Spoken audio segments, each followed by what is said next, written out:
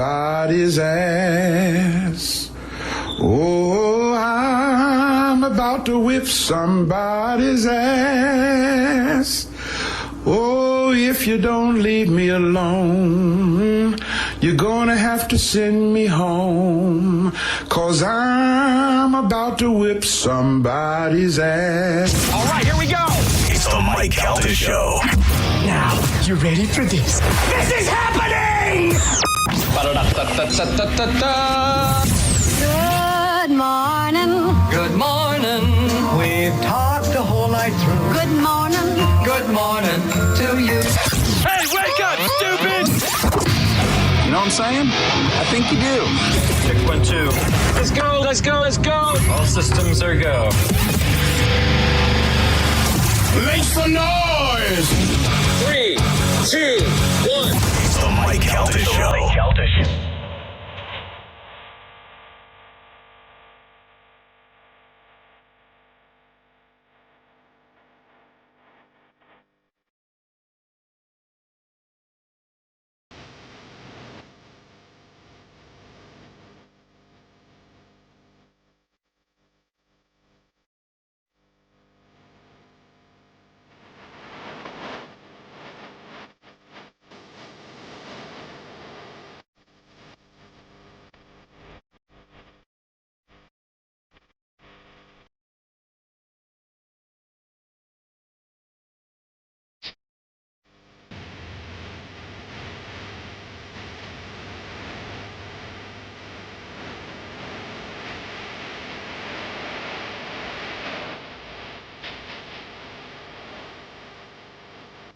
It is the Mike Calta Show. It's 102.5 The Bone. What is the current temperature outside in the greater Tampa Bay area via the way of Lutz? 39 degrees. Man. Yeah. Oh, man. And it's raining, too, so that helps. Oh, we need the water, though. We need the rain. So, yeah, thankfully I don't have to go out there, but I certainly... I had the door open last night when I was sleeping. I had to get up in the middle of the night and shut it. It was freezing. Yeah, it's cold.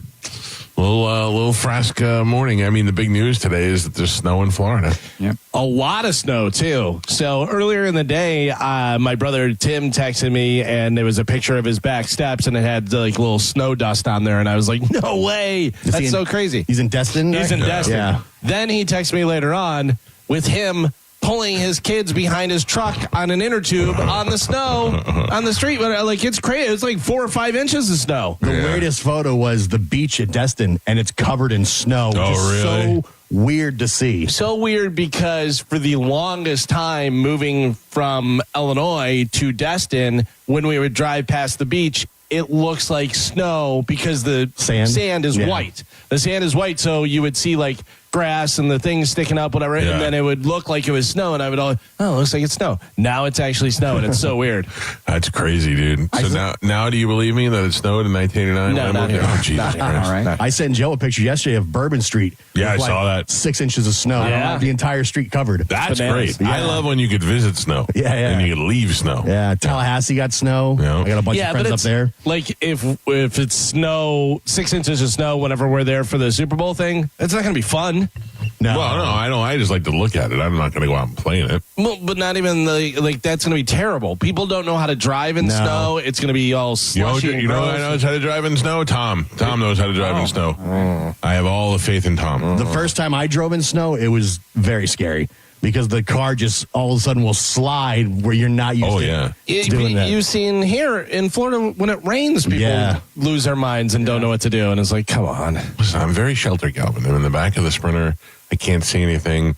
Tom's driving. I just assume everything's perfect. Don't make me think bad thoughts. Terrible. Yeah, so that is the big news this morning. The big chill is not only in Florida, of course, but throughout the rest of the country where people are freezing. I think about this not from a bleeding heart point of view, but homeless people. Like, what are they doing? Where are they going? I mean, some of them try to ride it out, and it's just too cold. Well, I believe on my, I think on my Waze app, it popped up, and it said if you need shelter, it had a few different things. That's good. Not that the homeless people have the Waze app doing that, but who knows? You'd be surprised how many of them have cell phones. That's true. That's true. I still think more of a necessity. Like, homeless people, you would You would think, oh, you got a cell phone. I think that they could probably get more done with a cell phone than, sure. Yeah, like if they had to pay for one thing. Yeah. Where are they charging it? Starbucks. Yeah. You know, you can does charge in certain Starbucks places. want homeless people in there? They Not just anymore. changed their They just changed their bathroom. Yeah, but you know what? Like McDonald's and all that. I mean, you don't have to stay in there for 4 hours. I just sent you guys to the group chat. I sent you a picture of my brother's truck in snow. I mean, look at that. That's Destin. That's snow. That's not like flurries or a little bit of ice on the grass or whatever. That's snow that's sticking to the ground and accumulating. Not just a little dusting of ice. Yeah, and like a few inches of it and stuff. By the way, speaking of homeless people, Adam Carolla had a pretty good point the other day because he was talking about obviously in California with all the fires and stuff, and they were saying about homeless people and everything. And he goes, you have to understand, you're lumping all of these people in. He goes, because it's not just people that are homeless or unhoused, as they like to call them. He goes, it's a bunch of junkies.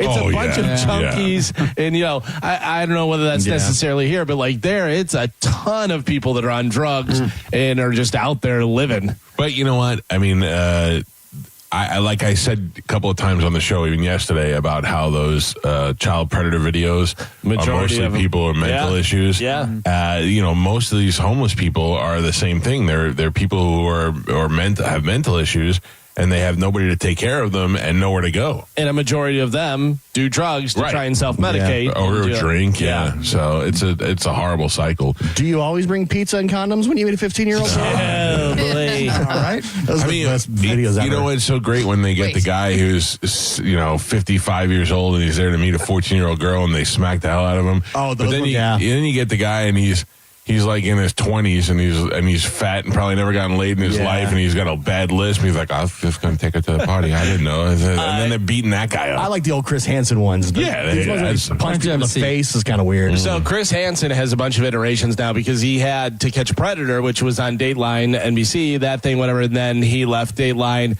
and it was, I don't know, something else with Chris Hansen. Yeah. But he's had like a few different ones. But Shane Gillis was making a joke about it, and he was talking about those To Catch a Predator things. He goes, but the Indian guys, like, they don't know the law in America, and they're from, I mean, some do, obviously. Right, but some that are, like, straight from India, they're like... Where it's okay to be with a 13-year-old. Yeah, and he's like, you're here to meet a 14-year-old. And he's like, yeah. Like, this is the best Big thing. score, big Like, this is awesome. Yes. That's exactly what I'm here for. Harvey, you ever get sniped online? Wait, what? You ever get anything online, like when you were a kid? No.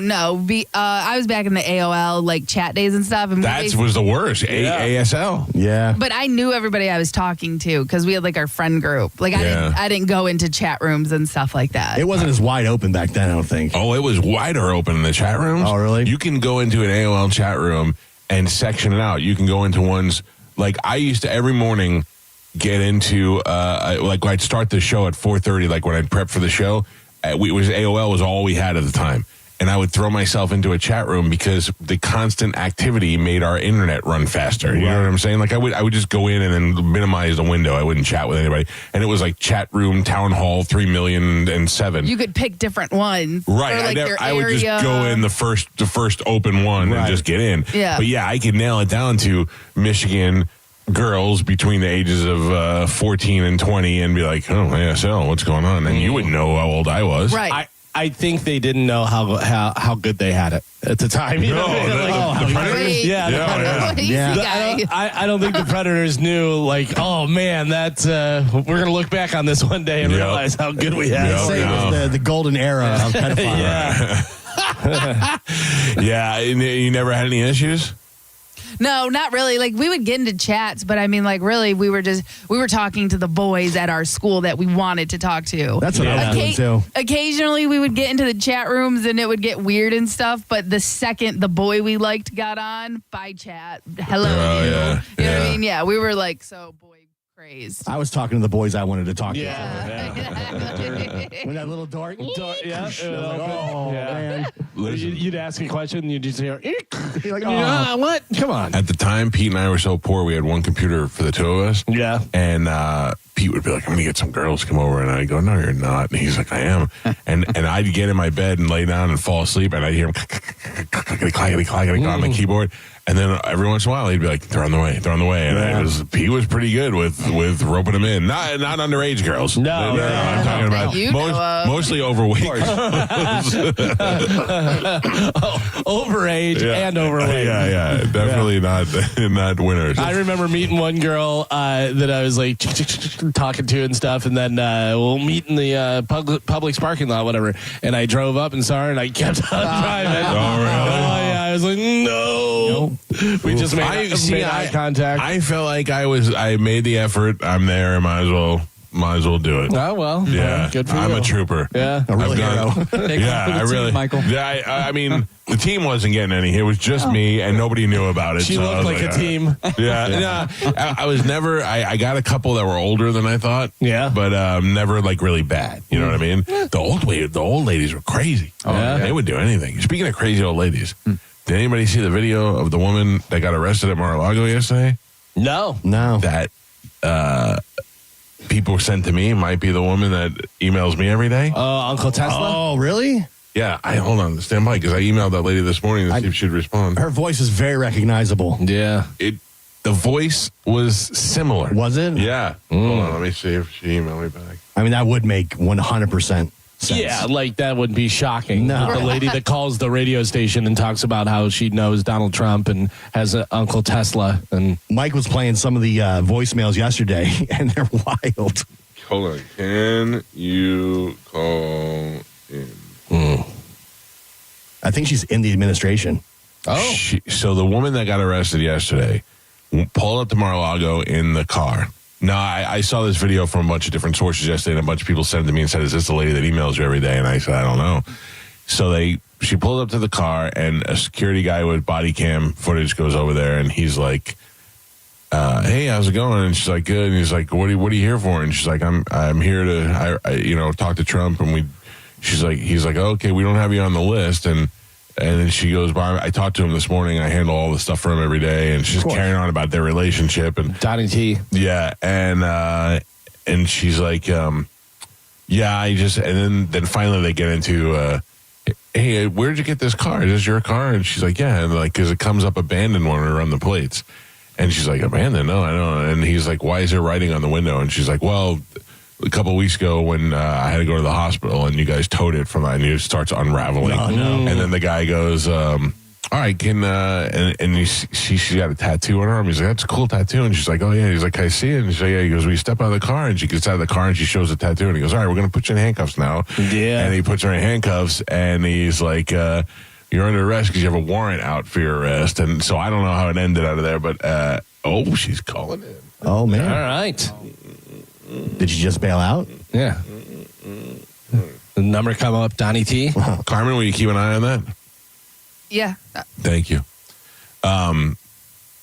Yeah, so anyway, this woman ended up getting arrested, and a bunch of people sent it to me, and I wanted to see if it was this lady. I talked to Podium Guy yesterday. You did? I did. I was able to find his number. Ah. I talked to him. He's in Vegas right now, but he wants to come on the show as soon as he gets back. Well, he's going to be too late then. Yeah, that's what I'm saying. Yeah. I tried to float the idea of him getting up at 5:30 in the morning and calling in. Didn't go over well. What about 6:30? It would be 9:30. It wouldn't be so bad. Didn't go over well. What is he doing? Is he just like on vacation? He's at a gun show. That's a SHOT show right now. Yeah. He's like, awesome. I'd love to come on. I'm at SHOT in Vegas right now. Yeah. He's like, I'm back Saturday. Well, all those guys now are all obsessed with guns. They're all running out to get guns. Carmen is at Yes, line sir. 1, I think. There you go. Hello? Hello, how are you? Oh, good. You're live on the air. I wanted to make sure you weren't in jail. I saw a woman get arrested yesterday at Mar-a-Lago. Oh, really? No, it wasn't me. As a matter of fact, my quantum came in. Oh, you got your quantum? Got the quantum. It's in the bank account. Hell yeah. Explain to Joe what the quantum is. He doesn't know. It is the quantum financial system that we are going to when the president starts bringing this out. And it is a new financial system, and it is cryptocurrency backed. Tell Joe how you got yours already and nobody else got theirs. Well, my uncle was Nikola Tesla, and President Trump is my Tesla dad. Right. And so what did you think of the inauguration? You know, to be honest, I didn't watch it. We didn't. How did you not watch it? I thought this would be a highlight for you. Well, because I know what was happening there. That was arrests that were going on behind the scenes. We had done the same thing in 2020 with Joe Biden's inauguration. Arrests went on behind the scenes, and then arrests went on behind the scenes again. If you notice, he never put his hand on the Bible. If you notice that Fetterman shows up in shorts and a wrinkled t-shirt or something. Yeah. It was those were the signs for the whole world to know this is not the real inauguration. Right. He was actually sworn in Thursday, I believe the 16th. Oh. Why do they do that whole fake inauguration? Arrests, because everyone shows up at this inauguration that is invited, and then it is military arrests going on. So it's like the old school where the New York cops would be like, "You're getting Yankees tickets, Right. just show up here," and then they'd arrest them. So all. who ended up getting arrested? Well, I don't have the ability to tell you who got arrested. You mean What I can tell you know, is- but you can't tell me? Pardon? You know, but you can't tell me, like, because I'm not on the inside. Right. Exactly. The bottom line is the president told us when he took office the first term in 2017 Right. that he stood at the podium and he said, why do they tell one another what they do in war? So you knew right then and there, they're not going to tell you when the arrests are going on. It's going to be silent. And that's what we've been doing for 8 years. That's what I was thinking. Okay. What now? Now, have you talked to the president recently? This morning when he told me to get on to see if my quantum hit the bank account. Oh, he He gets up very early. Oh, I know. But how does he communicate with you? Through text or does he call you? It's encrypted and it's through text. Come on, of course. I know. I got to get that encryption. I got to be able to contact him directly. Should I buy the Trump coin or the Melania coin? Well, I can't tell you what to do, but I think it'll be valuable one day. All right. Interesting. My quantum's on back order, so I need Right, you're not going to get the coin. Get ours for a while. I got to make some moves. Mm-hmm. All right. Quantum's Well, coming for everybody very soon. Oh, Who thank is? God. Quantum is coming for everybody, along with the med beds, very soon. gotcha. The mud bug, what? Anything else we need to know about? Well, military tribunals will eventually be on television. I hope so, because I like to watch those things. Right. Oh, yeah, What you'll about- be quite entertained. What about all those guys that got out of jail yesterday? The January 6th guys. Thank God. And Right. the president, did you see him signing everything? Fast Well, and that was Furious. his clone. Yeah. Oh, that wasn't the president? No, that was the clone. He has five. Well, I can't say how many clones he has. I heard it was 5. Yeah, I heard 5. Five. Five clones. Really? That's his Dave. Yeah.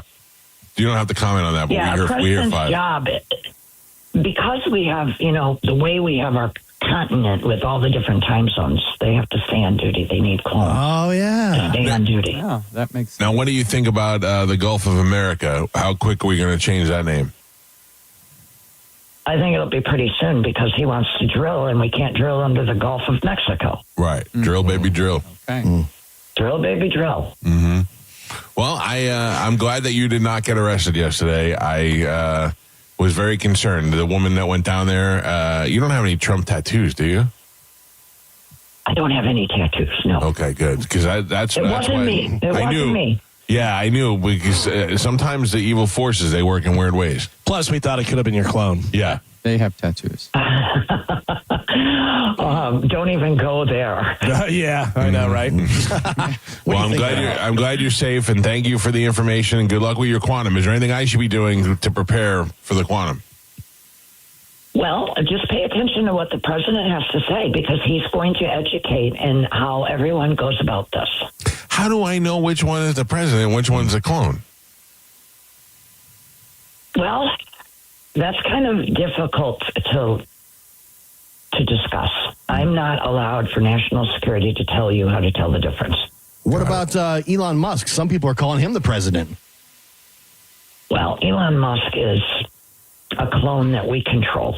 That makes sense. Yeah, it's all coming together. That's how we arrest them. When they're arrested and sent to Guantanamo Bay, we take their DNA and we clone them, and then we control the conscience. That makes sense. That's brilliant. We should have Oh, done that in yeah, it Spanish. is. The way we're doing this, the world doesn't know yet. What do you think about Elon's Hitler salute? You see that thing? You think that was a malfunction of the I clone? think that was done on purpose. Of I think it was done on purpose because he was deep state. That's why he's a clone now that we control. Interesting. All right. Well, good. I appreciate the heads up. We should check in a little bit more often. Yeah, that'd be good. You guys take care. You know I listen to you every morning. Oh, I Your appreciate radio. Thank you. Thank you. And have a great day. All right, guys, you too. Bye. Bye. I don't know whether legit. you heard her say med beds. Yeah. You know what med beds are? Med beds. Calvin, of course I know. Well, you tell everybody. Med beds, an abbreviation of medical bed or meditation bed. See, Joe knows. He's agreeing with me. Are secret beds that can miraculously heal humans and extend life. The med beds. Yep. Yeah. Oh, that'd be awesome. Yeah. I was unaware. I see that all you guys knew what it was. If we get one, Geo needs it first. Yeah, Geo's in the worst shape. Right. you. I was more into the quantum but, Before, yeah. but I didn't, so I wasn't so much up on the med beds I'm yet. very excited about my quantum coming. Yeah. Yeah. That's Wow. going to be great. Oh, yeah. Good luck. Mike Calta Show, good morning. Hello. All right. Clone. Mike Calta Show, good morning. Everything's a clone. Yep. Hello. I think they're cloning our phones. Damn it. We've been hit. Son of a bitch. Well, when you talk to her a lot of times, then, people will, I think they have to clear out the lines. Oh, of course. So, I National think, security. well, they're trying to track her, I bet. The other side. Maybe. You'll never get her. no. You'll never get her. She's too smart to do Yeah. that. She dials in through. By the time I get the call, it comes from Encryption. Prague. Oh, Right, I It's know encrypted. this. Yeah. I'm just saying that's, Doesn't even have any tattoos. You think you're going to catch her? Get out of here. I don't know. I love her. Well, Yeah, well, she's great. That's America right there. Thanks, baby. As long as she doesn't kill us. What's Yeah. her name? I can't say that. yeah, come Sorry. on. I should not have asked she that. said it. Don't speak it. She goes by Tesla Trafficante, Right. which I don't know how that fits in the Trafficantes, but Well, I'd rather not know. Her father, her uncle was Nikolai Tesla. You're right. Right. But I don't know where the Trafficantes fit into this. Well, listen, they ran Florida for a long time. I know, but I don't know how the Russian Tesla mixes in with the Italian Tampa Trafficantes. My cousin was a guitar tech for Tesla, the band. Oh, yeah. Nice. And then my No relation? no, my neighbor 2 doors down drives a Tesla. Oh, those are nice, too. Yeah. All right. Titus O'Neil drives a Tesla. Yes. Yeah. Took Used it to be from some guy. Took it. My brother sent me a picture of it yesterday on the road. Oh, yeah? He's like, I'm behind Joey's old car. And I was like, yeah, that was the one that was taken from us. Yes. Just ripped from the driveway. Nice car. Can I have it? It's the best of the Mike Calta Show. It's the best of the Mike Calta Show on 102.5 The Bone. You're listening to Tampa Bay's most listened to morning show, The Mike Calta Show. Tell us what you think. Head to the 102.5 The Bone app now and leave us an open mic. The holidays are about family. And tradition. And being with the ones you love. From our family to yours, happy holidays. Farrah and Farrah, here for you, here for good. Tampa. The season is here, and Hooters is your football headquarters. Grab your crew and catch all the games at Hooters with $6 Bud and Bud Light Big Daddies, $6.50 Mick Ultra Big Daddies, and $5 neutrals available all day, every day. Or if you're watching the game from home, pick up wings to fly. It's always game day at Hooters. Visit originalhooters.com to find the location near you and get into Hooters for football season. Furman Chevrolet in Brandon is Tampa Bay's #1 Chevy dealer. What makes us #1 at Furman Chevy Brandon? We say yes. Yes to having Tampa Bay's largest new Chevy inventory. Yes to paying top dollar for your trade. And now during Chevy's Red Tag sales event, we say yes to 0% APR financing on 2026 Silverado 1500 and 2026 Chevy Equinox. Come see why we're #1. Visit us on Animal Drive in Brandon or online at FurmanChevy.com. Furman Chevy Brandon. Together, let's drive. A lot of people, when they come in, they'll say, this is my last hope. The next step is getting them in the right arch supports. Our goal is to have that long-term change for them, to see someone that is in pain. I change things for them. See how we can help you with a free fitting at the Good Feet store. Hi, I'm Ray from Sun Toyota of Newport Richey, where we're decking our halls with deals for all. now, all month long during Toyotathon. Drive a new Tacoma, $249 per month, with 4-year maintenance included. Plus, you're only 2 clicks away from your best price. Click the button, complete our form, and get your best price instantly. Because when you make it Sun Toyota of Newport Richie, we make it happen. Sun Toyota of Newport Richie. Call 800-632-8895 for more details. There's a myth that a Sprouts Farmers Market person wakes up before dawn, bangs out a couple of hours of yoga before downing a kale foam colostrum latte. The reality is that a Sprouts person is just someone who cares about fresh, healthy, and honestly priced everything from organic produce to the hottest new snack to hit the shelves. They love how easy it is to find the delicious and healthy food they and their families thrive on. And to be honest, most of them have never heard of a kale foam colostrum latte. So maybe that sounds a bit like you. Come see for yourself at Sprouts Farmers Market.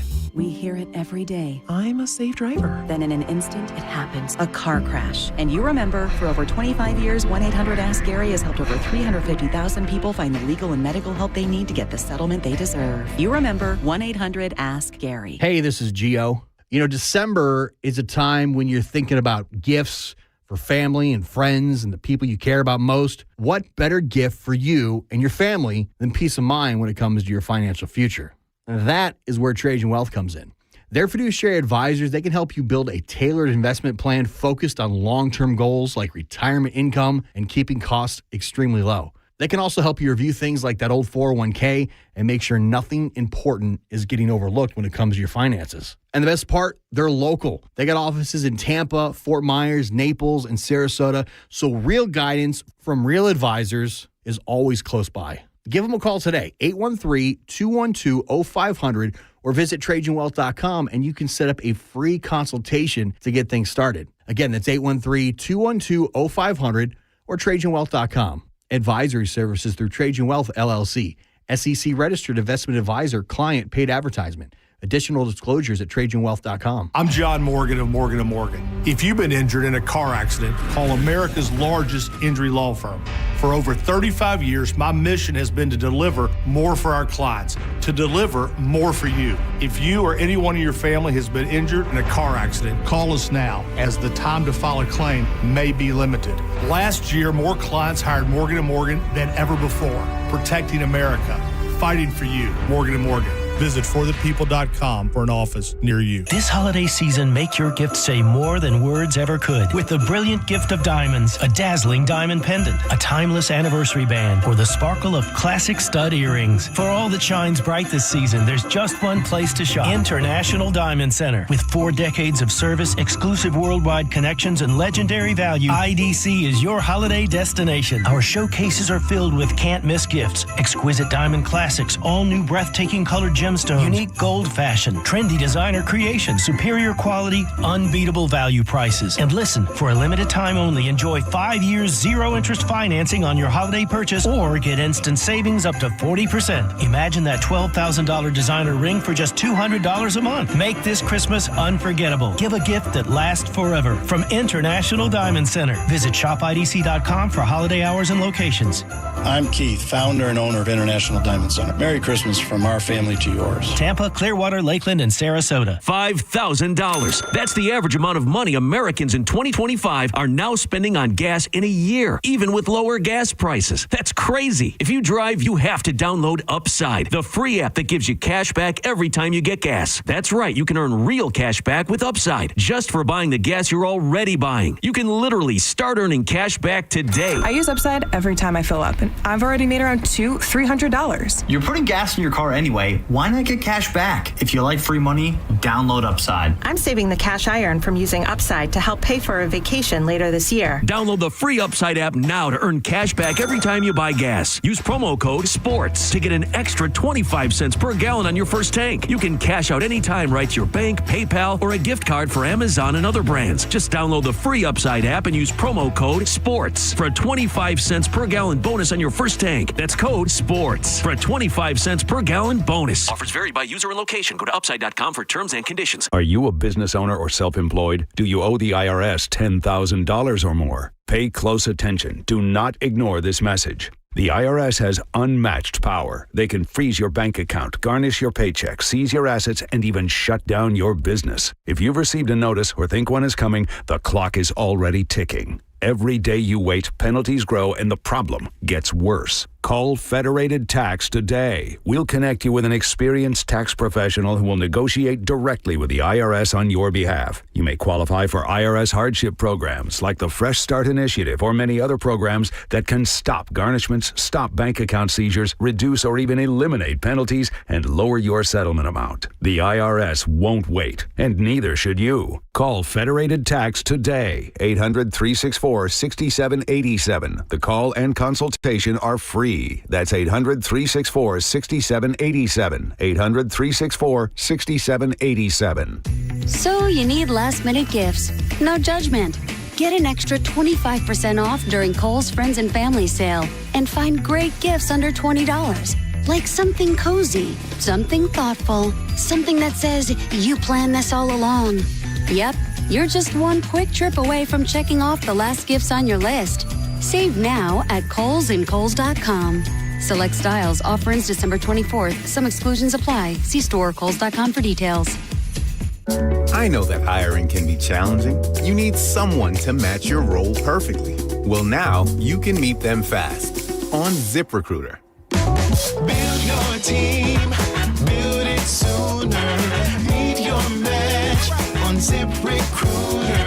Just head to ZipRecruiter.com/free right now to try it for free. That's ZipRecruiter.com/free. Meet your match on ZipRecruiter. Try it free. Ringling Brothers and Barnum & Bailey, the greatest show on earth, returns to Benchmark International Arena, January 2nd through the 4th. The greatest show on earth is back with a high-energy, music-driven experience with bold circus performances, unforgettable characters, and a non-stop party vibe. Get tickets now at Ticketmaster.com. Go to markspain.com to get a guaranteed offer on your home today and start packing. Today's Sporkle on the Mike Calta Show is sponsored by Southern Steer Butcher. Now with 4 locations in Tampa Bay. Now back to Real Raw Radio. Sponsored by Anajar and Levine, accident attorneys. Call 1-800-747-FREE. That's 1-800-747-3733. We now return to the Mike Calta Show on 102.5 The Bone. And now, an open letter. Stop. Rewind that. And now, an open letter from Galvin. This is an open letter to people that ride bikes. Dear people that ride bikes, seriously? So there are a lot of different types of people that ride bikes, and we're going to talk about them. Kids are about the only people I don't have a problem with riding bike. They're kids. That's what they're supposed to do. Keep them out of my way when I'm running or driving my car, and we're cool. You know who else rides bikes? Criminals. You ever see a full-grown man riding a small red or pink bike? Hey, guy, we know you didn't buy that bike.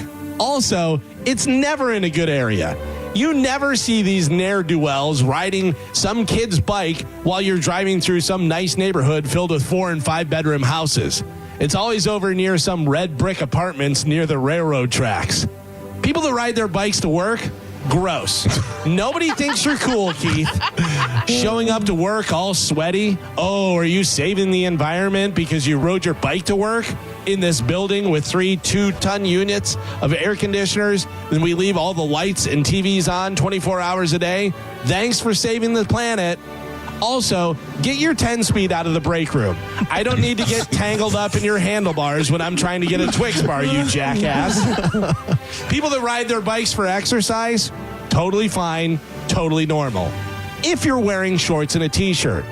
If you're out on the street or on a trail and, let's say, not in the Tour de France, and you're wearing a Postal Service or a Motorola spandex outfit and a bike helmet that makes you look like you're playing the lead in the new Spaceballs movie, what's really going on with your life?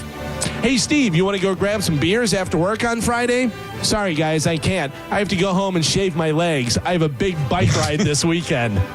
And if you have an electric bike, you're totally fine. Yeah. Because our buddy Ian Beckles has been riding an electric bike that he got recently, and I don't want him to crush my head like a grape or anything. I'm Galvin from the Mike Calta Show, and this has been an open letter to people that ride bikes. It's the best of the Mike Calta Show on 102.5 The Bone. Mike Calta Show, triangulating. Good morning. Man, weird. Oh, there you go. What's up, buddy? Hey, so I've been a conspiracy theorist for a long, long time, and I think a lot of the conspiracies have hit pretty hard and, right on point, but I think somewhere along the way they inserted some false conspiracy theories to create division amongst the conspiracy theorists. But these QAnon people are insane. Like, they've been talking that people are going to get arrested since the first time Trump went into office, and nothing's ever happened. So they're just liars. No. It has happened. They're in Guantanamo Bay, and then they take their DNA out and they reprogram their brains. You just don't have clearance. Yeah, sir. you're not on the quantum clearance. Yeah, well, I had one more thing I was going to say, but now I forgot it because you guys made me laugh. But I'm not laughing at you. I'm just saying. No, I feel you. I understand. Certain people think that that is the reason why. That lady thinks that they have been arrested and that they're in Guantanamo Bay. Well, I think that lady is insane. One thing that's happened recently that I don't think enough people are talking about is the fact that Anthony Fauci got pardoned. And everybody's talking about that. Everyone is talking about it. Literally just talked about it yesterday. It's a top story at every site. All right, thank you, sir. Mike Calta Show, good morning. All right, that's you're Carmen, triangulate that call and send him to Gitmo. Got it. I did see a lot of people yesterday online were saying that the reason Trump did not put his hand on the Bible is because he was president the entire time, because he didn't lose in 2020. So that's why he can't double down. Right. So that's why he was already president, so he didn't need to put his hand on the Bible. It would reverse it. Yeah. I heard he didn't want to burn his fingers. He was already president anyways. He didn't lose in 2020. He should have just crossed two fingers on the other hand. Yeah, that just negates everything. Yeah, you're right. I don't know. I mean, nobody ever considers that Trump just didn't realize and put his hand on the Bible, or maybe he doesn't want to be associated with a specific religion. Or more like people are just human, and it's a big moment and you forget what's going on. Yeah. I think a couple things. One, I think there's somebody that was probably going, Bible. I think he's making a statement. But also, God saved him. To make America he is great religious. Again. Right. Yeah. Like he even said that he felt like God saved him because he had work to do and make America great again. Well, I'm sure we'll talk about it in the news. Do you have the audio of him at the church yesterday? Yeah. Yeah, we'll get to that. We'll see how God dealt with that yesterday afternoon. Imagine being Sean Hannity now for the next 4 years. You were just locked in. You are just you can text the president. You get him on the show whenever you want. Yeah. You're the go-to guy. You're the guy now. You're the go-to guy. That must be so easy for him. I love Hannity when he's on Fox News, obviously, and he's like talking about the legacy media. Like, is Fox and CNN and MSNBC, are they not the media?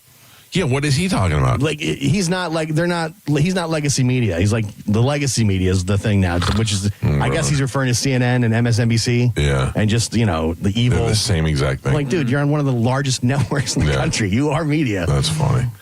I just feel like for him, he's got it. I mean, he'll be able to have direct ties to Pete Hegseth. He'll have direct ties to Rubio and to Trump. Like, he's locked in with those guys. They already said Fox News' TV ratings were through the roof on Inauguration Day. Yeah. Interesting. I have to tell you, I loved it. I love watching the history. We talk about Trump not putting his hand on the Bible, and then he probably might have forgotten. Just like he forgot that he was sitting in front of the desk with the letter in the desk. He didn't even check the desk. He said it might have been weeks before he looked in that desk. Yeah, I mean, these people are human. A lot of stuff's going on. Yeah, and they're the busiest people in the world at that point, When you forgot. Wouldn't you love to know the secrets about inside the Oval Office, like what's in there? And like he sits there and he's got two phones now to his left. Yeah. Like, are those video call phones? And why do you need two phones? I love that the Diet Coke button is back. The Diet Coke button is great. That's so hilarious great to me. Were you surprised by how fast they switched everything over? Like, when he was in there, immediately after inauguration. They had all the pictures of his family behind him on the counter. No, they said that's what they were doing. Yeah, I watched a documentary about transfer of power and how quickly they swap out the Oval Office, and they do it within 24 hours. Yeah. That's crazy. Biden leaves the office the night before, and then overnight, a whole team comes in to do the furniture and everything because they've got it all planned ahead of time. That must really suck. It's pretty interesting. To be able to be like at 3 o'clock in the morning, ring a bell and be like, I'd like a tuna fish sandwich. And they bring a tuna fish sandwich up to you. And then one day you're just like, no more bell, no more service. You don't think Biden and every ex-president has like servants or yeah, but not the team of servants that they have. It's not the same. Yeah, it's like living in Downton Abbey.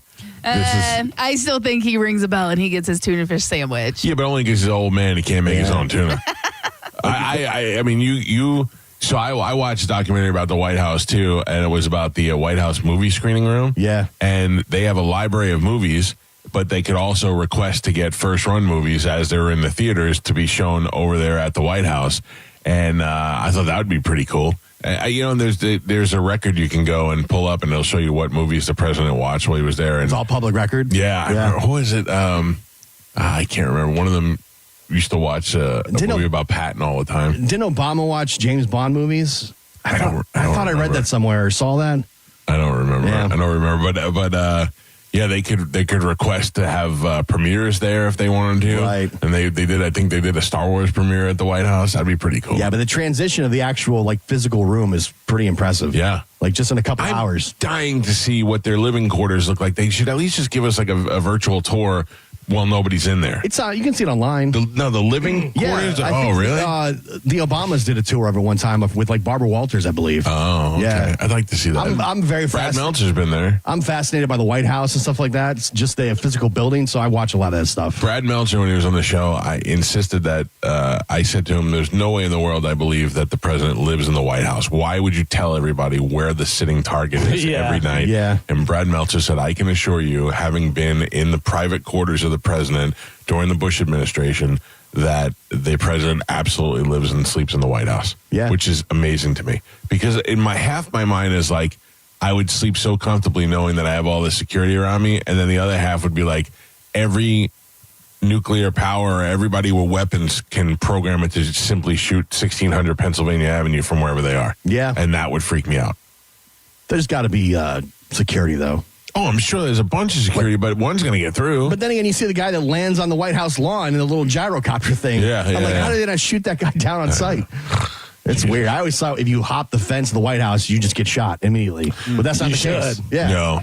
No. I went in the White House on a tour with Joey when he was little, and that was a big production to get in. You had to be pre-approved to get in, and then when you go there, you had to go through the metal detector 3 times, and you had to do a lot to get in there. It was pretty, and you had to do a lot of walking. You had to go in one end, get screened, go to the other side to go in there. But it was pretty cool to be inside. D.C. is a very cool city. Yeah. I wish I'd have gone there when Joey was a little older, because we went and did a night tour of all the monuments. Yeah. And he was asleep in the you know what I mean? I wish I would have waited a little older, but it was a good time to get in there and see all those things and see them up close. But being in that White House, though, is just it's a real interesting feeling. Yeah. You kind of wish you could live there. Here's the thing, though. Is the president actually living in the White House, or is it one of the clones?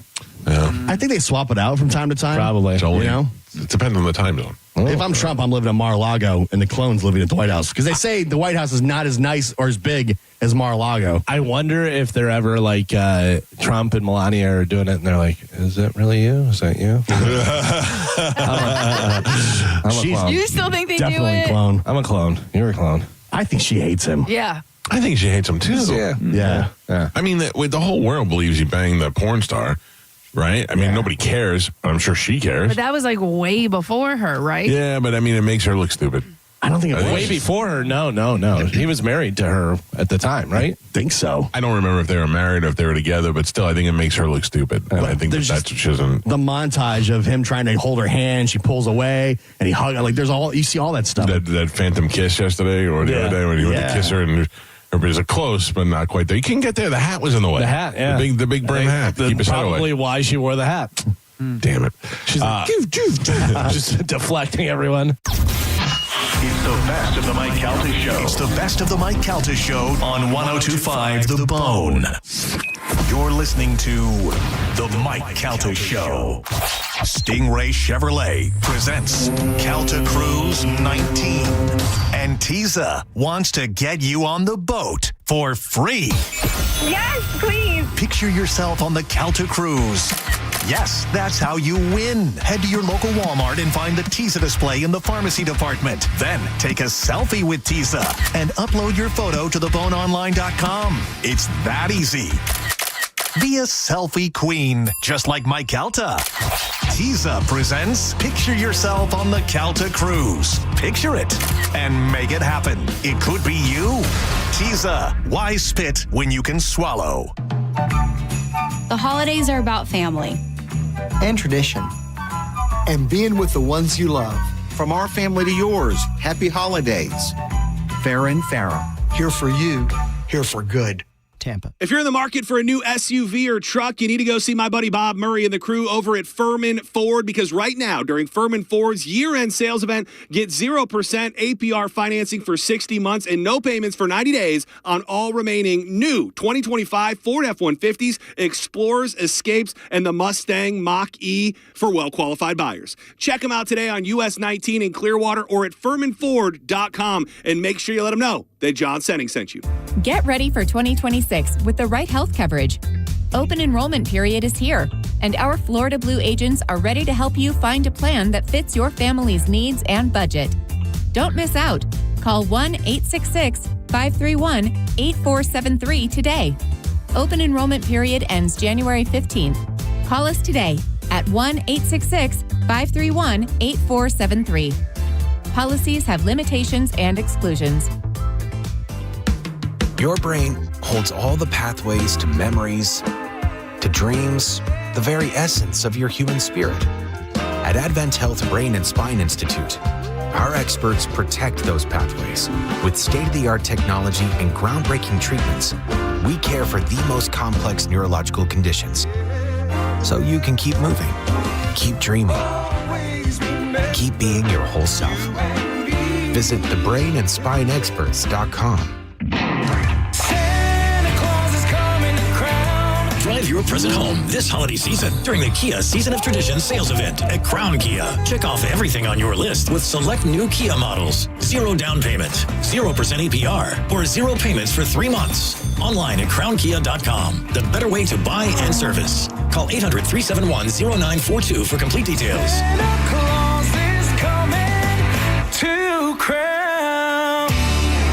Corona is now the official partner of the Tampa Bay Buccaneers, and we're giving you the chance to score tickets to a game, including VIP pirate ship access, custom Corona Bucks Yeti coolers, and more. Visit coronafootball.com for details. Corona, game day's favorite beer. Flags up, limes in. I'm John Morgan of Morgan & Morgan. Why should you hire America's largest injury law firm for your case? There's lots of reasons. Just like there's a reason millions of people called us last year in their time of need.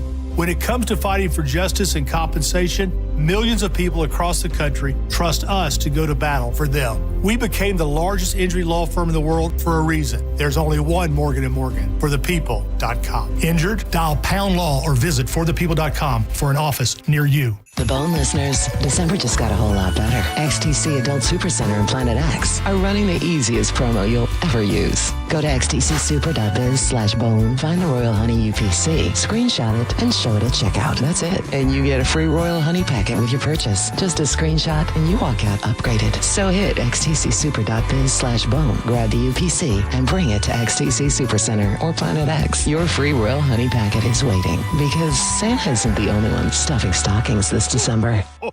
This Christmas at International Diamond Center, everything's possible. Everything's affordable. Come celebrate the season with our most popular offer ever. 60 months, 0 interest financing, or up to 40% off. It's your decision. You can get instant savings of 10, 20, 30, up to 40%, or you can finance that gift and enjoy a super low payment with 0 interest. At IDC, creating unforgettable moments is what we do best. And this year, our showcases are bursting with can't-miss holiday favorites. Sparkling diamond earrings, stunning pendants, brilliant bracelets, and designer rings. From timeless classics to today's most in-demand looks. Also, check out our expanded selection of colored gemstone jewelry, as well as our unique Italian-crafted gold jewelry. So come see us at IDC. Let our friendly, non-commissioned experts help you pick the perfect wow gift this holiday. Get savings up to 40% or spread your payments over 60 months, 0 interest. Store hours, locations, and holiday finance details at shopidc.com. I'm Keith, founder and owner of International Diamond Center. Merry Christmas from our family to yours. Tampa, Clearwater, Lakeland, and Sarasota. $5,000. That's the average amount of money Americans in 2025 are now spending on gas in a year, even with lower gas prices. That's crazy. If you drive, you have to download Upside, the free app that gives you cash back every time you get gas. That's right, you can earn real cash back with Upside just for buying the gas you're already buying. You can literally start earning cash back today. I use Upside every time I fill up, and I've already made around $300. You're putting gas in your car anyway. Why not get cash back? If you like free money, download Upside. I'm saving the cash I earn from using Upside to help pay for a vacation later this year. Download the free Upside app now to earn cash back every time you buy gas. Use promo code SPORTS to get an extra 25 cents per gallon on your first tank. You can cash out anytime right to your bank, PayPal, or a gift card for Amazon and other brands. Just download the free Upside app and use promo code SPORTS for a 25 cents per gallon bonus on your first tank. That's code SPORTS for a 25 cents per gallon bonus. Offers vary by user and location. Go to upside.com for terms and conditions. Suncoast's Cashback Plus gives you up to 20% back when combined with your Suncoast Credit Union checking account. From everyday purchases, dining out, or buying gift cards, you'll get cash back on the spot. No credit card required. Get started at suncoast.com/morecash. $5,000. That's the average amount of money people in the U.S. are now spending on gas in a year. $5,000. That's crazy. If you drive, you have to download Upside, the free app that gives you cash back every time you get gas. That's right. You can earn real cash back with Upside just by buying the gas you're already buying. You can literally start earning cash back today. I use Upside every time I fill up, and I've already made around $300. You're putting gas in your car anyway. Why not get real cash back? If you like free money, download Upside. I'm saving the cash I earn from using Upside to help pay for a vacation later this year. Download the free Upside app now to earn cash back every time you buy gas. Use promo code BOOST25 to get an extra 25 cents per gallon on your first tank. You can cash out anytime right to your bank, PayPal, or a gift card for Amazon and other brands. Just download the free Upside app and use promo code BOOST25 for a 25 cents per gallon bonus on your first tank. That's code BOOST25 for a 25 cents per gallon bonus. If you're the victim of a car crash, take back control of your life. Call Anajar and Levine Accident Attorneys at 1-800-747-FREE. 1025 The Bone. Real Raw Radio. WHPT, Sarasota, Tampa, St. Pete. Live from the WeatherTight Windows studio.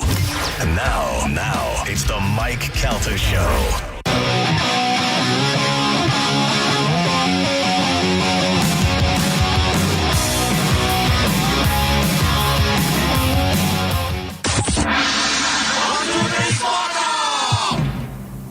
Carmen is the keeper of Sporkle. Pap is your judge and scorekeeper.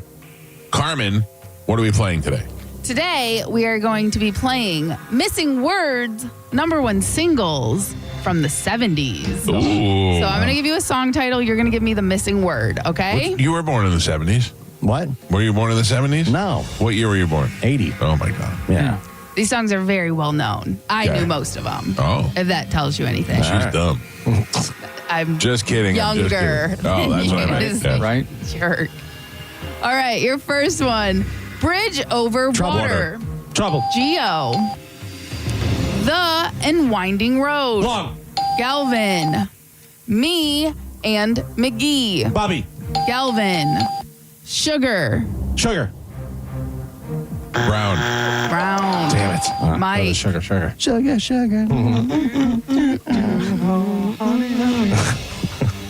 You've got a Problem. James Friend. Taylor. Mike. Pie. American. Mike. Heart of. Glass. I don't think any of you guys said it. Neil Young. Heart of Gold is what I was looking for. Good point. Crocodile. Tears. Rock. Rock. Geo. Of the World. Nope. Top. The Carpenters. Yes. Mike Calta. Bad Brown. Leroy. Mike. Band on the Run. Mike. Kung Fu. Panda. Fighting. Everybody was Kung Fu Panda. Damn it. Pap. That was Point Michael. No, there's no way it was. Oh, yeah, 100%. All right. Okay.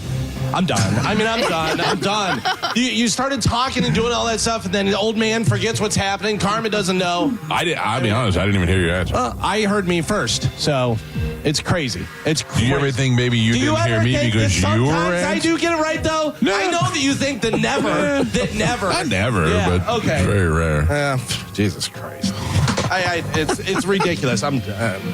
You are such a goddamn baby. Yeah, I You are know. such I a know. baby. I'm the biggest baby in the world. You are. Yeah. Nobody else acts like this. Okay. But it's ridiculous. But it happens to all of us. I get screwed all the time. Yeah, he never complains. He's not like you. You throw things and you're like, I'm done. I know. That's good. Pap. We are halfway there. All right. Gio has 2 points on the board. Galvin also with 2 points. And Michael is your leader right now. He's winning with 7. All right. We are doing missing words from number one singles from the 70s. Your next one, Love Will Us Together. Keep. Mike. Rhinestone. Cowboy.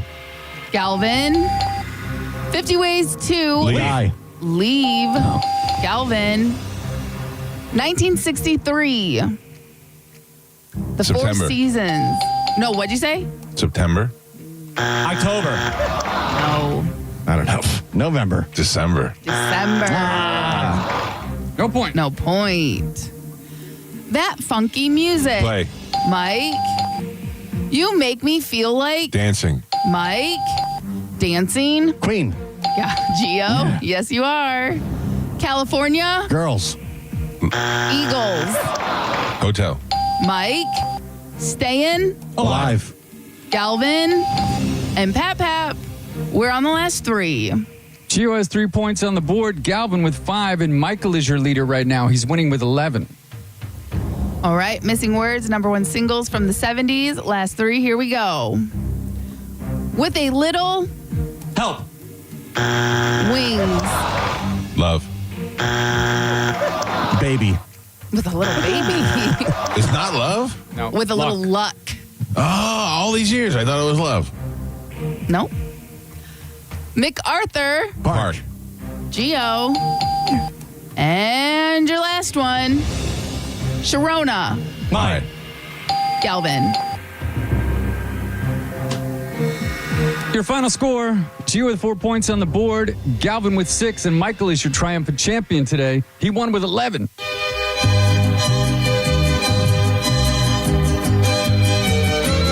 All right.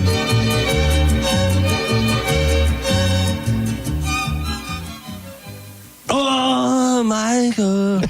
You win the sport. It's a good job. You beat us by more than double. Thank you. Thank you. Oh, Michael, you win Sporkle. Joe is a bad judge. Make everybody lose. I didn't say it. Also, yeah. Okay. Good morning. Who is this? Colin. How's it going, Mike? What is your name, sir? Colin? Alan. How are you, Alan? I think it's Colin. Colin. Sorry. It's you're on speaker, I think, or whatever. It's hard to hear. Locke and it's Colin. Sir, how are you? That's all I was going to say. Please hold on. How are you? I'm great. I'm going to put you on hold. Carmen will grab you during the break, and we'll hook you up with your choice of tickets, okay, Alan? Awesome. Thank you very much. All right, pal. Thank you. Carmen, that is line 1. Got it. I went to the top. Galvin, what do we have coming up in news? Coming up in news today, Chinese takeout, resume ready, and hot diggity dog. Ooh. I saw the most racist thing that I've ever seen. Like, you want to talk about things that won't Was it in fly Joe's house? today? Yeah. No. It was worse than that. Oh. It was Frank Sinatra. I already believe you. On stage. Yeah. In Japan.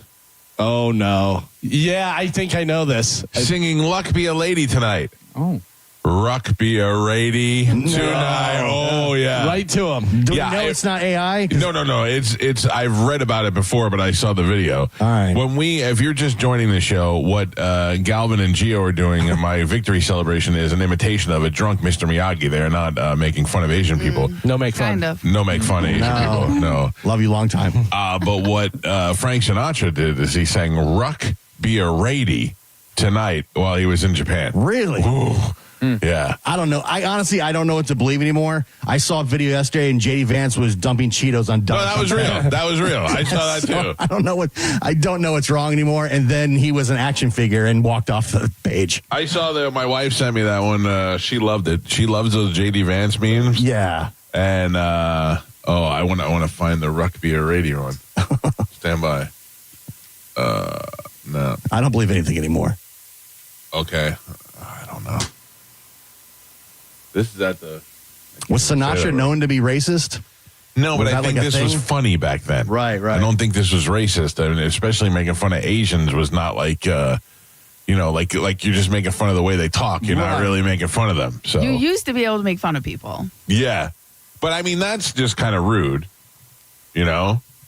Yeah, but but Out of context. there was no law. There was nothing. No There was- repercussions at all. Yeah.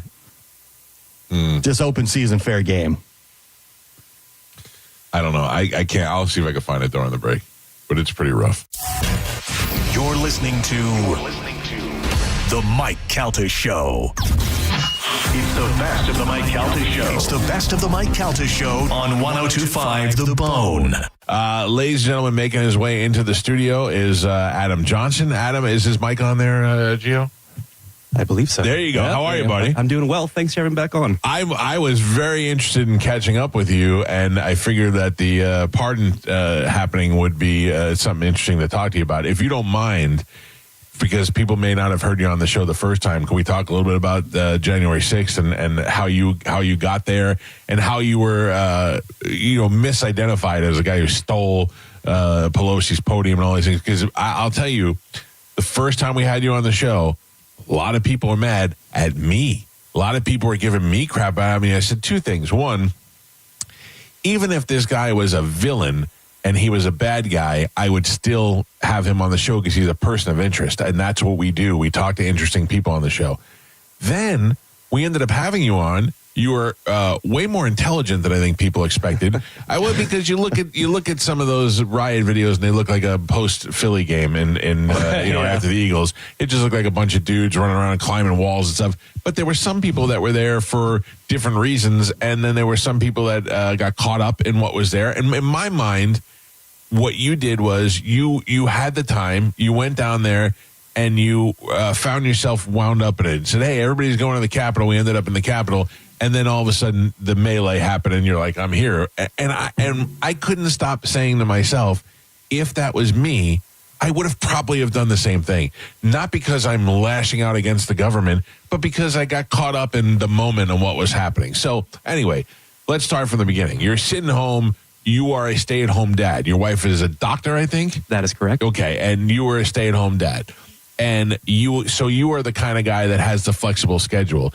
So when the inauguration was happening and there was going to be a protest, you wanted to go up to protest, or you kind of wanted to see what the whole thing was about? Like, how much of the Trump stuff were you into? I think definitely the latter is a bigger reason why I went. There was a bunch of things that happened, COVID lockdowns, mandates, we're locked inside of our homes. I'd never been to a Trump rally in my life. Right. I only voted for him in 2020. Right. So hadn't been to a rally, so I thought this is the last rally. Let's go take a look at it. They're supposed to be wild. He's saying it's going to be a wild rally, so I showed up to take some videos and get a first-hand account. Yeah, I did go to a Trump rally here when they had one in Tampa for the same reasons, for curiosity. First, he's a celebrity. He's coming to town. It's my town. I felt like I should kind of be there, So I went to the first one, and it was a weird kind of thing. Also, it was very enticing because he would say, look at the crowds that's here, and that the cameras won't turn around and show the crowds. And you're like, well, I want to see the goddamn crowds. I'm going to go down. And the only way to really make those decisions is to go and see for yourself. So you decide to go on up there. solo or did you go with anybody else? I went with a buddy of mine. We do jiu-jitsu together. Okay. It was a very impetuous decision. This was not some long planned out thing. I think it was 2 weeks before January 6th. We actually bought our plane tickets to go up there. Okay, so you go up there, and what are you doing the time you're up? You doing a little sightseeing, little tourist things when you're there? First time in D.C., so we walked around town. Beautiful city. If you're not there, I definitely recommend going when it's warmer, for sure. It's a cold city in the winter months, for sure. It is. So we went and saw Alex Jones speak in the park. I'd never seen that guy speak either, so listen to him, listen to Owen Schroyer. Just kind of walked around getting a vibe and a feel for the whole city. It's kind of like, to use a Super Bowl reference, when the Super Bowl comes to town, even if you're not going to the Super Bowl, there's a bunch of other things happening around the town that are worth going to see. Even if you can go, I think Alex Jones is nuts, but I love to watch him on his clips on YouTube and stuff because he says some interesting stuff. Whether or not it's fact-based or not, it doesn't matter to me. I just like watching him yell and scream and stuff. It's bombastic. It's fun. I mean, you watch it because it's entertaining. And also, I feel like you're witnessing history. You're there for a part of history, whether whoever wins the election or whatever happens, you're there in D.C. where it's happening. Yes. I basically Forrest Gumped myself into the pages of history. Right. That's how I joke about it. The entire scene with the lectern just happened out of nowhere. I didn't kick down someone's door. I didn't break into a building. I mean, it's been, I think, 4 years since that date now? Yeah. And, I mean, a lot of things have been found out since then. So that was one of the big interesting things on the show. So at what point do you make it from wherever you are to the Capitol building? Like, what is happening where somebody says, hey, we're storming the Capitol? Or do you say, hey, there's a group going over there? Like, where are you? Because having talked to you on and off the air, you don't seem like that kind of guy. You're not the guy that's like, let's go storm the Capitol. But you do seem like the kind of guy you're like, we're here. Let's go see what's going on. That sounds like a lot of cardio running towards a building 2 miles away. Yeah. So we're listening to Trump's speech. He says we're going to go down to the Capitol. We're going to march peacefully and patriotically, was I think his rhetoric, and let our voices be heard. Right. So everyone just kind of starts careening down the road. It's a long walk. It's about, I think, 1.5 miles, 2 miles from the ellipse down to the Capitol. Is it getting rambunctious? Are people chanting things? Or people are just just walking peacefully? They've got flags who are just walking. I think we got down towards the National Archives, and I'm sitting up on the steps, and I hear from the crowd that they broke into the Capitol. Right. And at this point, the pace does pick up because, holy cow, what's going on? Sure. And if you hear like there's a bad accident or something happened, white people have this innate responsibility to run towards the danger instead of away from it. Right. So we all start running down towards the Capitol. Plus, also, who doesn't want to see that? I mean, it doesn't mean that you are going to go storm the Capitol, but if there's stuff happening, I want to see what's going on. I mean, it's happening right in front of our eyes. Everyone slows down for a traffic accident, right? I mean, this is just human nature. Yeah. So we're all, we all hate each other for it, but everyone does it. Yeah. So we run down to the Capitol at those points, and by the time we get there, whatever barricades were there in the first place, they weren't there when I got there. So I didn't know barricades had been crossed. I just knew they were in the Capitol. Right. I get there on the west side of the building, and at this point, there's like a semicircle of officers that are just kind of tacitly standing around, and a bunch of protesters who are singing the national anthem, just kind of careening and cruising around. Okay. Not much. At some point, they release gas into the crowd, concussion grenades. This is on video now. These are things I didn't know 3 years ago. So I think it was the Metro Police that actually threw these munitions into the crowd without asking the crowd to disperse. Just because they were there singing the national anthem. And they were not authorized to use those munitions. They were actually told by their superiors, we're not using those right now. They launched them anyway. Right. At this point, people start getting gassed. And when you have, concussion devices and gas, falling at your feet in the middle of a crowd, you're going to have people go forward and people go back. Yeah, that crowd is spread out. I think a lot of the riot happened because of that. Yeah. And I do say there is a riot. We've seen the video. People were assaulting police officers. That is on video. We've seen it. Right. But the majority of people were not doing that. And then if you look at the charges, I think there were 1,600 charges. Only, I think it was 200 of them had violent charges. Right. And even in those violent charges, some of those charges are simply, there's video again of people patting officers on the back saying, thanks for being here. Thanks for your service. Yeah. And they caught an assault charge for that. Because they're physically touching the. That's interesting. So You, at what point are you like, I'm going to go inside? Were you following the group, or were you seeking shelter, or were you like, now I'm angry, I'm going inside? After the gassing, I walked away from that because it's not a comfortable experience. Sure. I walked up some scaffolding, took some pictures. There's hundreds of thousands of people there. It's more than I've ever seen in a football stadium. Right. I noticed some people are walking inside, so I follow people inside the building. Now, do you know at this time you shouldn't go inside, or like, are they trying to stop people from going in, or are you just like, hey, it's open, I'm just walking in there? No one is stopping us from going inside. Right. And at the time, it's a public building. Yeah. I did walk in the wrong door. That it's the Senate wing door. There is an actual proper door to walk through. Yep. So if we're talking about that I trespassed, technically, yes. Okay. That is true. Was anybody trying to stop you from going in there? No. No, right? It was just there. There was zero resistance walking in those doors. Okay, so you didn't have to push through anybody to get in. You weren't necessarily being told not to go in. You just walked inside. Just walked inside. Okay. I mean, about a few hundred people. Yeah. And is the mentality as people are walking inside, let's destroy this place? Are they screaming? Are they just like, because I've seen some video where it looks like people are being destructive. Yes. So again, there are two groups of people, two temperaments of people. Yeah. And I think one of the worst things that we see is that we pull all of these people together and say all these people are bad. There are some people who were destroying things. Sure. There are some people who were very disrespectful, and those people, it's like, well, that's not a great look.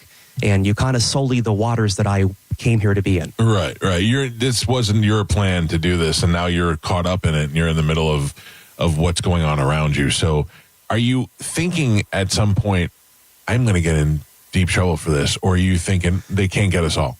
I definitely think it happened after I left the building. Yeah. The picture had went viral. I couldn't use hold on. But let's before we get there, let's talk about that. So the story is you break into Pelosi's office, kick her door down, punch her assistant in the face, say, I'm taking all your stuff, grab the lectern and walk out. But that's not the case at all. From what I remember you said, that happened to be positioned under a staircase. Yes. And you did not break in anywhere to take it, and you just picked it up for a photo opportunity. Yes, this was not a secure location of the building. This is where the public tours happen. I've been there a handful of times before, or after the fact. And this is a place where the tour actually walks you through. So this is not a private place, a secure place that I broke into. Yeah. I didn't even open a door. It's sitting out in the open. I move it 39 feet to the center of the rotunda. I smile and wave because photographers are taking pictures. I set it down, give a short speech, and walk away from it. Now, did you have any idea that you would be a focal point of that day? You and the shaman. There was like, in my mind, it's you, the shaman guy, and the guy hanging from the bricks on the outside. I mean, those are the three pictures that stick out in my head.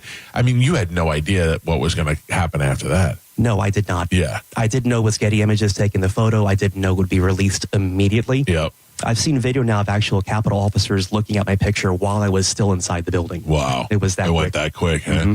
So I remember getting updates. They're in, they're out. This guy stole Pelosi's podium. I mean, that was it was coming through in those orders. So you put the podium down, you gave your little speech or whatever you did, and then do you continue to walk through, or do you exit after that? I continued to walk through. Right. So never been in the building before, not really sure where I'm going, so I'm meandering, without a license. And other people are doing the same thing? Yes. Okay. I will tell you, as we were walking through through that narrow corridor going into the rotunda, they were, chanting USA, USA. When they hit the rotunda, it got quiet. I mean, like pin drop quiet. Really? There's something really powerful about that room. It's our history. Yeah. And it's our shared history. And it got very quiet.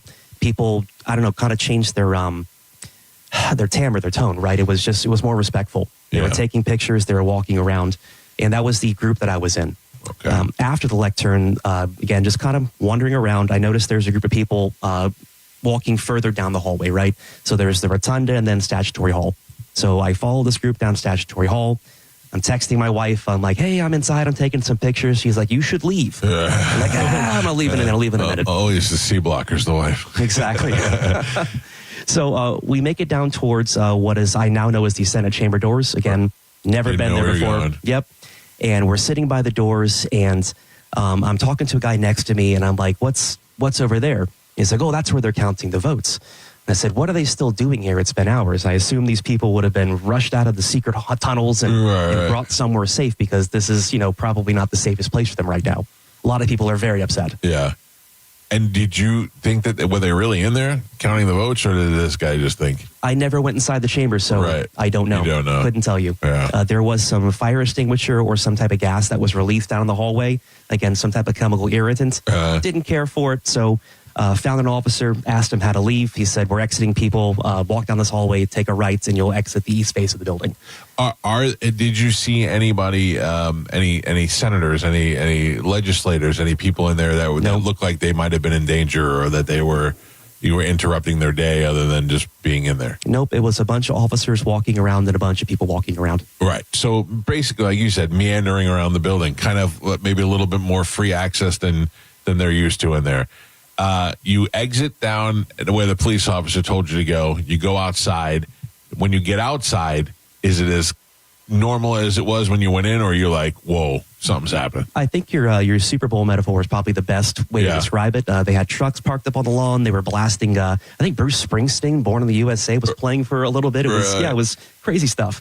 But again, people were just standing on the steps and waiting around. Yeah, they were draping flags from outside the building. It was because it's multiple stairs, multiple stories. They were draping USA flags and these things, but it didn't have that.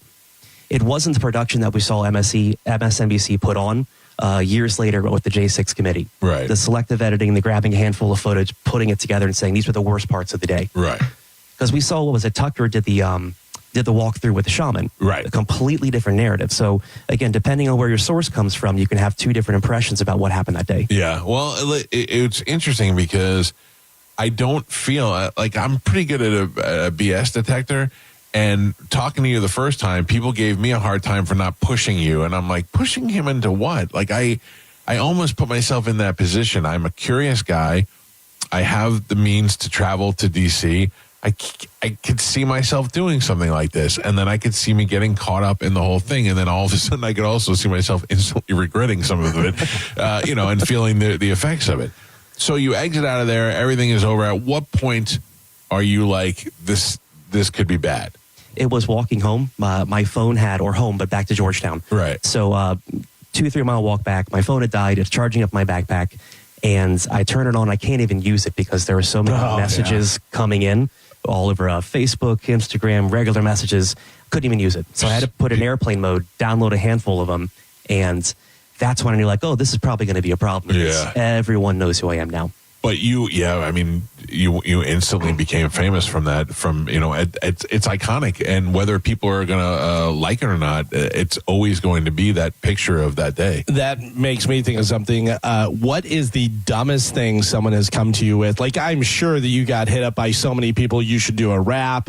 You should have this. Like, what's like the dumbest thing? You're like, there's no way I'm doing that. Oh man, there has been a lot of things. Good Lord. People want me to recreate the events all the time. I traveled to DC a handful of times. Like, oh, you should go steal the lectern again. I'm like, well, that put me in prison. So that's a horrible idea. Are you on Cameo? I am not. Because I would imagine a lot of people on Cameo like stand behind a thing and say happy birthday to this. The amount of grown men who have asked me to hold them like the lectern is astonishing. Okay, so you know that there's going to be trouble, and then I recall from talking to you last time, they were looking for you. They already pinpointed who you were, and then you called and turned yourself in, right? Yes, I actually called the AUSA and said, hey, I'm not fleeing. I'm driving home to be with my family. Right. My number is this. I live here, not running. So if you need anything, give me a call. Yes. So from day one, it's like, look, I think there's a big misunderstanding here. This is not what it is. So right, you're labeled as the guy who stole Nancy Pelosi's podium. But the truth is, you're a guy who just walked through, stopped and took a picture with it, and walked out on the advice of a police officer as to how to get out of there. Yes. And now the whole world is looking for you, and you leave them a message and give them your information. How soon until you're contacted? We hired lawyers on the way back down on Thursday, and by Friday. Now, who do you call? How do you know who to call? A good buddy of mine, his name is Jennings DePriest. He's pretty well connected in Tallahassee, politicians, lobbyists, things like that. Right. So he knows good federal lawyers. Okay, good attorneys. smart, yeah. So he told me, hey, you should definitely lawyer up. They're coming after you. Wow. So we hired them, Dan Eckhart. What is that feeling that you get when your guy says, you should lawyer up? They're coming after you.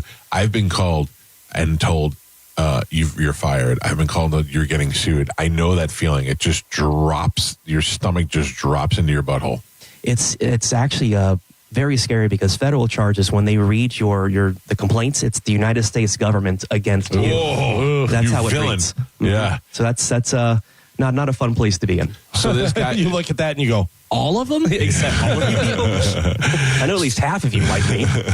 So you get this guy. He hooks you up with a lawyer, and then what does the lawyer do? Does he arrange the meeting? Does he arrange the what? The AUSA, which is the Assistant United States Attorney's Office, gets in contact with my attorneys. They're talking. They ask him where the lectern is if I still have it. And you told them? I said, absolutely not. Right. And what's ridiculous about this is the video, again, it's been 3 years, 4 years now, we have more video. You see the officers actually collect that lectern 10 minutes after I leave it. It was always in their possession. And what's even worse about this is that one guy actually stole the microphones off the darn thing, took them home. This guy only served 10 days in jail and a $50 fine. I would have done that. I'm being honest. I would have wanted to have some sort of souvenir from that day. I would have taken, so I wouldn't have ruined anything, but I would have probably stolen something like that. That would have been like, maybe not the microphone, but something like, would have been great to have would be the eagle on the front, the piece that's on the podium. Something like that would have been cool. So do you think, you saying that about the guy taking the microphone and he only served 10 days and did all that stuff, do you think the photo of you waving is the thing that put it over? Absolutely. Yeah, I would say, because it's like, look at him, he's waving at us like he's going to take it, let's get him, one of those kind of things. Yeah, my crime, which is not an arrestable crime, is I embarrassed them. Yeah. That photo kind of stands a testament against the narrative they wanted to build for the past 4 years. Yeah. Right? So you look at that photo, one side loves sharing the photo, the other side does not. Yeah, yeah. So so the guy calls them up, and what do they want you to do? They want you to come down? They wanted me to go meet somewhere? Or how does that work out? They brought 3 charges immediately. Okay. It was theft of government property, the lectern, felony. Which you didn't do. Which I didn't do. Right. It was violent entry, misdemeanor. Which you didn't do. And then it was entering and remaining in a restricted building, trespassing, which technically I did.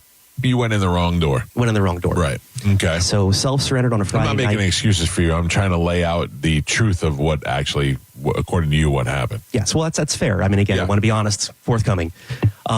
So went to state, Pinellas County, county for 4 days, Friday through Monday, isolation. Saw a judge on Monday morning. All right, wait, hold on. You got to back it up. So you go, I'm going to tell you the worst part, second to hearing that the government is bringing charges against you. The worst part for me was when you show up at the jail and they go, we need your cell phone. I mean, I am now going into a holding cell with nothing, right? You have nothing on you, and you don't seem like a guy who's been in trouble before.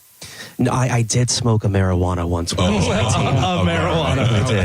I did. So you go in the jail. Are you scared going into jail, or you think I'm going in a place they're in a federal thing and they're going to hold me? My attorneys actually reached out to the local jail, local sheriff, and said, "Listen, this guy's high profile. You need to make sure he's not in Gen Pop." Right. So they actually held me in one of the Epstein cells. Like, no, not officially Epstein, but one of the isolation. 6x6 cube. Yeah, and. What is the comfort level of that cell? In all honesty, hopefully I'll never get to find out. But I mean, it looks pretty awful. They always say you got a real thin mattress. You're in there. I mean, how does it smell bad? Is it cold? Oh, it's freezing cold. Really? Mm-hmm. No blankets, no pillows. I mean, no level of comfort. Right, and you're just stuck in there. Yes. And no blankets and no pillows. You're sleeping on a cot with no pillows. Mm-hmm. That's. Well, everyone else got them but me. Not sure how that turned out. Oh, I got you. And then I was supposed to get phone calls. I was supposed to be able to brush my teeth and shower. Right. One of the CEOs came in on Sunday and he was like, all right, it's time for your hour of rec time. Like, what's rec time? Yeah. And he's like, they didn't let you out. I'm like, nah. So didn't get a chance to call my attorneys, my family. But I mean, this is how prisons work. And you got what do you have? Just a pooper in there? Just a toilet? Yeah. Well, it's a toilet, water fountain, sink combo. What was the first time you pooped in there like? I mean, honestly, that's you ever think? I think that's one of the things I think about, having to poop in jail. But you're by yourself, so that's not so bad. Yeah, it's not too bad. Yeah. Not too bad. It was worse in federal prison. Yeah, why? Because you were in with other people? 200 person block. There were 8 toilets. 4 of them you cannot use because that's where they hide things. Oh. So it's a constant So you just knew not to use those toilets. Like somebody said to you, don't use 1, 7, and 5. Yes. And they hide things in the tank? Fish line, Ziploc bags, tied up, flush it. Fish lines? Wow. So when they want something, they just pull it back out? Uh-huh. Holy cow. That's how they did it in Oz. I saw that. Is it really? Yeah, on the TV show. And why is it that you knew that, but the guards never knew that, or do they know and they just overlook it? A lot of the contraband that comes in comes from the guards. So when they look, like they definitely do their job and look. Sure. Yeah. Okay, so what was your final sentence? I pled guilty to a misdemeanor trespassing. Okay. I got a 75-day federal prison sentence. For trespassing? For trespassing. Okay. Yeah, setting records over here. Yeah. A $5,000 fine, 200 hours of community service, and a year of supervised release. So that year is up. Yes. You're good with that. The fine, will that be reimbursed? Probably not. Okay. That's probably gone. Now, what is the process when the president signs the executive order and he pardons everybody? What happens to you? Nothing. I've been done for a couple of years now. Right. So this is it's more of a. But you no longer have to list this on your applications or any. You're no longer I don't know. You probably didn't before because it was a misdemeanor. Exactly. So really, your life doesn't change by the pardon at all. It doesn't. Yeah. But are you happy though that you were pardoned? Because really, let's be honest. You got screwed, like Galvin said, because you grabbed the podium and you waved. You embarrassed them, and that's why they took it out on you. There were probably people there that did way worse things that they don't know who they are and didn't embarrass them enough, so they're not going after them. It's I'm thankful I got a pardon. It's a nice gesture, and you don't lick a gift horse in the mouth. Yeah. All these idioms, but part of it does feel kind of gross because my pardon pulls me together with a lot of people who probably should have gone to jail for hitting cops. Yeah. And my pardon is the same as theirs. And I imagine that people who just patted people on the back, and got an assault charge probably feel the same.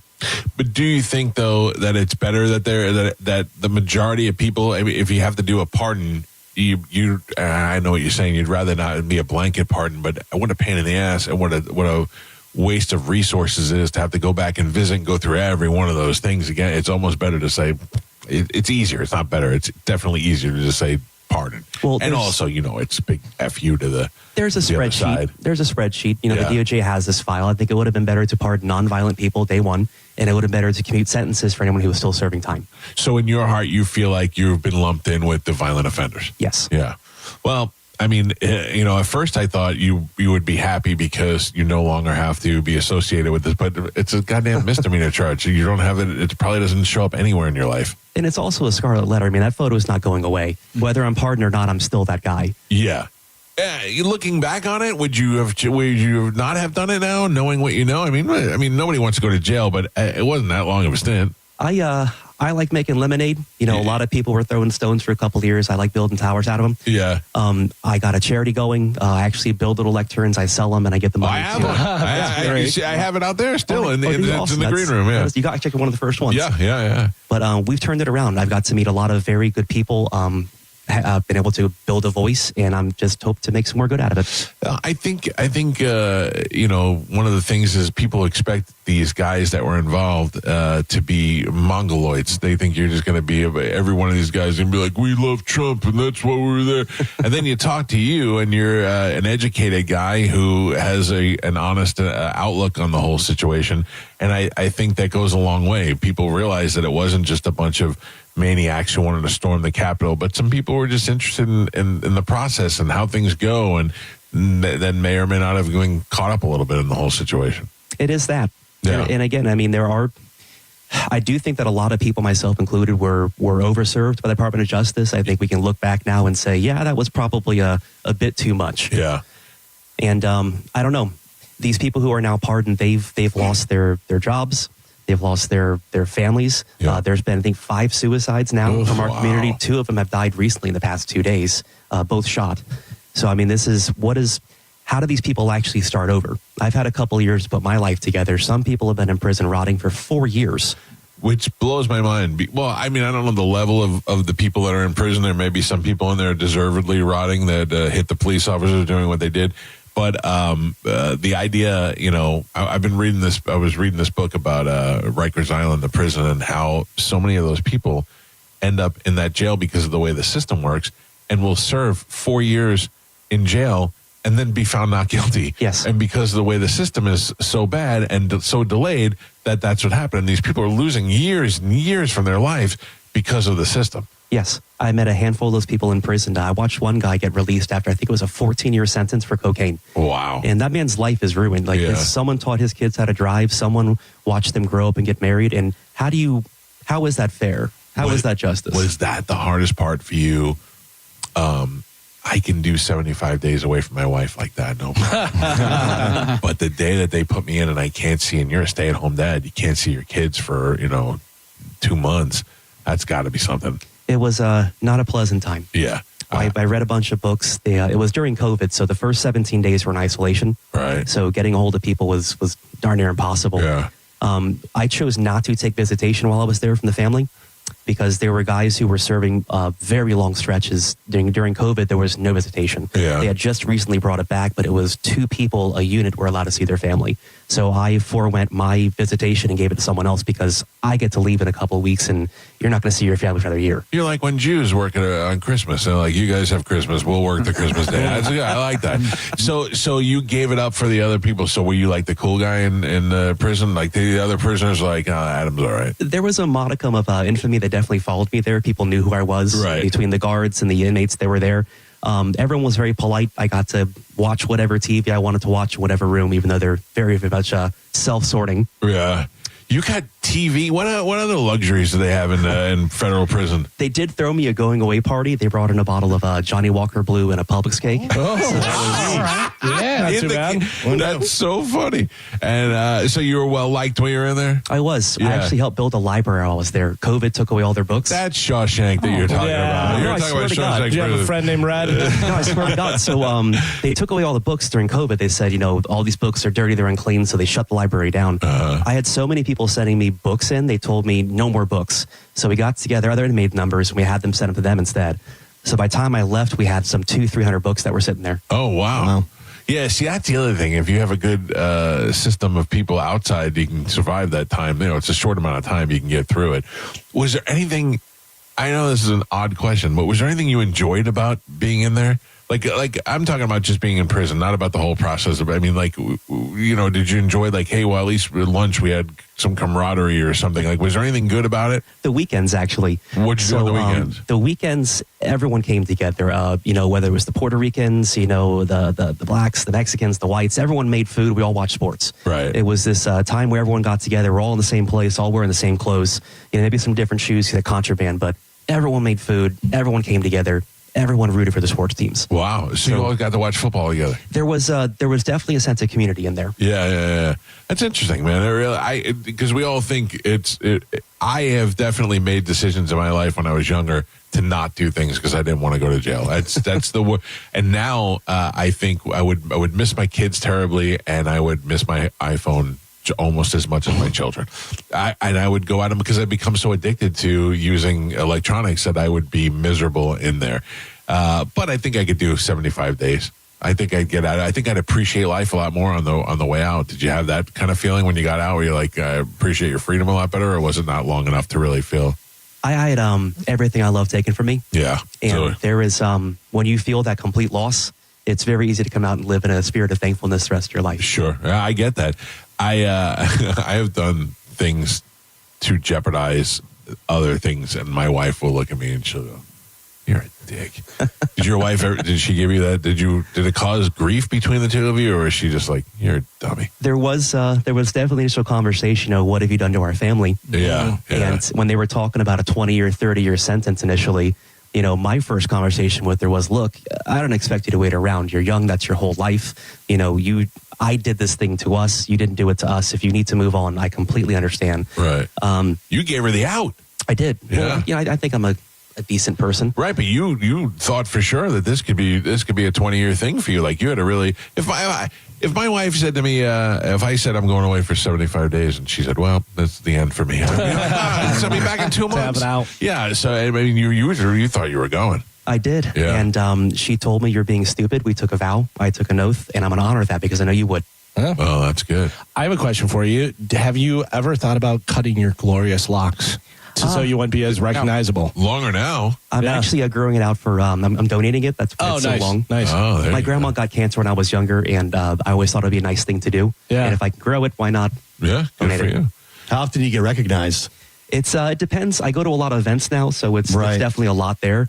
In my local community, if I go to the grocery store, I go to my local restaurant, it's always a conversation. Hey, how you doing? How do you feel about this? How do you feel about that? And isn't it interesting how you were just some guy who went up to D.C. and now you're an authority on things because you were in jail? I mean, that's the truth. Is that it shows you what it takes to become. I mean, you can literally run for office now because of your popularity, and you will get support. It's odd, though. I think my superpower is I can say I don't know, and I'm fine with that. Yeah. If I don't know, I'd rather learn. So I would, my audience would not, they would not let me live it down if I don't ask you this. Okay. You were in jail for 75 days.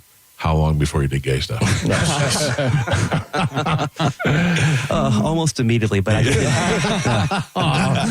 Look, I didn't enjoy it. They just laid there. Yeah. Oh, jeez. Oh, man. I got to tell you, I can't even think that, I mean, 75 days, that'd be the last thing I would think about. And no, I would just keep looking at that end date and going, that's all I care about. They do a lot of things actually to suppress testosterone for inmates. Really? So it's a very carb heavy diet. So it's potatoes upon potatoes upon potatoes. Yeah. You actually can't do pull-ups in prison because it gets you too strong. Really? Mm-hmm. If they see you doing pull-ups at the shop, you get so many shots, you go to the shoe. No kidding. Mm-hmm. From doing well, that's something I'll never get in trouble for. Yep. You're allowed to run, which is again cardio, losing weight, losing muscle mass, but things like lifting weights, very, very frowned upon. Really? Yes. Oh man, maybe jail won't be so bad. That sounds horrible to me. Oh, you don't have to work out. No. You get to hang out with the other guys and eat potatoes. Nah. Sounds great. I'm Irish. I like to run. Yeah. 2 things that work perfectly for me. I love the cold weather. I feel like I would make a mistake and forget that I not to use toilet number 5. Yeah. And next thing I know, I'm the one that ruined the contraband getting in. You see anybody get shanked or anything, or was it not violent? There was one pillow party that did happen. Pillow party, like a Code Red. You stuff a pillowcase full of like bars of soap and other things, and you beat the tar out of someone. Did that guy deserve it, or absolutely he did? What did he do? So, in the place that I was at, they actually very much frowned upon any of the touchy stuff. Yeah. Because if you get caught doing that, you lose commissary, you lose yard time. No one wants to get caught up in that because it's corporal punishment. Right. There was an older gentleman who was caught relieving himself at 2:00 in the morning on top of a younger male. Ooh. And was sleeping. Oh. And when that was found out, some guy walked by. They called for a party. Party happened. They took this guy's commissary. This guy basically starved for 2 weeks. They wouldn't let him shower.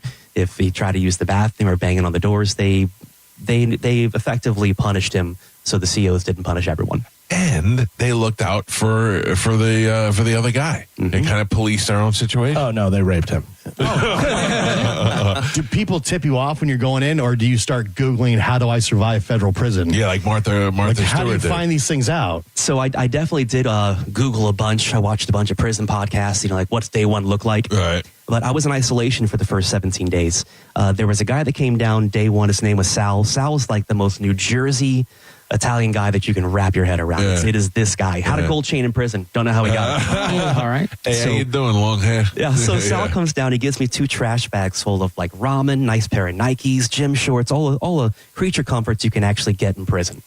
And he's like, oh, you're one of us now, which meant the whites. White guys. Yeah. And he's like, we take care of our own. We're going to do this. We're going to do that. And I'm like, I don't think I want to take any gifts day one. Maybe just hold on to it. It's like, no, it's not like that here. They do that stuff up in low.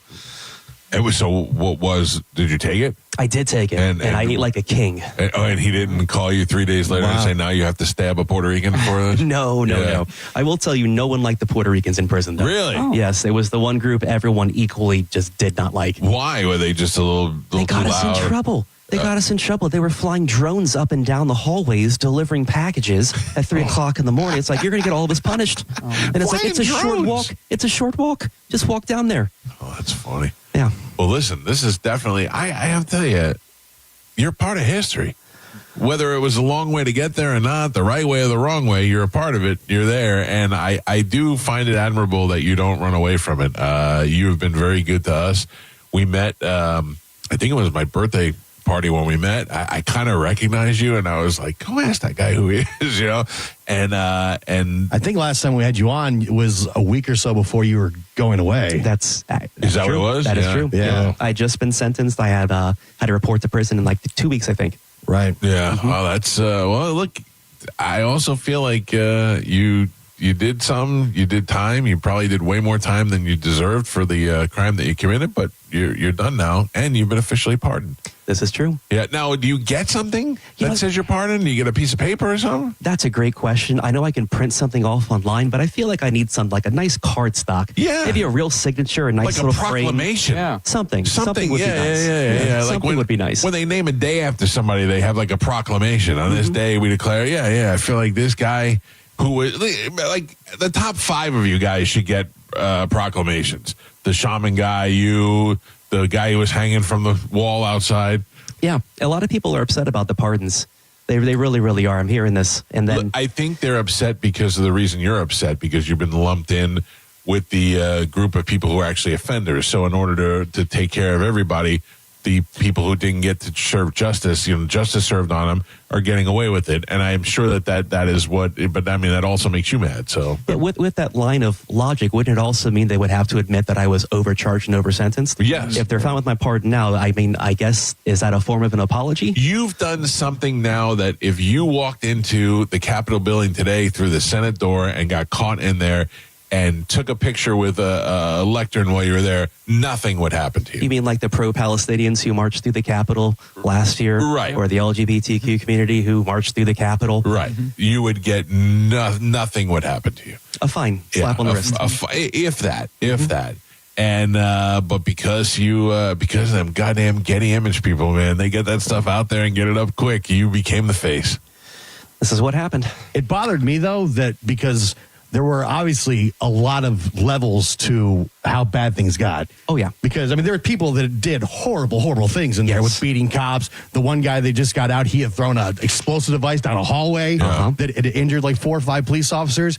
That's what bothered me about the pardons was they didn't want to take the time to see the different levels. It was just everybody, is done and out. Because there's some pretty messed up, horrible people that got to just walk free. That is my complaint. There's one guy who actually was hitting officers with a baseball bat while holding a riot shield.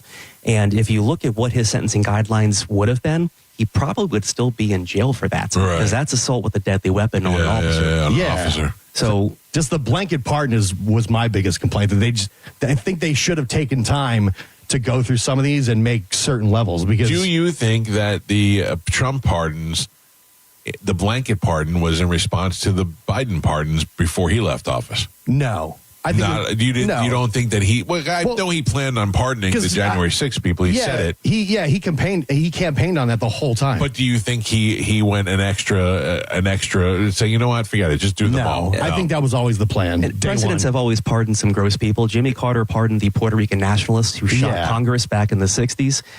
Bill Clinton pardoned Susan. Bill Clinton pardoned Suzanne Rosa, who was part of Weather Underground, who supplied the bombs that bombed the U.S. Capitol back in the 80s. Plenty of scumbags have been pardoned before. Yes. All presidents. No, I was not. Like I said, he campaigned on that. He said day one, that was one of the very first things he was going to do. Right, but they asked him, will you do a blanket pardon or will you do? And he said, we don't know. We're going to. They asked J.D. Vance that, and he said, obviously, people who have attacked law enforcement aren't going to get out. Right. And Trump just said, nope, everybody's free and clear. I think it just came from it's been 4 years. We have more pressing issues. It's time to move on. And we do. We actually have real issues in our country that need to be solved. Yeah, and then, there were guys like you who got caught up in it and got way too, got way too involved and got way too punished. And like your wife said, it could have ruined your whole life. Thankfully, it did not. What was the worst thing you saw happening with your own eyes that entire day? I would say the assaulting the officers. Yeah. I do. I don't support that. My community service, I spent 200 hours actually working with law enforcement. So, maybe that's me like a testament, sorry about what happened, guys. I'm not that guy, but I don't support that. Never have, never will. These are people who only meet people on the worst days of their life. And that's a hard job. I don't want it. Well, no, I have to tell you, you're a very interesting guy. The whole story is great. And I appreciate you being cool to us. I know a lot of people try to get a hold of you and try to get you on the air, and I don't know why you like us, but I'm glad you do, because it's just an interesting story. I know that there's going to be people that are mad that we had you on for a second time, and it's not that I don't care, but if you don't get it, then you don't get it. I'm always going to talk to interesting people on this show, and this guy is in an event that was in history, and to be able to get a first-hand eyewitness account is great. It's priceless. Thank you for making the drive. I don't even know where Parrish is. It's North Sarasota. Yeah, I just see the signs all the time. Like, it's one of those cities like Perry. You never get there. So we just say eventually you'll get there. Thank you so much. I appreciate it. And we got to take a break. Anything you need to do? Anything you need to plug or anything before anything you want to get out there? If you feel so inclined, you can follow me on Twitter. It's at Lectern Leader. We do a bunch of good over there. Lots of fun jokes. So come have a good time. Yeah, I was. I couldn't remember what it was. I was trying to find you. I didn't have your phone number. I couldn't find it. And I'm like, I know we got like Twitter or something. I'm looking up Podium Guy. I remember I had his phone number for last time. I sent him a text. I'm like, hey, man. He's like, I'm in Vegas right now, dude. Oh, yeah. What were you doing there? Just vacation? SHOT Show. SHOT Show. That's right. Yeah, that's where our Shark Coast guys are this week. Yeah. Oh, yeah. Lots of fun. Yeah. All right, cool. All right. Thank you, Adam Johnson. We'll take a quick break. It's the best of the Mike Calta Show. It's the best of the Mike Calta Show on 102.5 The Bone. Here's your chance to cash in on the Bone Bonus 2026. You don't know how much I need this money. The Bone Bonus returns Monday, January 12th at 8 a.m. Sponsored by Anajar and Levine, Accident Attorneys. Call 1-800-747-FREE. That's 1-800-747-3733. The Bone Bonus is back. Keep listening for your chances to win. 102.5 The Bone. Real, raw radio. The holidays are about family and tradition and being with the ones you love. From our family to yours, happy holidays. Farrah & Farrah. Here for you, here for good. Tampa. Hey, it's Mike Calta here to tell you about my friends at Stingray Chevrolet in Plant City. It's time for them to close out the year, and they're pushed to finish the year strong. That means these are the final days to get their biggest savings of the year on a huge selection. Right now, you can upgrade to a new Chevy Silverado 1500 with $12,290 in total savings. That's right, $12,290 in total savings. And here's the thing. Stingray Chevrolet is massive. They've got rows and rows of new Chevys, Silverados, Tahoes, Traverses, Equinoxes, whatever you're looking for, they've got it. You can actually find the one you want and drive it home today. Plus, they're paying top dollar for your current vehicle. Keep the cash or use it to trade up and save even more. The clock is ticking. Don't miss the final days to upgrade before time runs out. Visit StingrayChevrolet.com. Together, let's drive. Stingray Chevrolet. Relax, enjoy the difference. Stock number TZ2399785. Stingray discount $6,040. Customer cash $3,000. GM bonus cash $2,000. Trade assistance $1,250. Must trade in a 2011 model year or newer vehicle. Not available with lease and some other offers. Plus tax, title, license, and $999 dealer dock fee. Expires 1/2/26. Pulse Nation. Single game tickets for Lightning Hockey are on sale now. You can be the Thunder at Benchmark International Arena this season as the Bolts battle teams from across the NHL. Secure your tickets now at TampaBayLightning.com. Ditch the sleigh at Crown Hyundai during the Hyundai Getaway Sales Event. Get financing as low as 0%, buy with zero down, or make no payments for a year on over 600 new tariff-free Hyundais. Drive a new 2025 Hyundai Elantra SE for only $179 a month. All are backed by owner assurance, America's best warranty, including a 10-year, 100,000-mile powertrain limited warranty. Crown Hyundai, the better way to buy and service. Visit crownhyundai.com. 24 monthly 10K miles a year, $59.99 to signing plus dealer fee and electronic filing fee. Expires 1/2/27. There's a myth that a Sprouts Farmers Market person wakes up before dawn, bangs out a couple of hours of yoga before downing a kale foam colostrum latte. The reality is that a Sprouts person is just someone who cares about fresh, healthy, and honestly priced everything from organic produce to the hottest new snack to hit the shelves. They love how easy it is to find the delicious and healthy food they and their families thrive on. And to be honest, most of them have never heard of a kale foam colostrum latte. So maybe that sounds a bit like you. Come see for yourself at Sprouts Farmers Market. Drive your present home this holiday season during Happy Honda Days at Crown Honda. Drive a new Honda Civic, just $189 a month or 0% APR. Or a new Accord, only $249 a month or 0% APR. Find your perfect holiday present this season online at crownhonda.com. The better way to buy and service. Santa Claus is coming to Crown. Call 800-722-6439 for complete details. This Christmas, give a gift that captures everything your heart has been holding. Something elegant, something beautiful, and forever meaningful. And now through Christmas Eve, you can get up to 40% off or take advantage of zero interest financing for 60 months. At International Diamond Center, we know how love shines. Whether it's a dazzling diamond tennis bracelet, a pair of stunning earrings, or a trendy designer necklace she can wear all year long, our showcases are filled with love stories crafted in natural diamonds, colored gemstones, and gold. And if you've thought about lab-grown diamonds, don't overpay. Let IDC connect you with our lab-grown wholesaler to save you thousands. Bottom line, at IDC, we're pulling out all the stops to make everything more affordable. So come and let our non-commissioned jewelry experts help you find something truly perfect and make her Christmas truly magical. International Diamond Center. I'm Keith, founder and owner of International Diamond Center. Merry Christmas from our family to yours. Tampa, Clearwater, Lakeland, and Sarasota. Store hours, locations, and holiday finance details at shopidc.com. Hi, I'm Ray from Sun Toyota of Newport Richey, where we're decking our halls with deals for all month long during Toyotathon. Drive a new Tacoma, $249 per month, with full-year maintenance included. Plus, you're only 2 clicks away from your best price. Click the button, complete our form,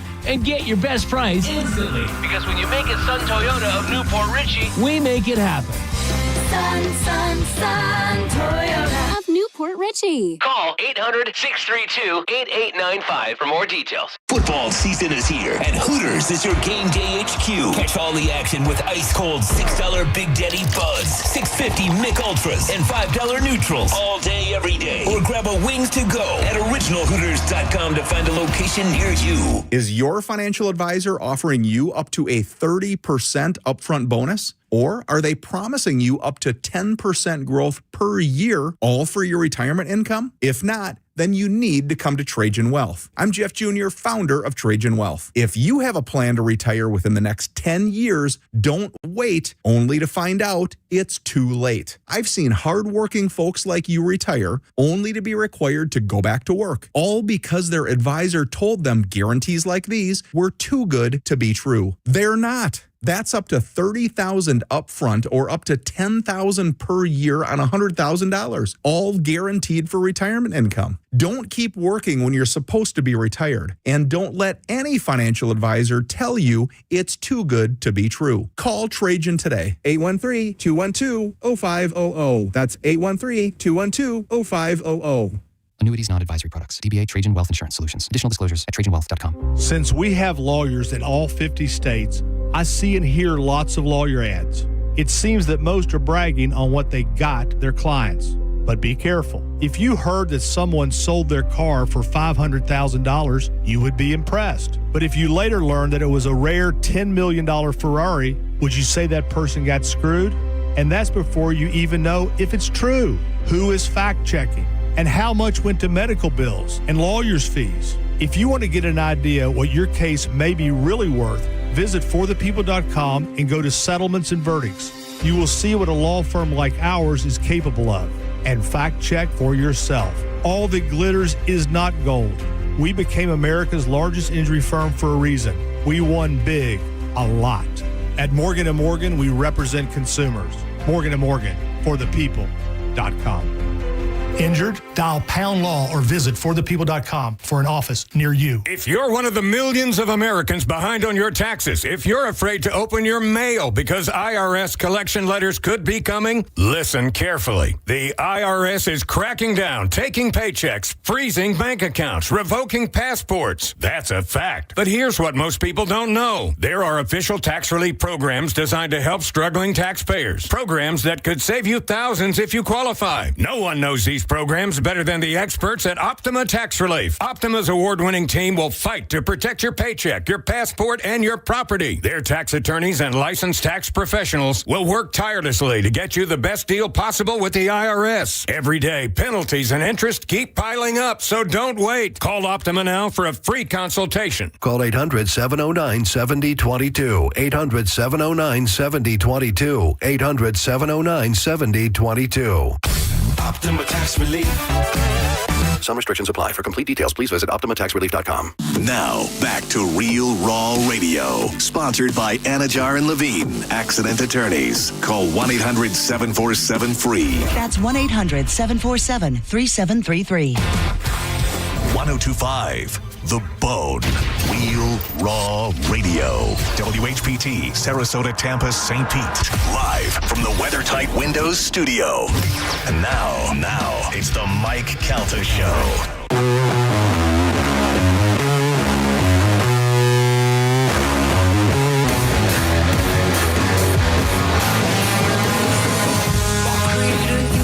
go to JD. Good morning. You're on the Mike Calta Show. What's up, JD? Mike, how you doing? Good. What's happening? Hey, I got a scoop for you guys. This is huge. I love a scoop. Yeah. I mean, it's big. 51% of the country is going to just be outraged. So the other day on President's Day, a buddy of mine texted me and said, "Happy George Washington birthday." Right. So I pressed the little voice recognition, text thing instead of typing, and I just said the word racist. And all of a sudden, Trump's name popped up in the box, and then immediately reverted to the word racist. And I looked at it, I'm like, what? What was that? So I texted that to my buddies. Hey, man, just guess what just happened? And so they tried it on their iPhones, and same thing happened to their phones. So evidently, whoever is programming, the... You're saying if I say Trump into my voice you text, say racist. I mean, if I say racist into my voice text, it's going to change it to Trump. So this is how it works. Well, just like what you said, but it'll only do it one time, and you got to really be paying attention to the box because it's just subliminal. It just boom, it says Trump, and then it immediately changes back to the word that you said out loud. I don't believe it's going to do that, but I'm going to try it right now. Okay. I'm asking you to ask your listeners to try it, and they can verify it because it doesn't work. No, I'm going to try it. We'll do it right now. I got it handled. You ever see that show Mythbusters? We're going to bust this myth right now. All of his friends, they worked at Sam. Yeah. Thank you, sir. Hold on, please. Ask the listeners. Oh, hold on. All right. Who wants to go first? Racist. It does. Really? No. I swear to God. Look at me. I swear to God it does. I swear to God it does. Now, Mike, you do it, but someone videotape the All right, hold on. Let me get over. Right. By the way, look. I'll do screen record on my thing. Mine stayed there. All right. Mine actually stayed there. This is great. This way. Damn it. But it really was. All right, hold on. I'm going to video you doing it. All right, you ready? Hit this thing? Right. Yep. All right. Racist. Oh, I had it on the wrong thing. Racist. Mine did not do it. Mine did. I swear to God, mine did. Well, I believe you. Gio? Racist. No. Racist. Maybe but now because our phones are listening, they've heard Galvin do it, so your phone's Racist. Trump. changed. Maybe I'm not racist. Racist.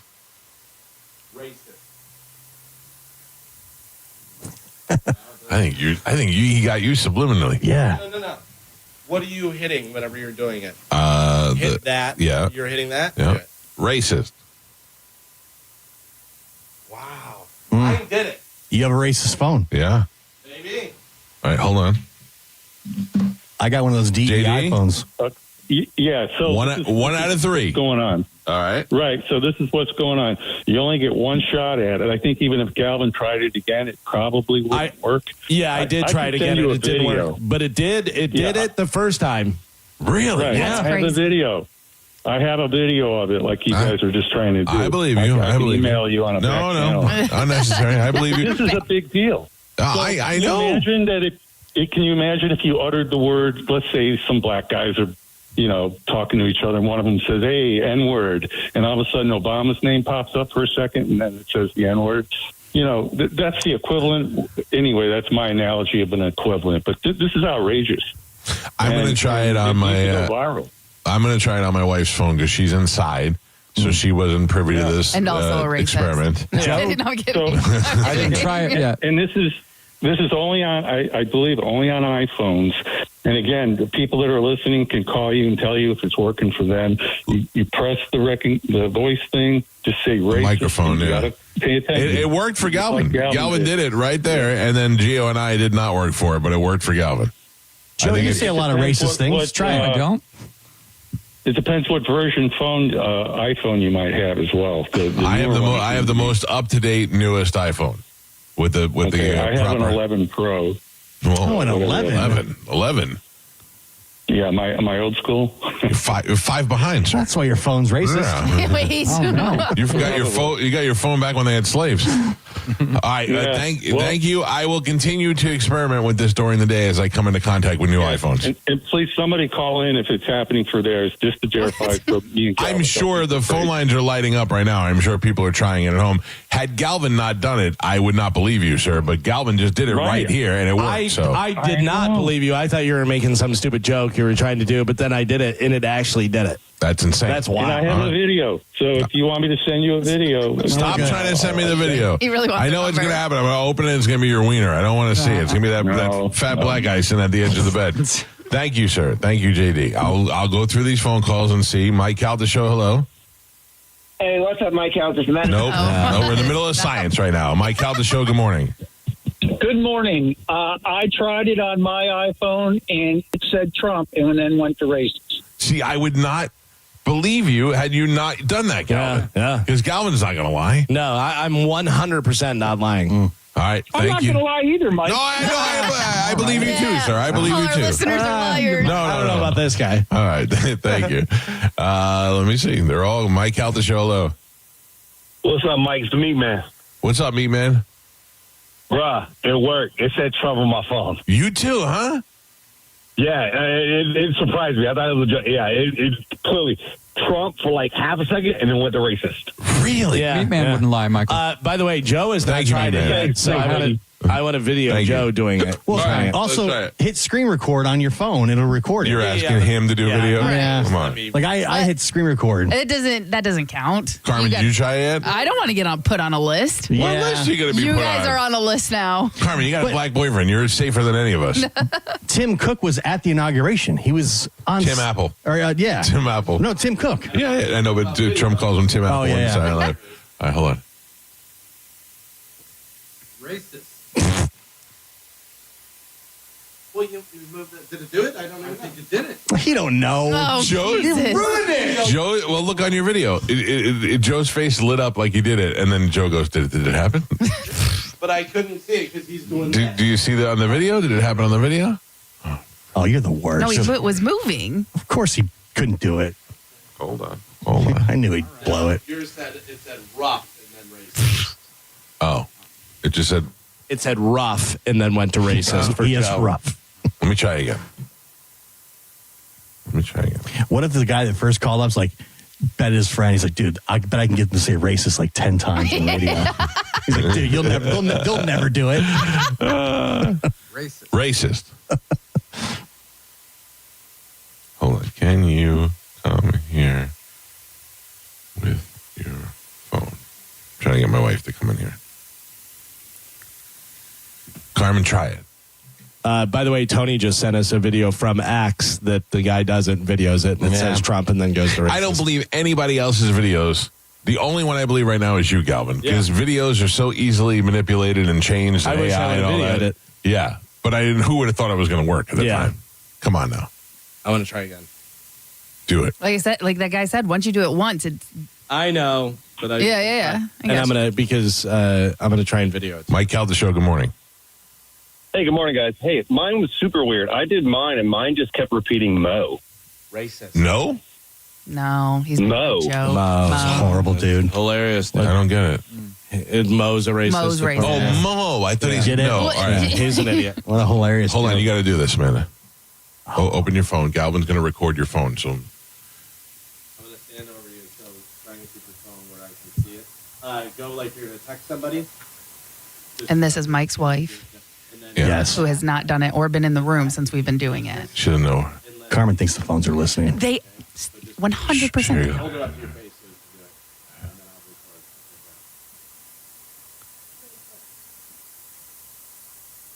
Didn't do it. Now, most of them, like mine's doing it, it says What? you racist, and then it just goes racist. If mine said Trump, and then went back to racist. And somebody called and gave us a heads up on that. What if and we it's just- tried it, and Galvin's phone did it. What if it's just subliminally you saw that? No. It wasn't Like, subliminal. remember that was the green dress, blue dress, or whatever? Yeah, but that was what you think you hear. No. The same thing. Like you think you see it. No, I saw it. I don't know. Let me see what these That's people 1 say. for 5. Mike Calta show. Good morning. It's me, Medicine Man. Stop calling. We're in the middle of science right now. Mike Calta Show, good morning. Idiot. Hello. Hello? Yes, sir. Yes, the key is when you open your text, if you hit the voice to text immediately, it won't show it. You have to open the keyboard up and hit the microphone at the bottom there, because I screen recorded it.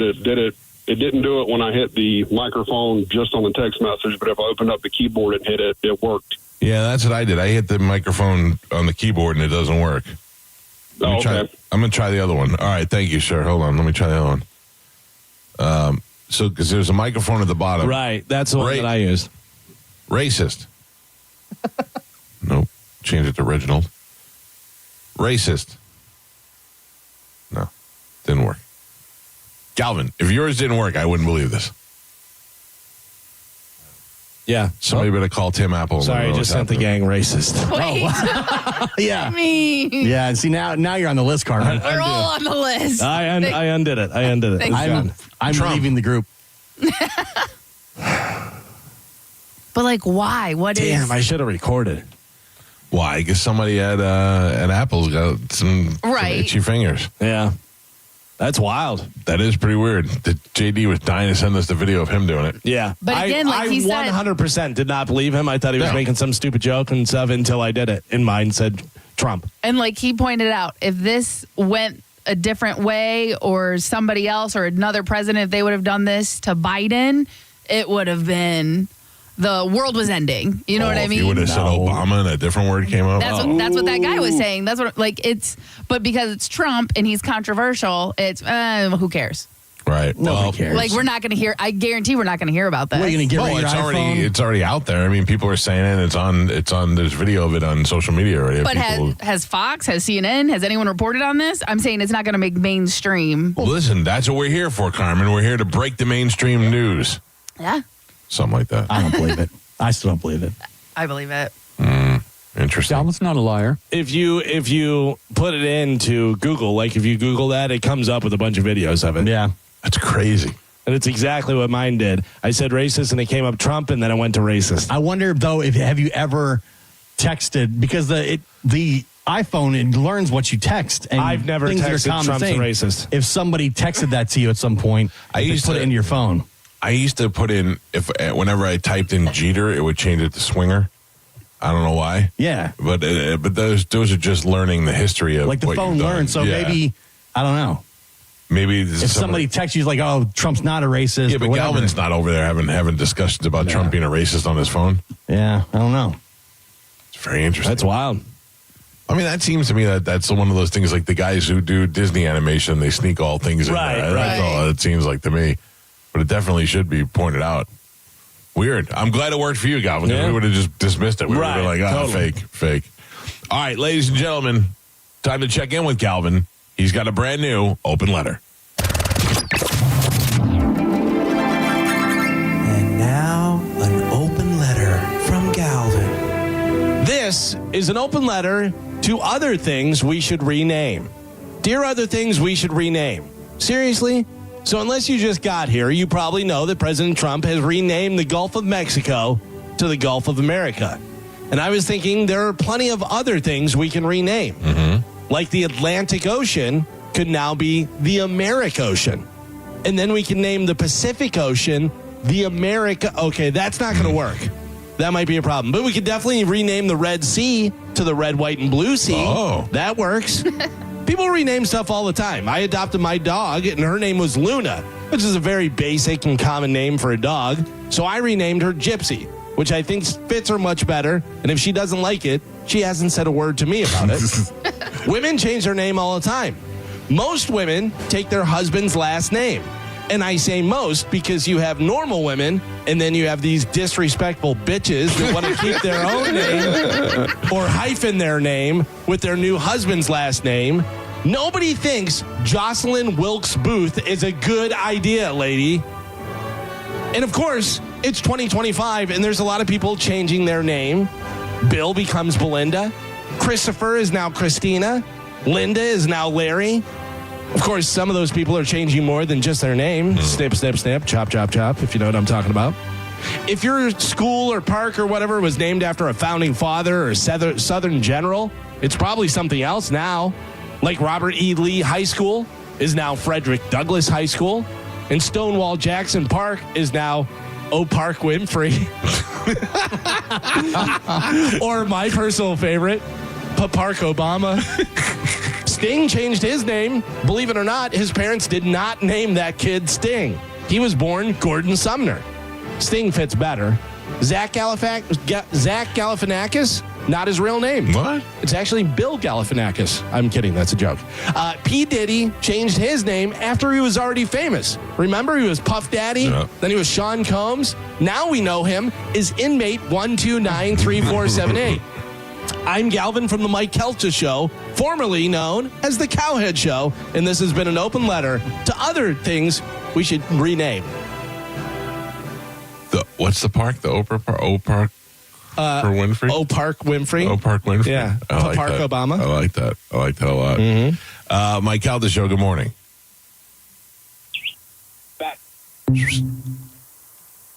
Mike Calta Show, good morning. Good morning. Yes, sir. I can't believe that you guys are comparing calling Obama the N-word to calling Trump or racist. Not you guys. Carmen said that. I did not say that. No. That's what the caller said. And I was saying yeah, that but is you guys repeated it like. Hold on a second. So what are you so amazed by? The idea was, what if you said one thing and something else came up? I don't understand. Yeah, but the comparison is not fair. The comparison is dead on. I think you're closer to Trump being racist than Obama being an N-word. That's ridiculous. Based on things that he's done, things that he's said. All right. You're being ridiculous. You're comparing apples and oranges. It doesn't even make sense. And how do you judge how close someone is to being an N-word, sir? Yeah. That's moronic. You guys brought it up. You tell me. No, you brought it up. A caller brought it up, and then you repeated it. A caller brought it up, and then you repeated it. You guys repeated it, too. A caller brought it up, and he said what he was and trying you guys to... repeated If it. you shut your goddamn mouth for a second, I'll explain it to you. What the caller said was, if there was some sort of thing where you said Trump and it brought up racist, and there was some sort of disparaging thing for Obama, like if somebody was to say the N-word and it said Obama, people would be outraged by that, is what he was saying. And I don't understand why you can't get the correlation between that. Because Trump has done things that alludes to the fact that you might consider him a racist. But you might consider him a racist. I don't consider him a racist. Do you think anybody that was killed in the drone strikes by Obama may have called him that word? I don't know. See you later. You're an idiot. You don't make any sense at all. Yeah, exactly. Yeah. That's a guy who just wanted to hear himself. Yeah, that's a guy who is mad at everything. Mike Calta Show, good morning. Nope. Lower your radios. All right, on that note, we're going to take a break. It's the best of the Mike. It's the best of the Mike Calta Show on 102.5 The Bone. You're listening to the Mike Calta Show. The NFL lives on 102.5 The Bone. We have games every week, so wherever you are, you can follow your fantasy players or check in on your bets or just enjoy some football. Right here on 102.5 The Bone. Sponsored by Badger Bob Services. Now servicing Tampa Bay. Hurt in a slip and fall? Take back control of your life. Call Anajar and Levine Accident Attorneys at 1-800-747-FREE. I want to remind everybody that my friend Jeff Borum is here for you. In fact, the whole team at teamborum.com are here for you for all of your real estate needs. If you're thinking about selling a home, all you need to do is go to teamborum.com. If you want to find out how much your home is really worth, no matter how much it is, it doesn't have to be a gazillion-dollar home. If you want to find out what your home is really worth, and if you're thinking about selling it maybe in the next year, simply go to teamborum.com, and right there at the top of the page, it says, how much is your home really worth? You can find out for free by putting your address in there and letting Team Borum do the work for you. They will give you a high end, a low end, and even a cash offer for your home. Only Jeff and his team can handle real estate for you like they promised, because they actually live here in the Tampa Bay area. They are from here. Jeff is from here. He lives here, and they operate right here in Tampa. So all these people telling you that they could sell Tampa real estate, none of them could do it as well as somebody who's actually based right here out of Tampa. To find them, go to teamborum.com, powered by eXp Realty, and tell them you heard about it on the Mike Calta Show. Captain Zach Sturm here for Rivard Buick GMC. I want to thank Tampa Bay for coming out big this year. Maybe it's the discounts or the insane inventory. Whatever it is, your hometown Rivard Buick GMC is currently the number 2 GMC dealer in the country, and we are chasing that number 1 spot. So what does that mean for you? It means the discounts we are offering from now until year end are going to be the largest this city has ever seen. Like new Sierra 1500s for up to $16,500 off. Find more than 950 vehicles in stock, all with massive discounts at RivardBuickGMC.com. GMC, we are professional grade. Okay, only 10 more presents to wrap. You're almost at the finish line. But first...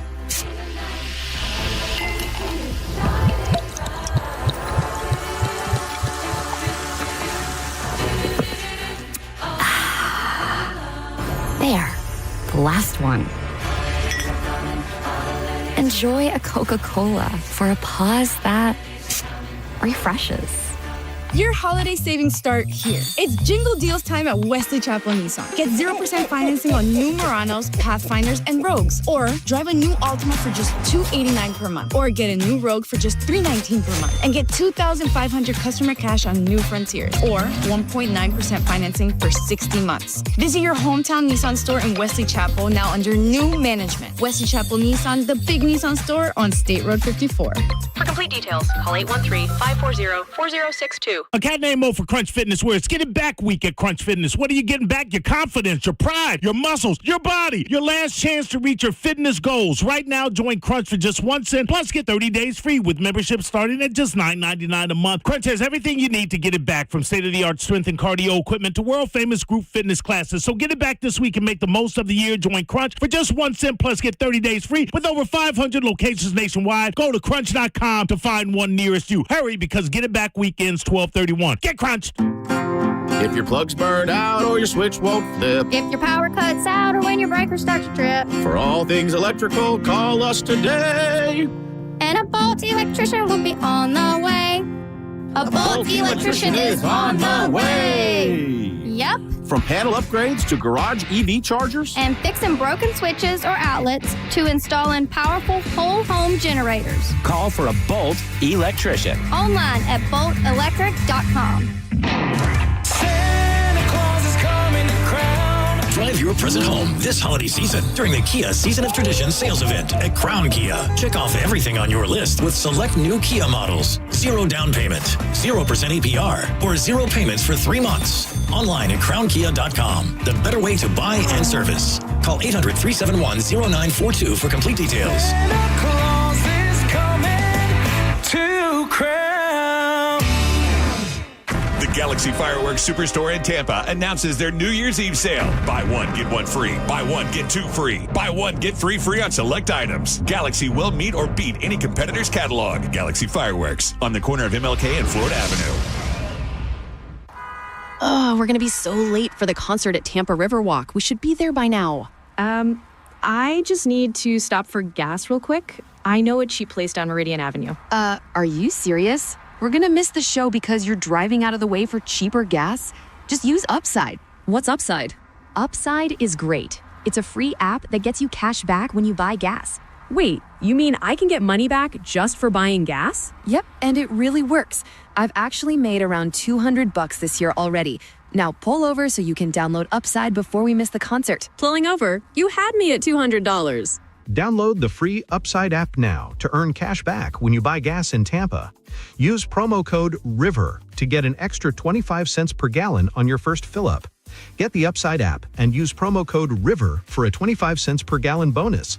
That's code RIVER for a 25 cents per gallon bonus. Offers vary by user and location at participating merchants. Go to upside.com for terms and conditions. So you need last-minute gifts. No judgment.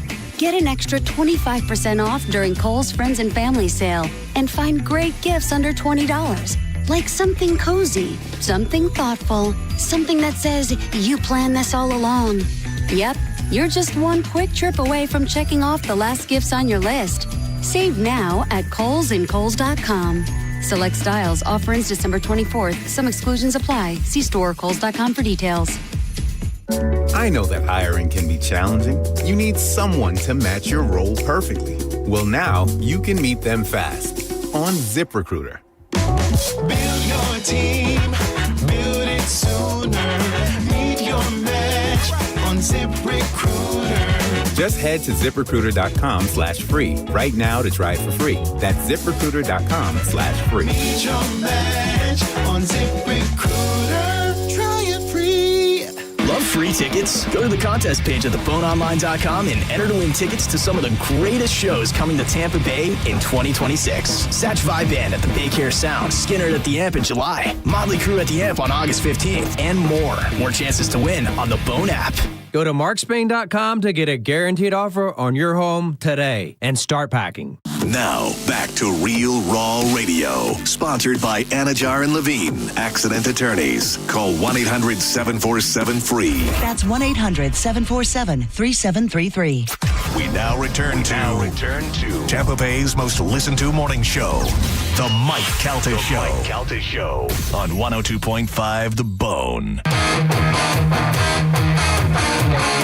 Welcome back to the Mike Calta Show. It's 102.5 The Bone. And I'm very honored to talk to Dr. Avi Loeb from Harvard University, who is joining us this morning. Doctor, I have, correct me if I'm wrong. You were on vacation in Aruba with your wife, but still were so disturbed by your thoughts that you decided to write a paper while you were on vacation. Is that correct? Yes, that's definitely correct. Why is it that I seem like the only one as concerned as you are? No, finally, I felt like when the New York Post wrote about it yesterday, and they're even still a little, they'll do it for the buys. But I mean, when the New York Post wrote about it, I was like, finally, people are catching on to this. I mean, this man is telling us that there is something that potentially could be dangerous to us on multiple levels. And I feel like this is the top story, but yet people are talking about Trump's thinning hair today. Well, it does get attention. We are used to looking down and getting worried about the conflicts here on Earth, but we should also consider threats from above. And, we always talk about the existential risk from artificial intelligence, from maybe climate change, perhaps an asteroid impact, but nobody talks about the risk from alien tech visiting us. And we are in a new era now because we are discovering objects that came from outside the solar system to the inner part close to Earth. And we would like to know, I would like to know whether any of them might be technological. Obviously, most of them might be rocks. If we imagine objects coming to our backyard from the street, it could be a lot of rocks, but every now and then there might be a tennis ball that was thrown by a neighbor. And it's really important to find those because the question is, how should we respond? And is this technology much more superior to what we have? If it is, we have to be worried about it because it would be similar to the experience that the Iranian air defense had with the B-2 bombers overhead. Right. Now, we've had Dr. Kaku on the show. Are you familiar with him? Yes. Yes. And I had asked Dr. Kaku because you have to understand we're very simple people over here. I said to him, why do we always assume that alien technology that is coming over to us is more advanced than we are? And I believe his answer made it shockingly real for me, is that we have not learned how to fly at light speed yet. And for this thing to be traveling to us at 135,000 miles per hour, they have figured out how to travel safely at that speed. Therefore, their intelligence is higher than ours. No, that is not a correct answer, actually. Because, well, first of all, because traveling very fast, close to the speed of light, is risky. There are lots of, there is a lot of dust in interstellar space, and if you impact it close to the speed of light, it's more, the amount of energy released per mass that you intercept is more than a nuclear explosion. It's really risky to do that. I chaired a project that was designing a spacecraft moving at a fifth of the speed of light. And believe me, to get to the nearest star, you may do it, but across the galaxy, it's very difficult because of everything you impact along the way that will come at you at a very high speed. But it doesn't require the speed of light. In fact, if you ask where would Voyager be in 1 billion years, it will be on the opposite side of the Milky Way galaxy. You know, our own technology, rocket technology, allows you to travel throughout the Milky Way galaxy, the entire galaxy, in about 10% of the age of the Milky Way galaxy. So, and most of the stars formed billions of years before the sun. There was plenty of time for any products of technological civilizations to reach us by now. You know, the sun, we are late to the party. The sun formed only in the last 1/3 of cosmic history, and there might have been much more accomplished civilizations before us. And, if we see something entering our backyard, it may be from a highly developed civilization. We sent out probes like Voyager, Pioneer, New Horizons that are making their way out of the solar system, and they will exit the solar system, the outskirts of the Oort cloud, in about 10,000 years. At that point, they will not be functional anymore. They would be just space trash. Right. We were not ambitious enough yet to send out devices that will be functional as when they reach other stars. That requires a civilization to be far more advanced than we are and more ambitious, and we are routinely thinking about what happens close to us, but we don't think about the long-term future of humanity. Going to the stars and, making sure that we will never disappear, because if we send out a lot of settlements in many different places, then even if a catastrophe occurs in one of them, we are guaranteed to maintain our sort of tradition of human intelligence. So we have not been that ambitious, but if someone gets to our backyard with functional devices, it means that they're more advanced than we are, because they did it already. Sure. We didn't even dream about it. And in that sense, we can learn from them.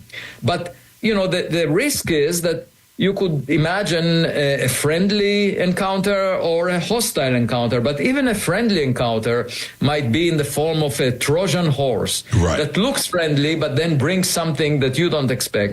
So we should be suspicious. Now, there is no organization right now that worries about such threats, and I think it makes sense to establish it, because there is a new observatory called the Rubin Observatory in Chile that was just inaugurated a few weeks ago. And it will use a camera with 3.2 gigapixels to survey the southern sky every 4 days. And it should discover an interstellar object every few months. And, there will be more than 50 of them probably discovered over the next decade.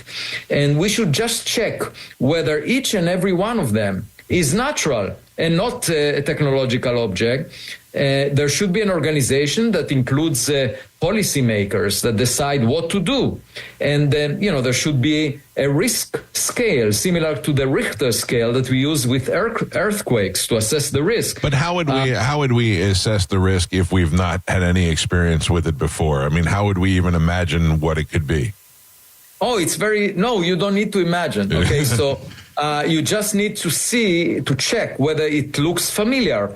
If it looks like an asteroid, like a rock, if it behaves like a rock, then, it's a rock. If it has a plume of gas and dust around it, like a comet, then it looks... It will be cataloged as natural. So in such an organization, you need comet experts that will tell us this one is 0 on the scale of risk. Well, where do you stand with 31 Atlas? Why is this one particularly? So 3I Atlas was strange in my mind the minute I heard about it, because it was discovered at a distance of 4.5 times the Earth-Sun separation, and yet it was discovered with a telescope that is only half a meter in diameter. That's the kind of telescope that some amateur astronomers use. And the reason is because it was relatively bright. If it was a solid object, then it should have been 20 kilometers in diameter, bigger than Manhattan Island, bigger, twice as large as the rock that killed the dinosaurs 66 million years ago. So it's a giant object. Now, there is a problem with a giant object. There is just not enough material in interstellar space to make such a giant rock and send it our way every few years. I mean, this one was discovered after a few years of surveying the sky. And I suggested that the simplest solution would be if it's less than a kilometer in size, and then it's surrounded by a cloud of dust, in which case it would be a comet. The problem is we haven't detected yet the signatures of molecules of gas around it. All we saw is this object is red. The color is red. The reflected sunlight from it is red, but that could be coming from its surface. A lot of objects in the outskirts of the solar system are red. So it might well be that when it comes closer to the sun, it's making its way now towards the sun, then it will evaporate much more clearly, and then we would see a plume of gas and dust, and it would appear to be clearly a comet, in which case we shouldn't worry too much. But then I also noticed with two colleagues, we wrote a paper saying that its trajectory is very unusual because the trajectory is in the plane of the orbit of the Earth around the Sun, and within 5 degrees. And the chance of that happening at random is 0.2%. Wow. So it's aligned with the orbital plane of the inner planets. It will come very close to Jupiter, Mars, and Venus. The chance of that happening, even taking the orbit and just changing the arrival time, the chance of it being so close to these planets is 1 in 20,000. It's really small. And also when it arrives closest to the sun, and by the way, mark your calendar, that would be October 29th, 2025. When it gets closest to the sun, the Earth would be on the opposite side of the sun. We wouldn't be able to observe it. We won't see it, yeah. We won't see it. So the question is, was that by design? Because that is the point in the trajectory when it can actually break thanks to the gravity of the sun and, come at us, so to speak. So now it sounds like there was some planning involved. Like if that's the reason I said we should consider that possibility. It also came from the direction of the center of the Milky Way galaxy that is very crowded with stars, and that makes it difficult to detect. And if you wanted to hide yourself, that would be the direction you come from. So I said, let's monitor it. If it doesn't come out from the other side of the sun on October 29th, after October 29th, perhaps the stock market will crash. Yeah. I got a text message from a fan that said, I traded options against the volatility of the market that will expire on October 29th, 2025. So some people are trying to perhaps make money if it happens to be technological. Okay, so when you first, how do you approach this to say to somebody? Are you fear being laughed at when you present this to other people? Not at all.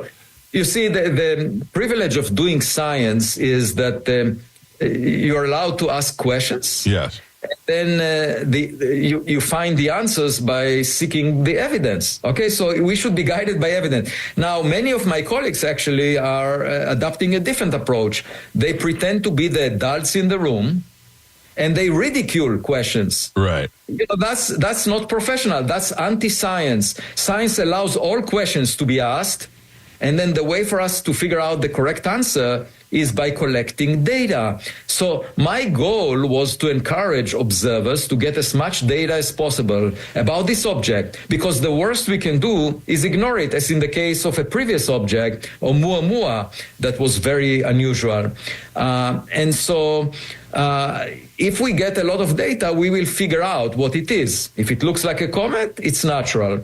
One thing that I learned from history is the Vatican put Galileo Galilei in house arrest when they didn't like his assertion that we are not at the center of the universe. Right. If they were taking a different approach of looking through telescopes to prove him wrong, then they would have corrected themselves much earlier.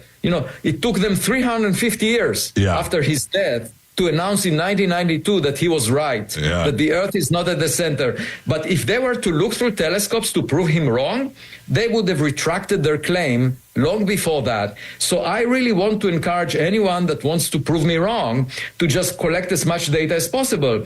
Because in that case, if there are anomalies, you won't be able to shove them under the carpet of traditional thinking. Are you convinced in your studies that if there is another civilization that is making their way here, their intent is most likely hostile and most likely to take our resources? I mean, is that the only reason they would come here? No, if I had to guess, I would say we are not that significant. We keep thinking that we are at the center of the universe, that if they come here, they will really care about us. But, just imagine ants in the cracks of a pavement when someone walks down the street. That someone is not aware of the ants, and they think that everything revolves around them. I see us in the same way. We are self-centered. We keep thinking that everything is about us. I had a visit by a group of religious scholars from the organization Christianity Today. Right. They came to ask me, what would happen if we discover extraterrestrials? How would that affect their religious beliefs? And I said, look, I have two daughters. When the second one was born, it didn't take away any of my love to the first one. So imagining that God can attend only to one civilization is very limiting. It's as if you imagine that a parent can take care only of one kid. Yes. And also, it kind of shows you how selfish some religions are to really assume that that is their main concern, is how it's going to affect their religion. Yeah, we are very self-centered. That's my conclusion. And, looking up requires some sense of humility. We are not that great. There is room for improvement. And one reason that I'm seeking higher intelligence in interstellar space is because I don't often find it here on Earth. It's very interesting, and I'm glad we had the opportunity to speak with you. I didn't feel like we were smart enough to have you on the show, but I appreciate you. Oh, no. By the way, I was born on a farm. I think of myself as simple-minded. I'm just not willing to surrender to the pressure of traditional thinking. I think thinking outside the box and innovating in science is really important, and especially because the public cares about it. We have a carpenter that is fixing the porch at my home, and he came to my wife and asked her about the latest news on my research, without me knowing him. Also, when she went for an oil change, the person, the auto mechanic, asked her about my work, seeing the last name. And to me, it illustrates the fact that this subject is of great interest to people. I feel much more comfortable with, non-professionals, because people in academia, lost their contact with the public. And I see as our duty scientists to address questions that are of great interest to the public. Well, I am certainly very interested in it. I was following. I had started reading this back in early July, and right away when you read it, you kind of blow it off. I don't know enough about it. But then when I followed your story in your paper, and I said, why isn't everyone talking about this? Even if it turns out to be nothing, to be a comet, we absolutely should be paying attention to this. Exactly. I think so as well. It's just that we are really obsessed with what happens around us. Yeah. Because it happens around us, so it takes our attention. But, we should be better than that. And there is much more real estate beyond the Earth, and a lot of things are happening out there. I'm really curious to know if there is a smarter kid on our block and what can we learn from that kid. I am too. We should approach it with a sense of humility.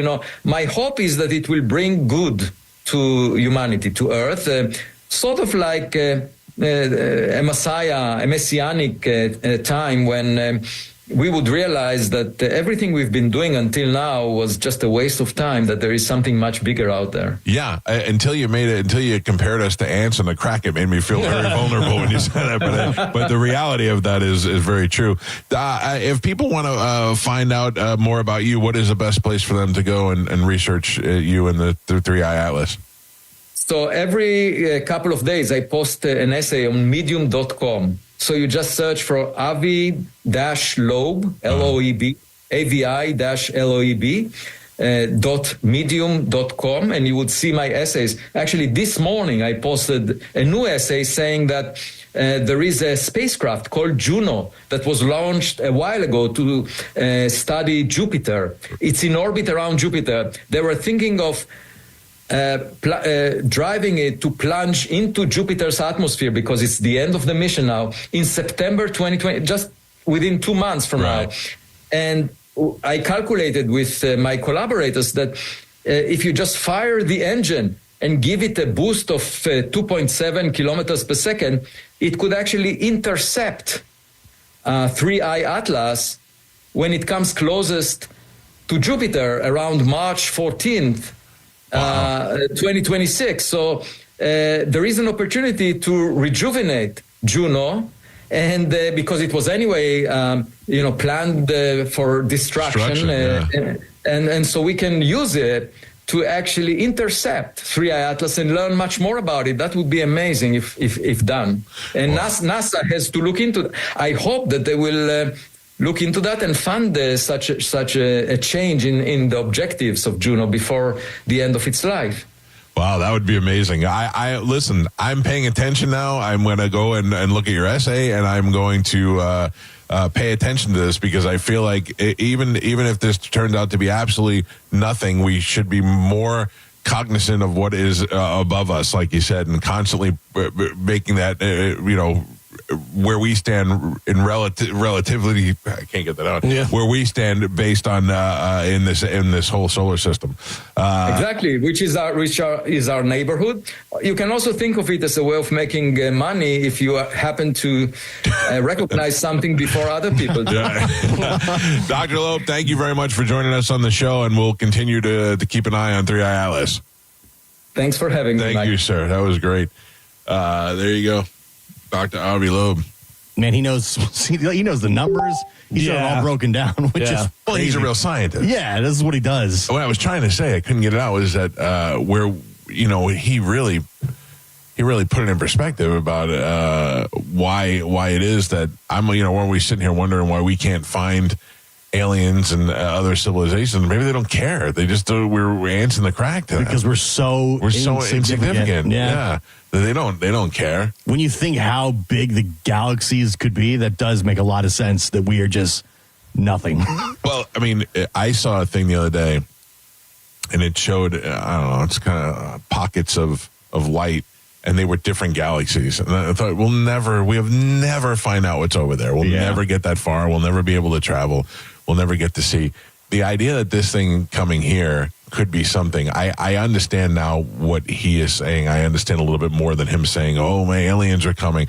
What he's saying is right now, the position that this thing is in, it doesn't seem like it's anything more than a rock. But the idea that it launched from the center of the universe and that it is going to be hidden behind the sun. I mean, there's some factors to take into consideration here to think that this might have been planned. Not even if it's an attack, but if it was a planned mission from somewhere. And that he said, how did something that big get that big out there? Right. Like there was not enough to gather to make it that large, which kind of throws up a red flag. Yeah. I don't know. I find that stuff to be very interesting. Even if it doesn't mean the aliens are coming here on Thanksgiving, it still means that this thing is out there and we don't know why. You know? By the way, the reason he knows all the numbers and knows all that different stuff is he received his PhD in physics when he was 24, which was like 40 years ago for him. Yeah. I was doing beer bong. Exactly. Yeah. 24 and grew up on a farm. Yeah. You know? Jeez. I don't know. I feel dumber now having listened to that. Well, it's interesting because he can speak to you where you don't feel right. You know what I mean? I don't feel, but it's. The whole time I just was thinking I am not a smart person. All I could think was when they making this into a movie with the alien attack that Christoph Waltz was going to play him. And what about the thing, basically Armageddon, where they can use the rover to try and blow move the it, comet? knock it, yeah. And then the most important thing that he said was that, you know, when I asked him if people laugh at him, and he said, I don't care if people laugh. And that's a good thing about science is if you're not asking the questions, then nobody's ever going to discover anything. If you're not willing to put your balls out there and ask the questions, then nobody's going to know. And he's not screaming that aliens are coming. He's saying that there's You're something. screaming that aliens are I'm coming. screaming that aliens are coming. He's screaming that there's something suspicious about this giant rock that's traveling at 135,000 miles per hour towards Earth. And we should ask more questions about that. Yes. Yeah. See whether there's a propulsion or whether it's just a rock coming through. Yeah. I don't know. What do you think it's going to be at the end? Rock. Too big, though. Not too big for me. Big rock. No, but he's saying too big to be made in space. How? How does he know? Because he's smart. 24. Wait, what was that? So he said there's not enough dust. Yeah, but that's what he said. There's not enough stuff out there to come together and create something that size. But we also don't know what's out there. There's galaxies so far away that we have no idea what they're capable of and what they look like. This could come through a black hole from a different, Right. you know what I mean? Now you're getting crazy. I love this guy's Harvard professor, PhD when he was 24, and we're sitting here, big rock. A lot of dust. Honestly, I couldn't even get the word relatively. He made me dumb just from talking to him. He was probably thinking, what the hell? Big rock. Are you aliens? Listen, I feel a little bit better. I feel a little bit less like we should be screaming from the mountaintops and a little bit more like we should be curious. You going to plan Thanksgiving now? I mean, it looks like it's going to happen. All right. You know? But he's ready to buy stocks. Yeah. He's like, let's bet against it. You know? That's definitely interesting. He should send out his stock tips. Yeah. Sell. All right, we got to take a break. It's the best of the Mike. It's the best of the Mike Calta Show on 102.5 The Bone. You're listening to The Mike Calta Show. It's Lightning Hockey on 102.5 The Bone. Saturday, your Tampa Bay Lightning hit the road to take on the Florida Panthers. The game starts at 7 p.m. Don't miss a single game. Listen to every Lightning game all season right here on the official station of the Tampa Bay Lightning. 102.5 The Bone. Real, raw hockey. We hear it every day. I'm a safe driver. Then in an instant, it happens. A car crash. And you remember, for over 25 years, 1-800-ASK-GARY has helped over 350,000 people find the legal and medical help they need to get the settlement they deserve. You remember 1-800-ASK-GARY. Mike Calta here. Listen up, last-minute shoppers. If you're scrambling, relax. Golden Diamond Source will get you in and out fast. No stress, no lines, no nonsense. If you're thinking about popping the question, they've got thousands of diamonds. You pick the stone, you pick the mounting, and they'll set it quicker than you'd think. No waiting for special orders. The selection is massive, and it's all right here. Holiday bonus, this is insane. 0% interest for up to 5 years. You could walk out with a $5,000 diamond for about $84 a month. That's wild. And remember, if it's real love, it should be a real natural diamond. Get into the Golden Diamond Source today. Golden Diamond Source will get you in and out fast. No stress, no lines, no nonsense. If you're thinking about popping the question, they've got thousands of diamonds. If it's real love, it should be a real natural diamond. Get into the Golden Diamond Source today. It's a love you give only at Golden Diamond Source. Okay. Only 10 more presents to wrap. You're almost at the finish line. But first...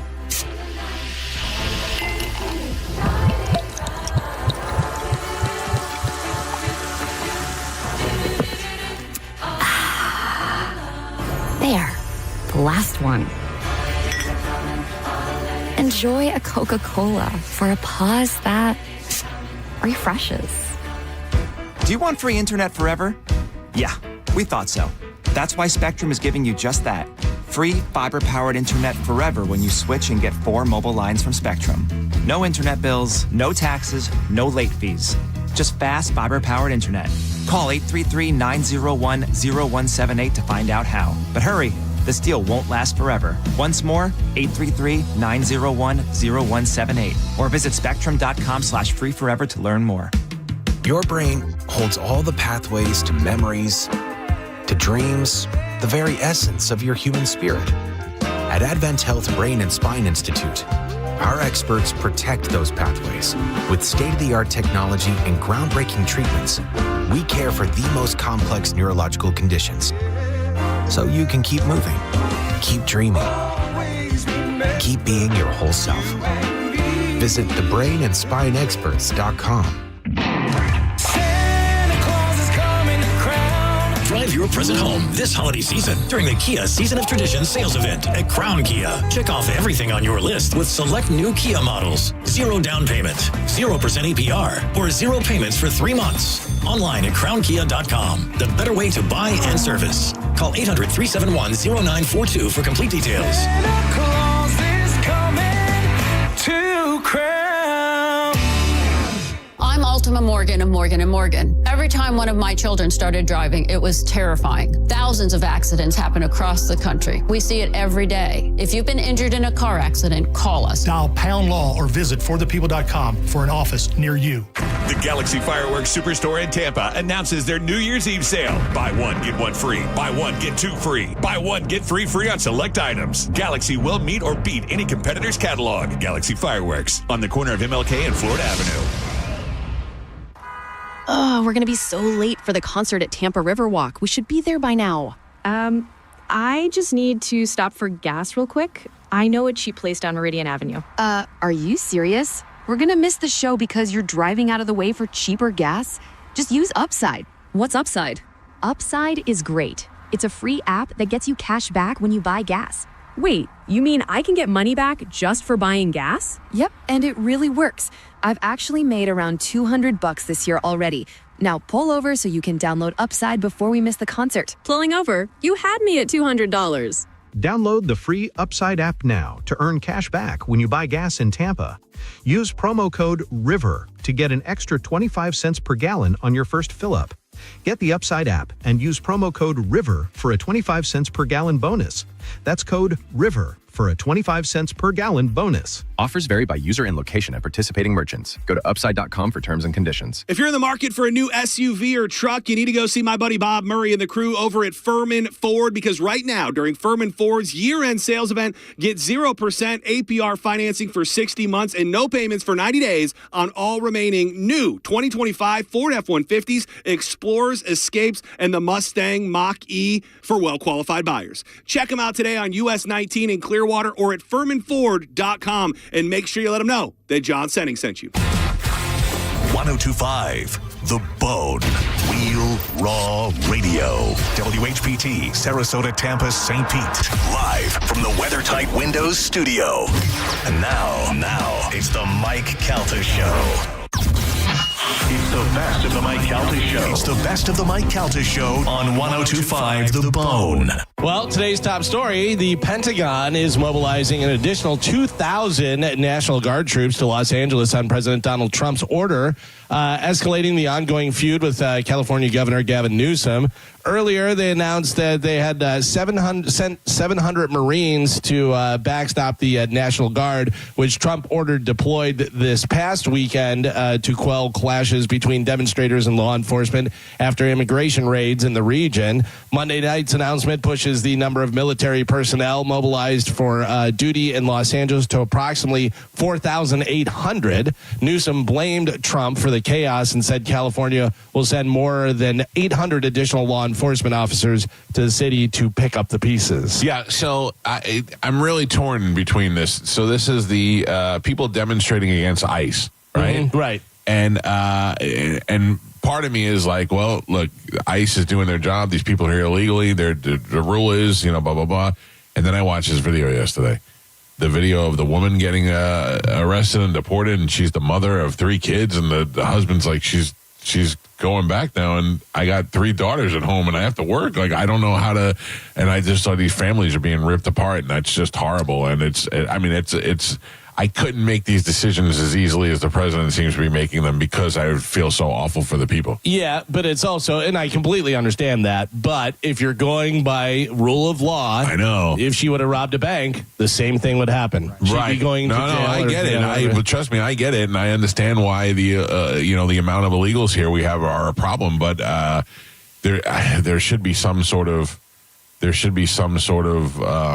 middle ground where we're like, hey, look, if they've I don't know. What's the answer? Yeah. They're here. If they're functioning members of society. Yeah, but how do you decide who is and who isn't? And do you know how long it would take to do it that way? It's either black or white. Well, I mean, they're never going to just get them all out. No, I know. But I mean, if you're going to try and get a lot out, you have to go, okay, these are the hard and fast rules. Because if you go case by case, then you're like, well, this one, this one goes, this one's, that would take years and years. And there would be so much corruption there about who gets to stay and who doesn't. Do I get to stay now? Pass a bag of money over.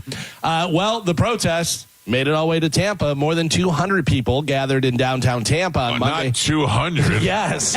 On Monday afternoon to protest ICE raids in Los Angeles and other areas in the country. The protest was called by several groups, although people who appeared to be leaders of the protest would not identify who they were. Well, we're not naming organizations, said one woman who would only identify herself as Dandelion. She carried a bullhorn and screamed in the streets, saying she was there to support the protesters in L.A. Adam Francisco came wearing a Make America Great Again hat. He said, quote, I'm here to support President Donald Trump. We the people voted for the mass deportation of those that have entered our country illegally. Protesters repeatedly entered Kennedy Boulevard on a red light, but then left once it turned green, standing in front of cars but allowing cars to pass. Eventually, don't be pussies. If you're going to do it the right way. Well, they at least got some shoving. Some balls about you. No, they at least got some shoving in and stuff. It says eventually the two groups opposing each other did more than scream. Shoving started at a unit of Tampa police officers and Hillsborough County Sheriff's deputies stepped in to intervene. The protest began around 3 p.m., mostly ended by 7:30. Some of the people at the protest said, we'll be back during the summer. Oh, well, look, you want to go stand outside? Well, it's a heat index of 100. Knock yourself out. See how long you last out there. I would love to take some phone calls and see honestly what people think, because I think we're all on the same page as far as, you want to get the illegals out, but then how do you rip them from their families? How do you go and you get a guy who his family made it over here legally. His kids were born here, so they're American citizens. The mother somehow got her citizenship. The father can't. And he's been working and living there for 5 years now from Guadalajara. And now all of a sudden they just come and yoke him up and take him away from his family. I mean, you have to have some sort of sympathy for that. If he's a productive member of society and he's working and he's trying to get shouldn't there be an easier way to citizenship as opposed to just yanking people away and pulling them away from their families? Not saying that what they're doing is necessarily wrong. It's just sad. It's a sad situation. Yeah, because it's really just a lottery where you were born. They could have been born in the United States. But the thing is there an easier way? I don't know whether an easier way, but there is a way, which you should have done in the first time. Right, but we know that system is broken. Yeah. We know that system is broken, so we should look at it and we should say, hey, look, I get it. A lot of these people want to come in here and they want to do it the right way, but our right way is so difficult to do that or decide and come together as a country and saying we're closed for a little while. We're not taking any more people in there. There's got to be some way to separate the scumbags and murderers and pedophiles and criminals from people who are trying to really make a life. Yes, I agree. But I believe we're so far gone at this point that it's hard to differentiate. So it's all or nothing, basically. Between who is who, yeah. Mike Calta Show, good morning. Hey, Mike, good morning. How are you today? Good. What's happening? I want to just want to comment a little bit about what's going on in California and L.A. and throughout the country. Please. I love how people are omitting the term several times, illegal. They're here illegally. Of course you're going to be separated. You have to be accountable for your own self, whether you speak the language or not. You're here All right, illegally. but let me ask you a question. Let me ask you a question, and I don't disagree with you, sir. I'm telling you right out of the gate. I get it. Do you feel the same anger towards an illegal immigrant as you do to somebody who is a bank robber? Yes. Why? The law is the law. I know that, but the word illegal.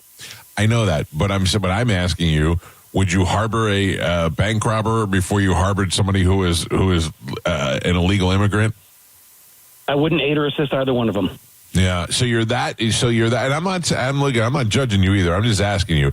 You are that set against. Now, what about people who have been living here illegally for a certain amount of time? Let's say they've been here for 10 years, and now all of a sudden they're just completely uprooted and torn apart from their family. You have no sympathy towards that whatsoever?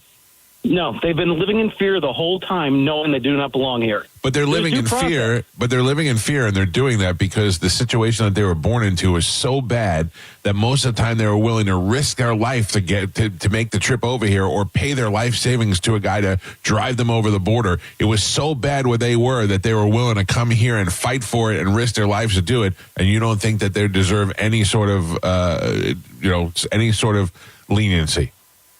I summarize it in one word, Mike: due process. All right. I got you, sir. Thank you for your call. I appreciate it, buddy. Take care. Good. It was a good build-up, but that was 2 words. Yeah. I thought he was going to say one word, no, but he due process. Mike Calta Show, good morning. Hey, good morning. This is Andy up in Spring Hill. How are you? Good. What's happening, buddy? Good. Listen, I'm for law enforcement in New York, okay? Listen, there's illegal immigrants. There's immigrants that came here illegally, but there's two different kinds, okay? There's people that, like you said, come here because they're so miserable in their own country, whether they got to live in fear, whatever. But here's my point. The ones that are here that are working hard for years and years and years, I say give them due process. Give them a chance to become a legal citizen, but have to go through the process while they're here. Yes. If they don't go through the process, then deport them. Okay? Yes, So yes. You've given the option. We're giving you the option. You're here. We're giving you the option. Yep. They're law-abiding citizens. They're working hard. They've moved with their families. They're not doing anything criminal activity. Let them stay, okay? Because they cut the line, a lot of people are going to be pissed off, but that's all right. Let it be. There's too much. We got too much going on in this country to be worried about that. I'm not lying. At first, I thought you said because they cut your lawn. You said they cut the lawn. They cut the line. Yeah, it's that New York accent, man. They're all paid by political influences. That's all that is. All right. Thank you, sir. I appreciate that. Can't say that word, though. I agree with that. I don't know if that's what you people want to hear or not, but that's how I feel. I feel like if these people are here, I think it's because I spent time in Miami. I lived in Miami for a while. I lived with a Cuban refugee family. Don't get me wrong, they were millionaires now, but they came here as Cuban refugees. They had escaped through Jamaica from Cuba to come here, had to leave everything behind in Cuba, one member was a jeweler, another member of the family was a doctor, and they had to leave everything to get out of Cuba. And they had to come here through Jamaica, and then Jamaica, they had to sneak into here. And then once they were here, they had to become citizens. And they had to seek political asylum, so they were allowed in the country. But they had to go through the process and become citizens. And then they used that citizenship to go to college and become doctors. A friend of my family was very instrumental in creating solar panels back in the 70s. They became productive members of society, all because they came here seeking political asylum from leaving Cuba. So I know a little bit of what it's like for those people who suffered and who want to get out of their country and who want to give their kids a better life and have a chance to come over here. I agree that the ones who come over here, even the ones who snuck over here and have been living here and members of society for years, they deserve a chance to. I don't believe it's cutting the head of the line. I think that they've put in their time. You know what I mean? It's like it's like Diddy. Say Diddy gets sentenced to jail time. He's already going to get credit for all the time that he's been sitting in jail during the trial. That's what I think that they should do. They should give him the credit for the time that they were here. Yeah, Carmen. Right. But the difference is, like, the family that you're speaking about, how often is that the case? You know what I mean? I'm like, that is not the case for every illegal immigrant that comes over. Having lived in Miami, I see a lot of the people who also came here seeking political asylum from Cuba that became cleaning ladies and that opened up a small cafe and ended up working for a company that makes tires, and some of them are teachers. Yeah, they're not all going to become college-educated, successful doctors. But no, I'm not even talking about that. Even some become rapists and murderers. Right. Members. And there's plenty of rapists and murderers in this country before anybody came over either. Right, but that's also the problem. We're just adding to that criminal activity. Yeah, but the hard part is you can't look at somebody as they're coming in here to be a citizen and go, you look like rapists. There's got to be a way to try and separate the two. But also, look at their record. Yeah. If they have a record, they're out. A lot of times they're not on record because they're not. Yeah. But if there's plenty of illegals living here who have been arrested 3-4 times for things that are criminal. Yeah. And those are the people that you can say, look, you got a history, you're out. A lot of times there's no way to find out the records of these people to other countries. Before they come over here. You don't know what they did before they got there. And then you find out they were gang members and they were rapists and they were murderers and they're criminals. And a lot of times they'll just pick them up on something, whatever charge it is and stuff, and just deport them. They don't even serve any time in here, and then they come back and do something else, and then they don't even have them on record. You also have to take into consideration, and it's much easier to just say, no, they're illegal and kick them out, but you also have to take into consideration that some of these people who are gang members,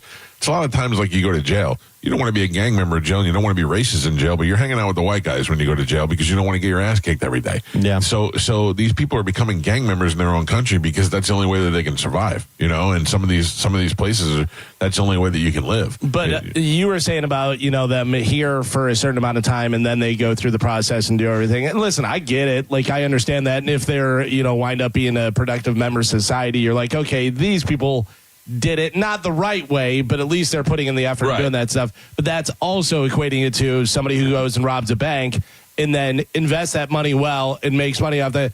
And then you go, well, you robbed the bank. But I don't equate it to But then they go, oh, we'll give you that $1 million back. That's but I don't equate it. It's but you're saying it's serving time like P. Diddy. That's not the same thing. No, but what I'm saying is you living here and you being a member of society, a productive member of society without your citizenship for the last 5 years, that should count for something.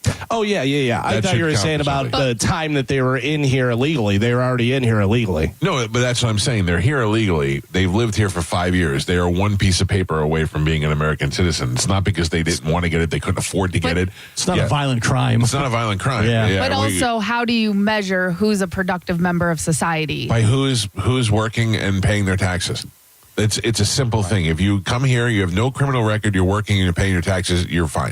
But just like you're saying the system's broken to get in, that system, it would just take forever to figure out. Well, what's the best thing to do is start just individually ripping people away from their families, taking mothers out of a family and supporting her back. I know you're not. I don't know what the answer is, but there's like I was saying, you right now have to go hard and fast rules. It's just this or this. You can't be wishy-washy, whatever, because if you are, that's going to take the longest process. So I know what the law is, and I know that these people are here illegally. I'm not saying that that's the thing.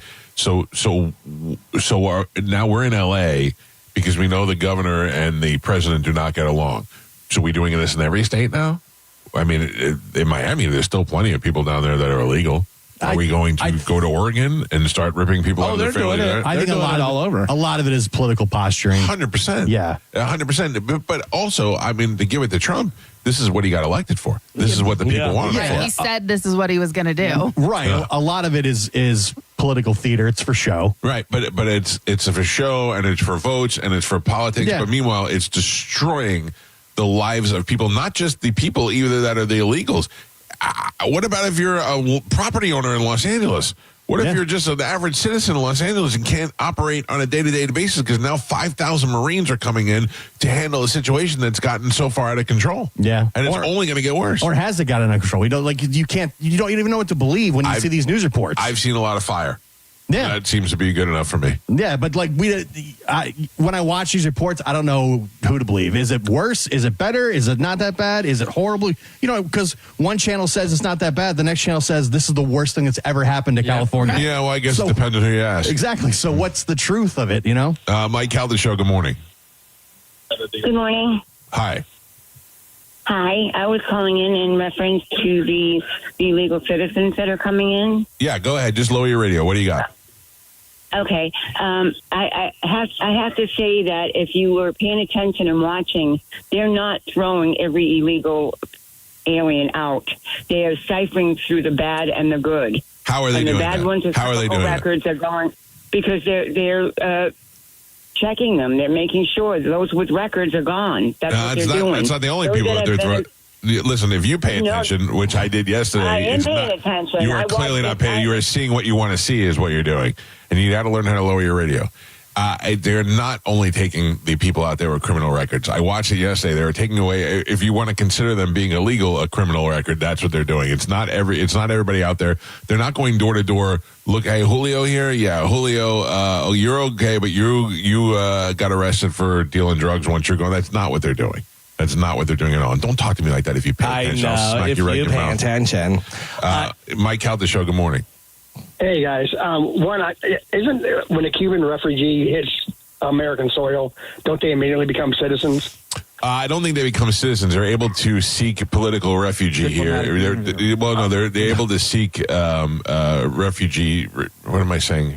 Political asylum. Political asylum. Thank you. Okay, and then the one question I got, if they want to draw some sympathy, how about stop waving the Mexican flags and everything else? Wave American flags if you want to draw some sympathy. 100%, sir. I am with you on that all day. If a lot of people I was reading yesterday, there's a lot of Mexicans, a lot of Spanish, a lot of Asians, and there. Once you become here, it's about becoming American once you become here. And I think that's what pisses the most people off. If you want to wave your Mexican flag, then go back to goddamn Mexico.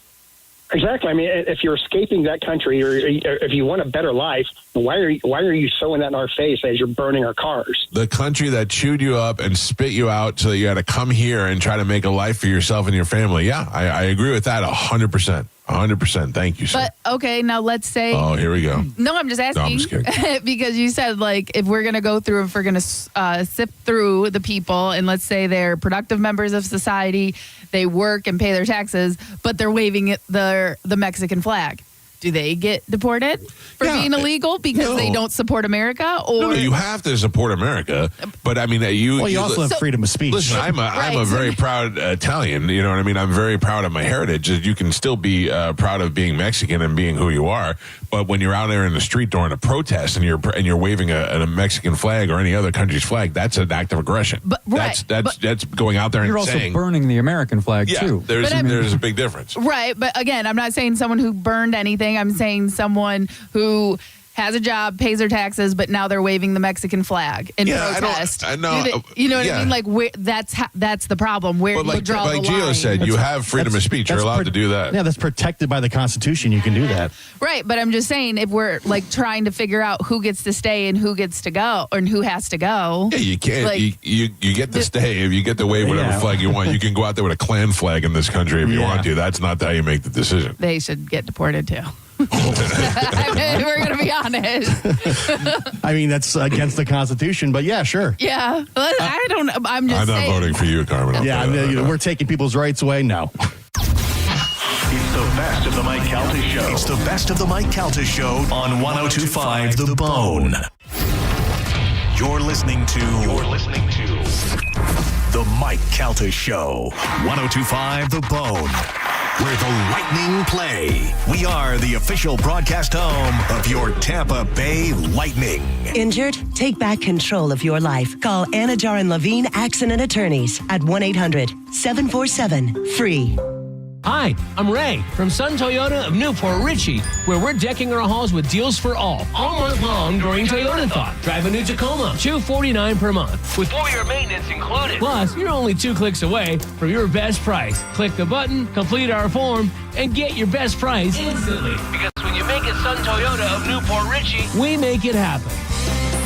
Sun Toyota of Newport support Richie. Call 800-632-8895 for more details. Shark Coast Tactile is partnering with Satchel's Last Resort, a no-kill animal shelter and sanctuary for the 2025 Animal Shelter Toy Drive. Bring in unused animal toys and food for both dogs and cats to Shark Coast Tactile to receive raffle entries for a free custom rifle from Sons of Liberty. Over a $4,000 value, and a raffle will be drawn on New Year's Eve, so get there soon with your donations and get entered. The package includes an MK1 by Sons of Liberty Gunworks, regarded as one of the best ARs on the planet. Recently won the Navy SEAL contract, fully geared out with optics, flashlight, and bag. Bring in unused animal toys and food for both dogs and cats to Shark Coast Tactile to receive a raffle entry for an MK1 Sons of Liberty AR. Get into Shark Coast now through New Year's Eve and help donate to a great cause and enter to win. Shark Coast Tactical is often imitated but never duplicated. The shop is slinging freedom from 10 to 6 daily, closed on Sunday, and open online 24/7 at sharkcoasttactical.com. Shark Coast Tactical is located on Bee Ridge Road in Sarasota.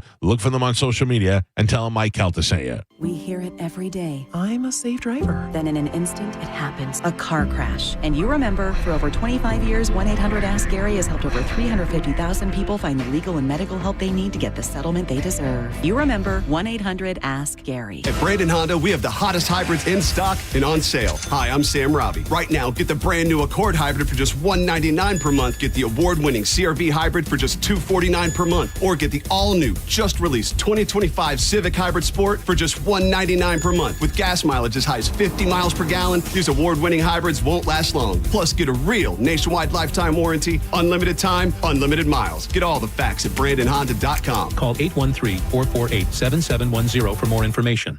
Hey, it's Captain Zach Sturm for Rivard Buick GMC, who must be on Santa's nice list because Santa and his elves loaded up Rivard with inventory and unbelievable deals. Right now, lease a 2025 GMC Sierra 1500 for just $379 per month for 39 months with $85.43 down. A new Sierra for $379 a month? Oh my Donner and Blitzen, what a deal. Santa must really want Rivard Buick GMC to finish the year as the #1 GMC dealer in the country. Visit RivardBuickGMC.com today. GMC, we are professional grade. Your holiday savings start here. It's Jingle Deals time at Wesley Chapel Nissan. Get 0% financing on new Muranos, Pathfinders, and Rogues. Or drive a new Altima for just $289 per month. Or get a new Rogue for just $319 per month. And get $2,500 customer cash on new Frontiers. Or 1.9% financing for 60 months. Visit your hometown Nissan store in Wesley Chapel, now under new management. Wesley Chapel Nissan, the big Nissan store on State Road 54. For complete details, call 813-540-4062. Cat name mode for C4MH.com. That stands for the Centers for Men's Health, and key to a man's health is proper testosterone levels. So many decisions you wish you had started when you were younger. Well, you're never going to be younger than you are today. So start today resetting to when you were younger by going to C4MH.com and making an appointment to check your testosterone.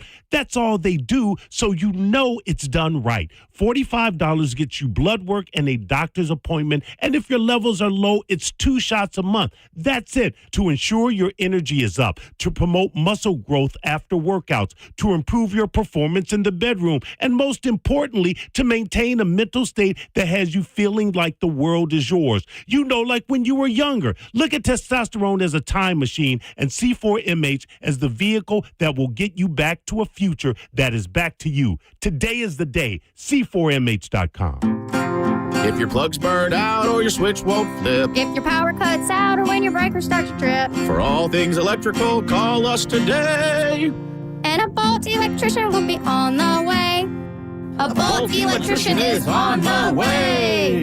Yep. From panel upgrades to garage EV chargers. And fixing broken switches or outlets to installing powerful whole home generators. Call for a Bolt electrician. Online at boltelectric.com. Do you owe $10,000 or more in tax debt? Do not ignore this message. The IRS has more power than any collection agency in America. Often without warning, they can garnish your wages, levy your bank account, place a lien on your home, seize assets like your business, and revoke your passport. Every year, thousands lose their paychecks overnight or have their assets seized because they waited too long. You don't have to face the IRS alone. Call Federated Tax today. We'll connect you with an experienced tax professional who will negotiate with the IRS on your behalf. You may qualify for IRS hardship programs programs like the Fresh Start Initiative or many other programs that can stop garnishments, stop bank account seizures, reduce or eliminate penalties, and lower your settlement amount. You deserve to maintain your life. Don't let the IRS take it over. Make the call today to Federated Tax, 800-364-6787. The call and consultation are absolutely free. 800-364-6787. 800-364-6787. If you're one of the millions of Americans behind on your taxes, if you're afraid to open your mail because IRS collection letters could be coming, listen carefully. The IRS is cracking down, taking paychecks, freezing bank accounts, revoking passports. That's a fact. But here's what most people don't know. There are official tax relief programs designed to help struggling taxpayers. Programs that could save you thousands if you qualify. No one knows these programs better than the experts at Optima Tax Relief. Optima's award-winning team will fight to protect your paycheck, your passport, and your property. Their tax attorneys and licensed tax professionals will work tirelessly to get you the best deal possible with the IRS. Every day, penalties and interest keep piling up, so don't wait. Call Optima now for a free consultation. Call 800-709-7022. 800-709-7022. 800-709-7022. Optima Tax Relief. Some restrictions apply. For complete details, please visit OptimaTaxRelief.com. The MLK Parade Foundation honoring the legacy of Dr. King with the annual Black Tie Gala Thursday, January the 8th at Amateur Works. Entertainment by Grammy Award-winning jazz artist Nathan Mitchell. And the parade with Bethune-Cookman and Edward Waters on Monday, January the 19th. For sponsorship and parade spots, visit MLKJuniorParade.com. Go to markspain.com to get a guaranteed offer on your home today and start packing. Now, back to Real Raw Radio. Sponsored by Anajar and Levine, Accident Attorneys. Call 1-800-747-FREE. That's 1-800-747-3733. Now return to The Mike Calta Show. On 102.5 The Bone.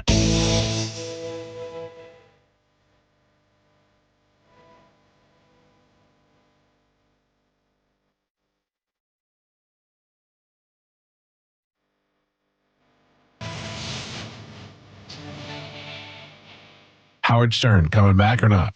100%. 100%. Got everybody. Guy took the goddamn summer off. Went on vacation. Has been doing a stale show for the last couple of years. And was like, what can I do to get everybody talking about me again? And has everybody believing that he's been canceled. It's all over the news, only so he can come back in September and be like, suck it, suckers. Already got a new contract. Do you think his people were the ones that leaked it out? Yes. That was happening? Oh, I think it was all masterminded. Yeah. I believe that they were like, what can we do to get people to think that we're not coming back or to get people to talk about it? It's Howard, maybe I should say I'm thinking about retiring.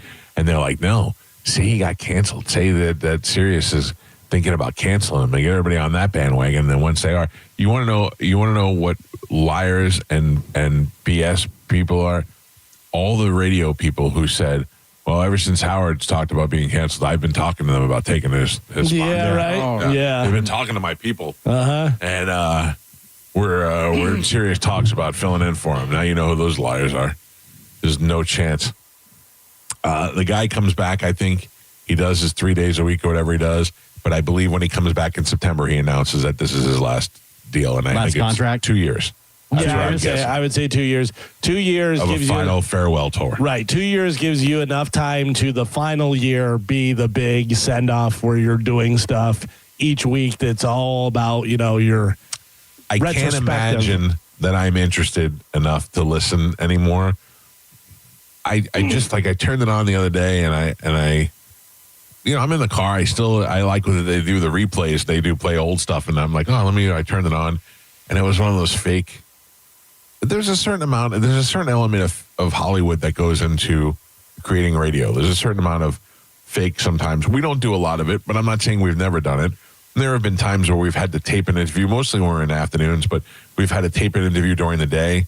And then we go, all right, let's go to the hotline and talk to whoever, and it's on tape. But that doesn't happen very often. And most of the time now, you can watch it all as it happens live on YouTube. In real life, Joe's very good at what he does. Where's this going? I feel like this is a trap. We say, Joe, make like you're making mistakes and stuff.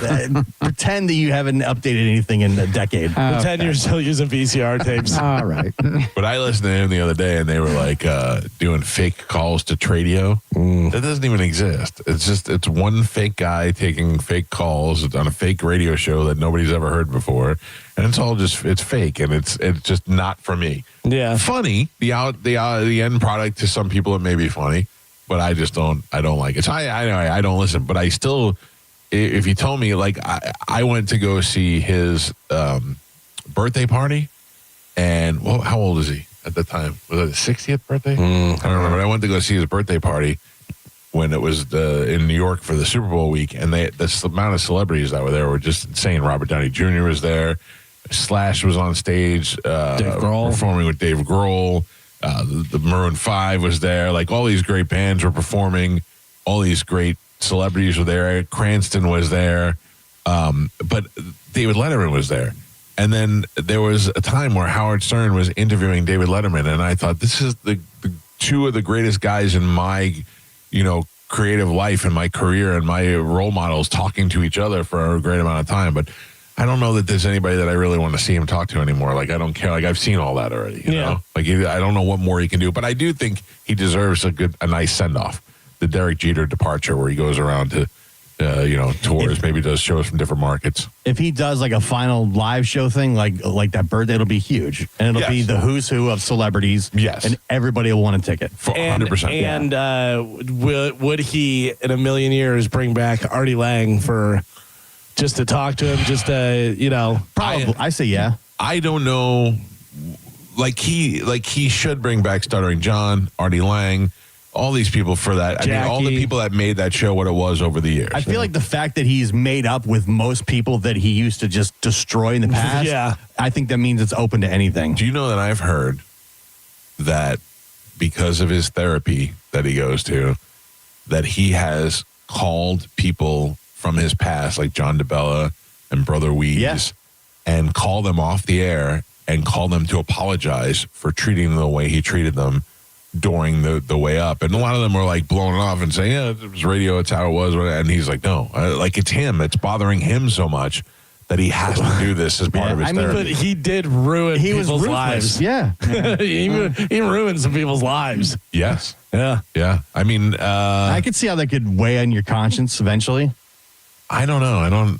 I mean, if you did it fair and square, I'm not mad. But I mean, what would be considered fair and square? If we came in this market and we took over and became number one, knocked one guy out of the business, made another guy retire. Yeah, but if you were making stuff up at the time about no, that's the thing. If you did it fair and square, right? You know what I'm saying? Like like that whole Bubba MJ thing. I felt that was pretty unfair. I don't know that MJ necessarily had a lawsuit in it, but it was pretty brutal. You don't do that to somebody's family. I don't talk about anybody's family. I don't go after you.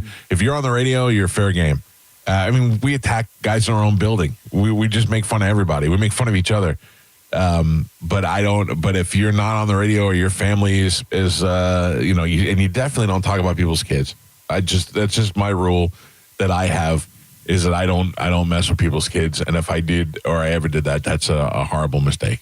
And I don't, Then you call and apologize. Yeah.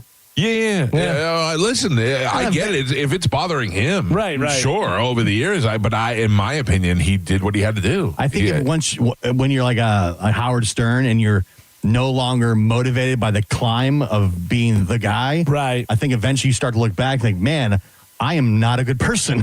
I really destroyed a lot of people. But it didn't make him a bad person. He went in there and was like, well, not even just competition, but celebrities and people. Just like a lot of people for a long time thought Howard Stern was the worst person. Yeah, you know what I mean? I can understand. It was shock jock. He was say horrible things to. I couldn't understand it. He did a thing one time. So Regis Philbin, who was one of the most beloved people in New York entertainment when I lived there. Okay.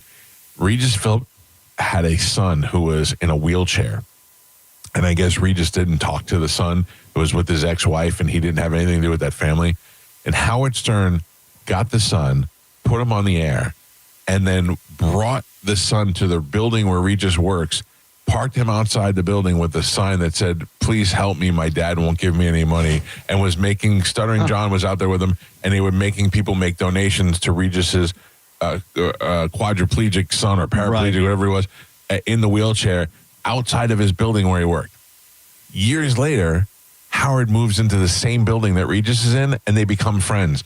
And Regis is on it. There's my building, Howard's turn. I just saw him. And I'm like, how do you look past that stuff? How do you look like I'm a guy? I think it's a Sicilian in me. I keep it forever. Yeah, you're a big grudge guy. We can squash something, but we have to squash it. I will not just ignore it. Like, I don't. You can come to me and say, "Hey, I screwed up," and I'll choose at that point to say, "Okay, I forgive you. Let's move on." But I'll never just go, don't worry about it. To me, the effort it takes to hold a grudge is way worse than just letting something go. Gio, it is effortless. I hold that grudge with no problem. You're actively thinking of this person to continually hold the grudge. It'll come. Listen to me. It's like an ATM machine. Once you put your card in, it registers all the information. I'm not sitting here. There are people right now that you would assume that I hate, that I just couldn't care less about. But I feel like to actively hold a grudge on someone, you're still keeping that person, you're still working towards being angry at that person. They're still winning a little bit. They're winning. Because but I don't feel that way. in your head. Yeah, you're actively putting your thought process towards, I don't They're like this making person. you waste your own time. Yeah. Okay, all right, let's talk about this. Way more effort than just saying, you know what, who cares? Let's talk about this. So when I worked at the country station at Outlaw, right? They were bringing in a new general manager. And the new general manager came in, and everybody in the building was like, this guy is the next big thing. He's going to be great. He's going to be good, blah, blah, blah. And we're misusing him on this country station. What can we do with him? He says, give me a couple of days, and I'll listen to it. He comes back, and he goes, I'm not hearing it. I'm not hearing it. I'm not doing it. And I end up getting let go from that station. I wasn't necessarily fired, but I was let go and taken off that station because that guy didn't hear it. That guy lost his job there, went to another company, lost his job there, and is now out of radio. That makes me happy. And that if that guy was on fire and I had a fire extinguisher, I would not put him out. But I am not sitting here laying in bed at night going, I want to kill that guy. But you are. But I'm not. You've just thought about it. But I'm trying to bring up somebody from my past that I'm trying to think of like. But you just demonstrated the amount of thought you've put in to this person still to this day. However longer. But it's not like I mean, I'm being honest. If this was eating away on me, I would tell you it bothers me every day. It doesn't.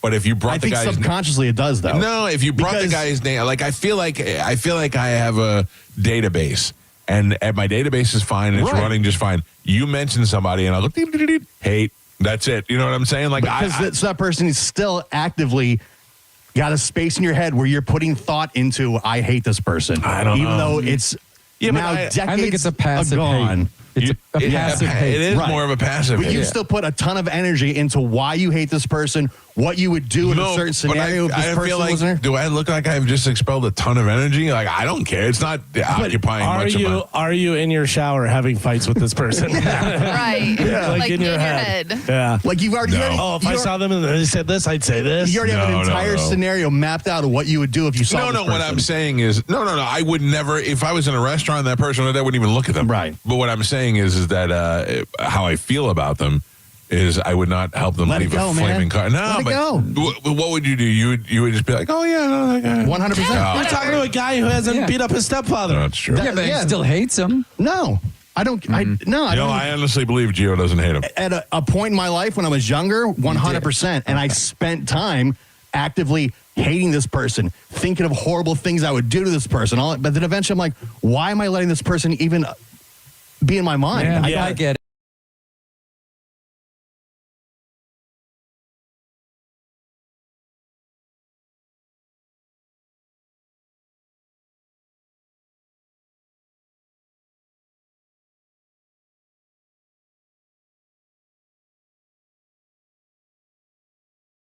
I feel like you don't deserve my hate. Right. You don't even deserve my hate. Yeah. Like any effort I'm putting into that person, even if it is hatred, they're winning because I'm now actively putting thought in my thought process.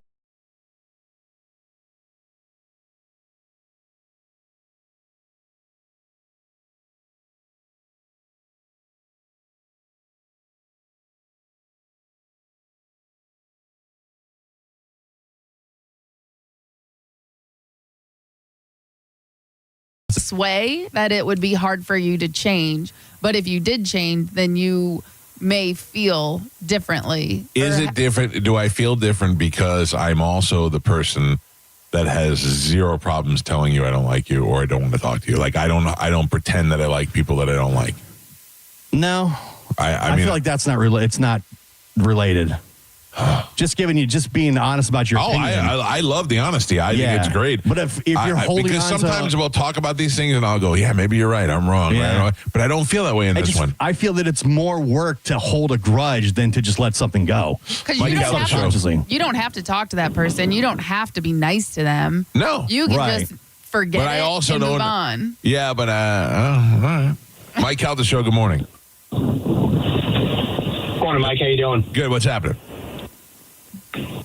Good, man. I've been listening to you for a long time, and also, I used to listen to MJ, back in the, when I was going to, SPC back in the 90s, and I never was a Bubba fan. I never was, and you're right. You brought up that, when he had that lawsuit, they had that lawsuit, and MJ wasn't very controversial, person. He just never was, and I think it was poetic justice how he kind of went out. He went to New York, did the AM station. You took over back in 2014, 15, and then basically knocked him off the bone, knocked him off the radio.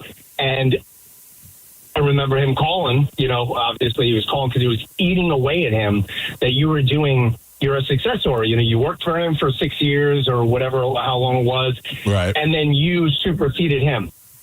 You know what I mean? Any record that he had, whether it was the longest #1 radio show or whatever it was. I mean, obviously that's what you said. I think it's poetic justice that happens. And my question is, what would you do if, they wanted, like, one day they wanted you and him to go, somebody paid you for, like, let's say a day, and both of you just went at it, brought up old stuff. Would you be interested in that? Whether it was a podcast or whether it was, back on, I don't know, on the bone or whatever it was. It's an easy answer for me, and I'll hang up so you can hear it. I don't have any interest in anything I do to that irrelevant person will make him will bring him back into the spotlight. So I have no interest in doing that. If he had maintained his status and had been still a radio person and still relevant in today's market and society and entertainment, then yeah, that would be something I even would find entertaining. A moderated debate or a moderated Q&A, yeah, I think that would be cool. But right now, the only thing I would do is help him out by doing that because nobody cares or thinks about him until I open my big mouth and bring it up. So, Mike Calta Show, good morning.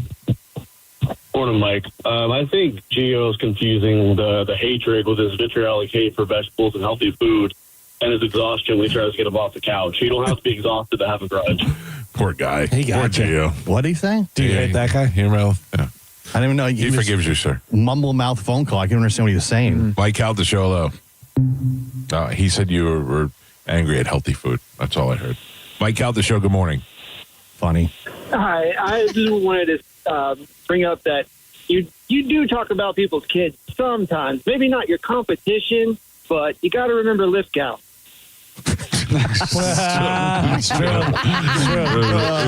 my head, I was like, whose kids have I talked about? Never forget Lithgow. I didn't say anything bad about Lithgow. I mean, you It looks like John Lithgow. It's Lithgow. Just because the Trinity Killer plays volleyball with her daughter. Is Lithgow on the new team? I hope not. I sure hope not. I really do. I don't know. Nothing against that kid. I don't want this ever to catch up with me. We got to move on. Let it go. My wife, I just hear my wife going, "What's wrong with you, you moron?" There's certain things you don't say. Yeah, I don't. I also feel like your wife folds to the pressure. Sometimes she'll be like, Gary and Becky are going to be there, and you're like, I have no idea. And she's like, Gary and Becky, no idea. Lithgow's parents. Yeah. She has come home before and said Lithgow played great. Yeah. Yeah, I don't. Listen, there's no right or wrong. It's some people's heads are different.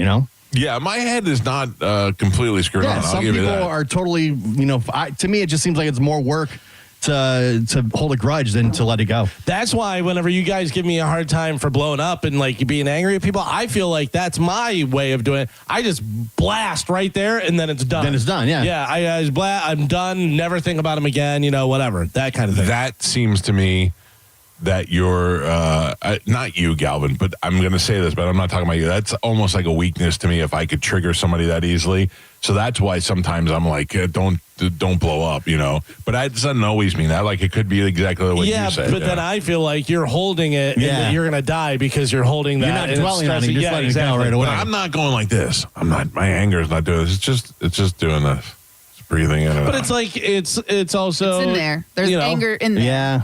You don't release it. It doesn't matter how you feel like it doesn't affect you because you don't blow up or you don't think about it 24/7. But the fact that you're holding it in means it's affecting you. Yeah. This is very, very honest. Like, I like to be honest on the show, even if it makes me look stupid sometimes. But I'm thinking about it. Like, I don't really have anything that's hanging over that's making me angry, like, on a daily basis. Like, I don't have it. There's nobody. There's not one person I'm mad at. There's not one situation. Things are going pretty good. I mean, like, that makes me more nervous than anything else. You've talked about it before. Like, you still hold a grudge against people from high school. You wouldn't let them sit with you at the class reunion or whatever it was. Yeah, but that's inside of you. But I'm just being, that's honesty. I didn't like you in high school. Believe you. Why do I want to be your Facebook friend now? Like, you're trying to add me on Facebook. Why? You were a dick in high school. I don't want to be your friend now. Oh, right. But they were a kid. People change. Yeah, but I'm not interested in them. I don't care. Yeah. Let them be whatever they want. I didn't try to come into their life. They tried to come in my life. You sound very, very angry towards this person. It's more than one person. More than one person. Yeah, for sure. I'm telling you, these kids beat up John Sprague one time. And the next day we saw them. And I told this story before, and we pointed at them from the bus, and they saw us, and they ran away, and one kid ran in the street and got hit by a car, and I don't think twice about that as a bad thing. Yeah. I'm like, oh, well. Well, I said this all goes back to Howard Stern and why he's forgiven all these people, and it seems to have changed. He's also 71 years old. And ask for forgiveness. Yeah. Won't apologize to Opie and Anthony.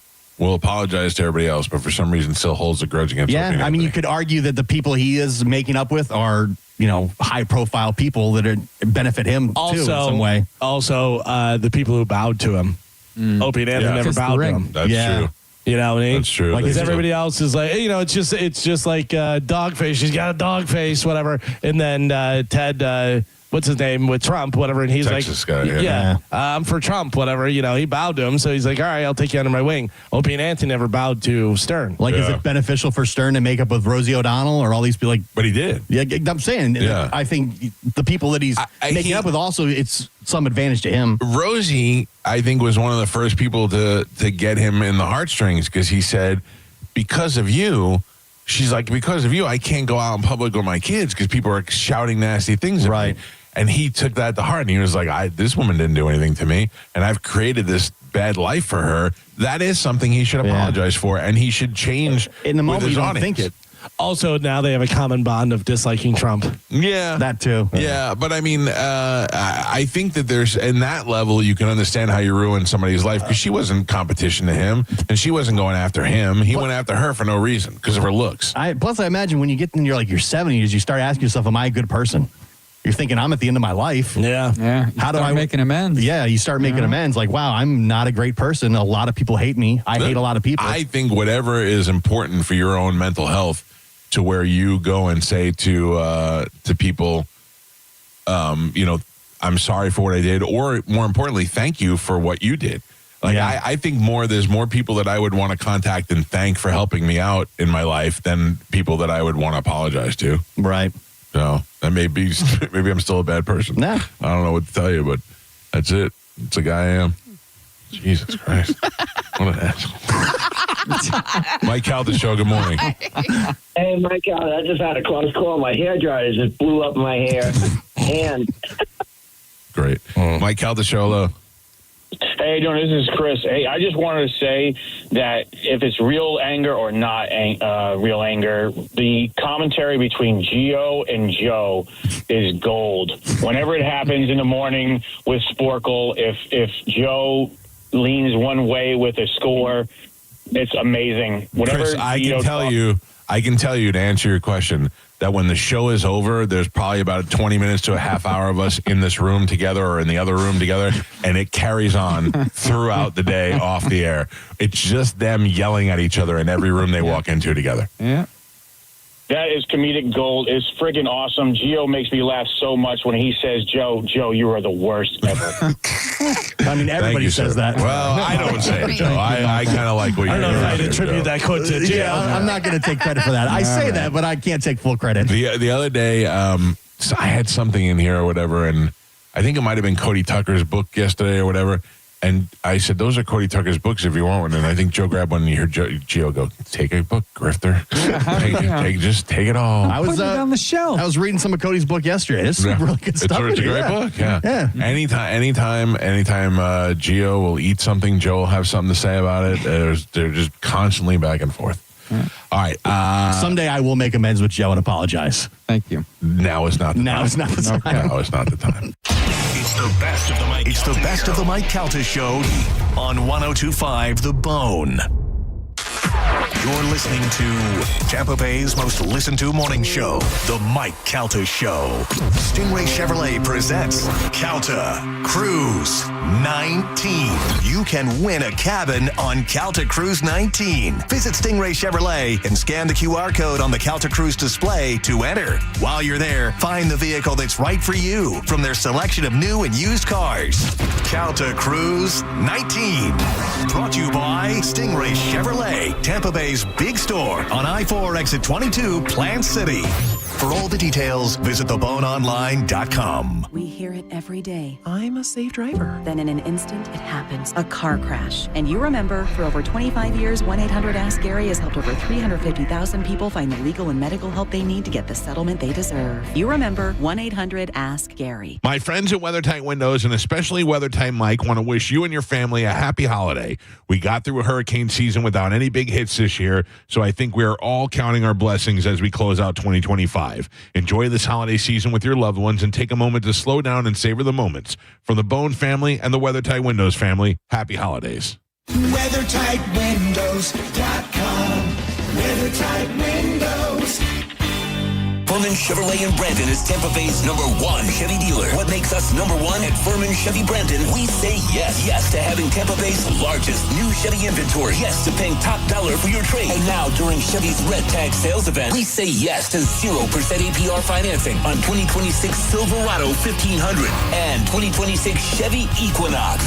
Come see why we are #1. Visit us on Adamo Drive in Brandon or online at FurmanChevy.com. Furman Chevy Brandon. Together, let's drive.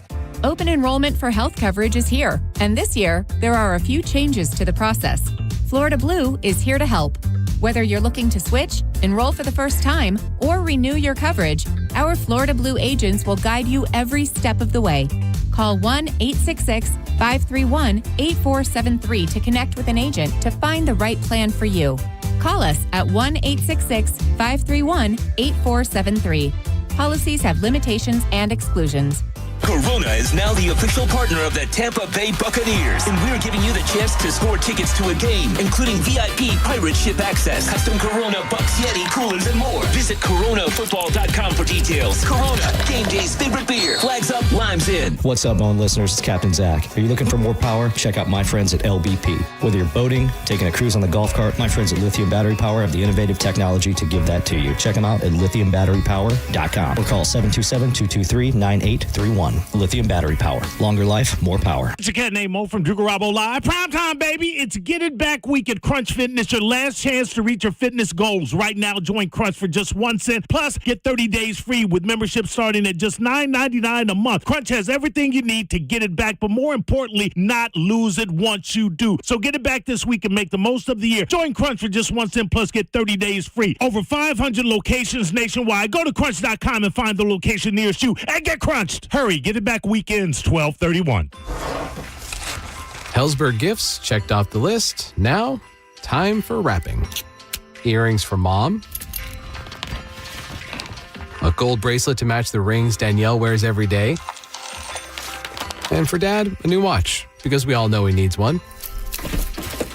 All right, this is going to be a good one. our favorite things for your favorite people. Shop in store at Hellsberg.com for up to 50% off. Brandon Honda is having its biggest used car event of the entire year. Hi, I'm Sam Robbie. Right now at Brandon Honda, get certified pre-owned vehicles from $6,900, backed up with a real nationwide lifetime warranty. Get CRVs from $15,000, HRVs $14,000, Accords $12,000, and get certified Civics from an incredible $9,000. We're approving all credit applications, plus make no payments for 90 days. Get all the facts at BrandonHonda.com. Call 813-527-9308 for more information. There are only about 4,300 publicly traded companies on the U.S. stock exchange. But there are an estimated 33 million companies in the U.S. Hi, I'm Jeff Jr., founder of Trajan Wealth. The average investor is missing out on over 99% of the investment opportunity that's happening in this beautiful country until now. True portfolio strength is found beyond the confines of the S&P 500, investing in promising companies before they go public. Private real estate, infrastructure, world-changing technologies. This is called the endowment model. The endowment model has historically outperformed the traditional model of just stocks and bonds. If you're an accredited investor and want more from your investments, it's time to think beyond just stocks and bonds. Call Trajan today, 813-212-0500. That's 813-212-0500. Advisory services offered through Trajan Wealth, LLC, an SEC-registered investment advisor. See website for details. The Galaxy Fireworks Superstore in Tampa announces their New Year's Eve sale. Buy one, get one free. Buy one, get two free. Buy one, get three free on select items. Galaxy will meet or beat any competitor's catalog. Galaxy Fireworks on the corner of MLK and Florida Avenue. Oh, we're going to be so late for the concert at Tampa Riverwalk. We should be there by now. I just need to stop for gas real quick. I know a cheap place down Meridian Avenue. Are you serious? We're gonna miss the show because you're driving out of the way for cheaper gas? Just use Upside. What's Upside? Upside is great. It's a free app that gets you cash back when you buy gas. Wait, you mean I can get money back just for buying gas? Yep, and it really works. I've actually made around $200 this year already. Now pull over so you can download Upside before we miss the concert. Pulling over? You had me at $200. Download the free Upside app now to earn cash back when you buy gas in Tampa. Use promo code RIVER to get an extra 25 cents per gallon on your first fill-up. Get the Upside app and use promo code RIVER for a 25 cents per gallon bonus. That's code RIVER for a 25 cents per gallon bonus. Offers vary by user and location at participating merchants. Go to upside.com for terms and conditions. This holiday season, make your gift say more than words ever could with the brilliant gift of diamonds, a dazzling diamond pendant, a timeless anniversary band, or the sparkle of classic stud earrings. For all that shines bright this season, there's just one place to shop. International Diamond Center. With 4 decades of service, exclusive worldwide connections, and legendary value, IDC is your holiday destination. Our showcases are filled with can't-miss gifts, exquisite diamond classics, all-new breathtaking colored gemstones, unique gold fashion, trendy designer creations, superior quality, unbeatable value prices. And listen, for a limited time only, enjoy 5 years zero-interest financing on your holiday purchase or get instant savings up to 40%. Imagine that $12,000 designer ring for just $200 a month. Make this Christmas unforgettable. Give a gift that lasts forever from International Diamond Center. Visit shopidc.com for holiday hours and locations. I'm Keith, founder and owner of International Diamond Center. Merry Christmas from our family to yours. Tampa, Clearwater, Lakeland, and Sarasota. Injured? Hire the largest injury firm in the world. Morgan & Morgan, for the people. Download the free Bone app to listen to us anywhere. Sponsored by Mark Spain Real Estate. Get your guaranteed offer at markspain.com. We now return to The Mike Calta Show on 102.5 The Bone.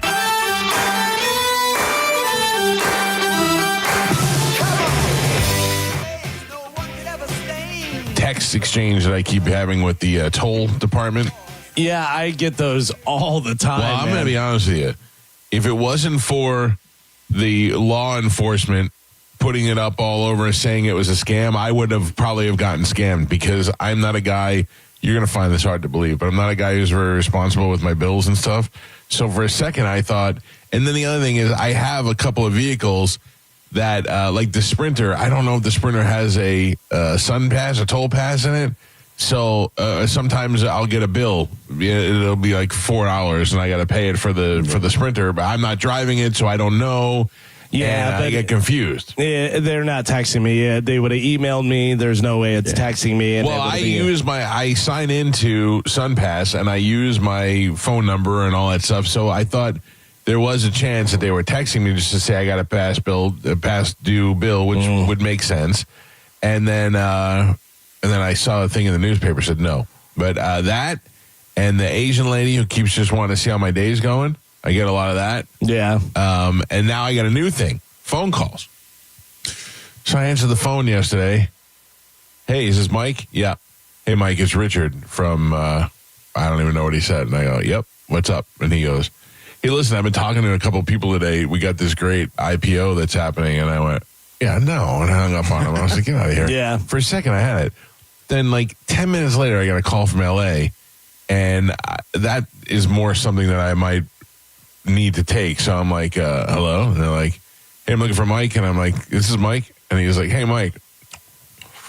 Listen, I go, are you eating? And the guy goes, oh, yeah, I was just wrapping up. I go, all right, listen to me. I go, finish eating and then make your phone call. Do you know how disgusting it is to call somebody while you're chewing? And he's like, oh, my bad. And then I go, what do you want? And he goes, I'm calling about an IPO. And I just hung up on him. I was like, shut your IPO up. Yeah, I'm just gonna go. Like, I haven't seen Wolf of Wall Street. Right. Like, I'm just gonna. Some idiot's gonna call me on the phone, and I'm gonna go, that sounds pretty good. Do you want 10 grand? Maybe I should give you 20. I get a bunch of the toll things, and then yesterday I got, hey, I was going through my phone and I found your number, except for it doesn't have a name. Do you know me? And then like happy little faces and stuff and everything, and I just delete. I always write back. Yeah, Susan. Yeah, that does the thing with her butt. Oh. I feel like if you write back, then they're in. They're in your phone. I was texting one for like 2 days at one point. Do you want to hear a disaster story? Carmen, I think you'll appreciate this. Okay. I have to be very delicate the way I say this because of I don't want to get us in trouble.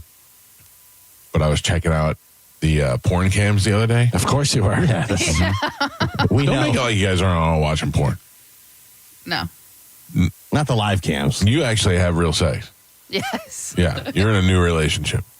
For us old guys, you got to check out the porn every once in a while. I think they've been together several years. Yeah. Carmen and Chad? Yeah. It's still new. It's under 7 years. It's new. That's true. Right, Carmen? How long has it been? 4. Yeah. Oh, you guys are like rabbits. Yeah. They got sex toys and they got pillows and swings and all this stuff. Just saying. It's not sweat box. Abs. It's not like 2 months. Yeah. No, I know, but you guys are still in the new phase. Okay. Yeah. Amanda and I have been married for 22 years. Do you know how sex went in my house the other day? She said, my daughter wasn't home and my son wasn't home. And she goes, do you want to go for a walk? And I went, no. And she goes, do you want to watch a show? And I go, not really. And she goes, do you want to do it? And I go, it? And she goes, yeah. I go, no, do you? And she goes, not really. I go, that was nice of you to ask, though. But that is exactly how the conversation went. Well, not see you really, tomorrow. Do you? No. I am still very attracted to her. It's just like it was the early evening. Yeah. It was barely even dark outside. I got to get up out of the chair. But also, maybe if you went for a walk, you would have felt like it. Exercise increases. No. Yes. I did science. not. I wasn't too tired to do it. Michael, day sex is fantastic. The day sex, not evening sex. Oh. And also, I always have in the back of my mind, like, I know my daughter's at volleyball, but she's going to come home eventually. Yeah. And I'm a marathon guy. When we start doing it, we're doing it. Oh, shut up. I don't know if you've ever been described as a marathon guy. Yeah. So anyway, I'm on the porn cam the other day, and I saw, normally, I see some weird stuff, with the whole old people and all that stuff, and I just laughed that off. But I saw two things that were so disturbing. One made me go, oh my God, out loud, by myself, sitting in this room. I went, oh my God. And then the other one was just, it made me a little nauseous. Now I have to describe what both these things are without getting in trouble. Oh, no. Well, I was already nauseous with the 70-year-old couple in with the younger people. Yeah, but they weren't really doing anything, so. Still, just naked, old. Yeah. It was weird. Loose skin. It was weird. Just one woman, you can't even see her privates because her belly's just and she's not even fat. It's just old. It's just gravity belly. She got gravity belly. one lady from Russia. Are they really from Russia, or are they just pretending to be from Russia? No. You could tell. You one look at it, you're like, oh, that's Russia. She was probably about 60 years old. She was completely naked. Joe's age. Overweight. And had a particular area on her body that some would say is forbidden that she enjoyed manipulating. Okay, everybody following along? Yep. By herself? Yes. Okay. In fact, I don't even know if I could say that. Oh, jeez. All right. Don't leave it up to me. No, I'm not. Okay. I don't want to grow. It's gross. In that, let's just say there was an accident. Yeah. She was not prepared. She was prepared, but it. No, she didn't prepare. She that didn't ever. fast the day before. Oh, maybe some people like that. No, it was. You could tell that it was an accident, and that. And I went, oh God. The next one I can't even explain. But also, why do you post that accident? It's live. Yeah. It's anything can happen. It's live because You're gullible. It's not all those cameras. If I wanted to, I live. can get on and chat with these people, and they write back and go, "Put your hand on your head," and they do that. And it's in Russia. Yeah. Okay. So, and for the record, I've never chatted with any of them. I would tell you if I did. I would tell you everything. I've never bought any tokens to give anybody anything. The fact that you're there. Freeloaded my way through. What are you watching? Me? Yeah, you watch the porn. No, not usually. Not usually. You No, told us you did. I have. I don't like. No, I do not use it on a regular occasion. But you used to watch GBs. What? GB? What is GB? I mean, you can't figure out porn. GB. They rhyme. The first one's gang. Jesus Christ. How long? I mean, spell it out. I mean, you gotta say gangbang on the show. I know, but I Three figured. people did not know what you were talking about. No. Yeah, there's three dumb people. Yeah, no, he's right. I concede. He's right. Yeah. That's pretty obvious. Yeah. That's been a minute. That's not on the list anymore. I'm going to blow your mind on this one. No. She used to also watch a bunch of CPs. Oh, boy. I know she watches a lot of BBC. No, I really don't watch that much porn. I don't need it. Like No, I was talking about the channel from England. Oh, yeah. I love my own joke. Dumb. You're listening to Tampa Bay's most listened to morning show, The Mike Calta Show. It's Lightning Hockey on 102.5 The Bone. Saturday, your Tampa Bay Lightning hit the road to take on the Florida Panthers. The game starts at 7 p.m. Don't miss a single game. Listen to every Lightning game all season right here on the official station of the Tampa Bay Lightning. 102.5 The Bone. Real, raw hockey. Stingray Chevrolet presents Calta Cruise 19. And Tiza wants to get you on the boat for free. Yes, please. Picture yourself on the Calta Cruise. Yes, that's how you win. Head to your local Walmart and find the Tiza display in the pharmacy department. Then take a selfie with Tiza and upload your photo to theboneonline.com. It's that easy. Be a selfie queen, just like Mike Calta. Tiza presents Picture Yourself on the Calta Cruise. Picture it and make it happen. It could be you. Tiza, why spit when you can swallow? It's the Mike Calta Show. Featured cut of the day. Sponsored by Stingray Chevrolet, Tampa Bay's big store on I-4 exit 22, Plant City. The Mike Calta Show. Download the free Bone app. 102.5 The Bone. NASCAR lives on 102.5 The Bone. The cars. The drivers. I'm not surprised, and anybody who is should rethink their NASCAR knowledge. And all the left turns you can handle. Race Day Sundays, where NASCAR lives in Tampa Bay. Right here on 102.5 The Bone. Sponsored by Jerry Ulm Jeep Ram. #1 in the country. 102.5 The Bone. Real Raw Radio. WHPT, Sarasota, Tampa, St. Pete. Live from the WeatherTight Windows studio. And now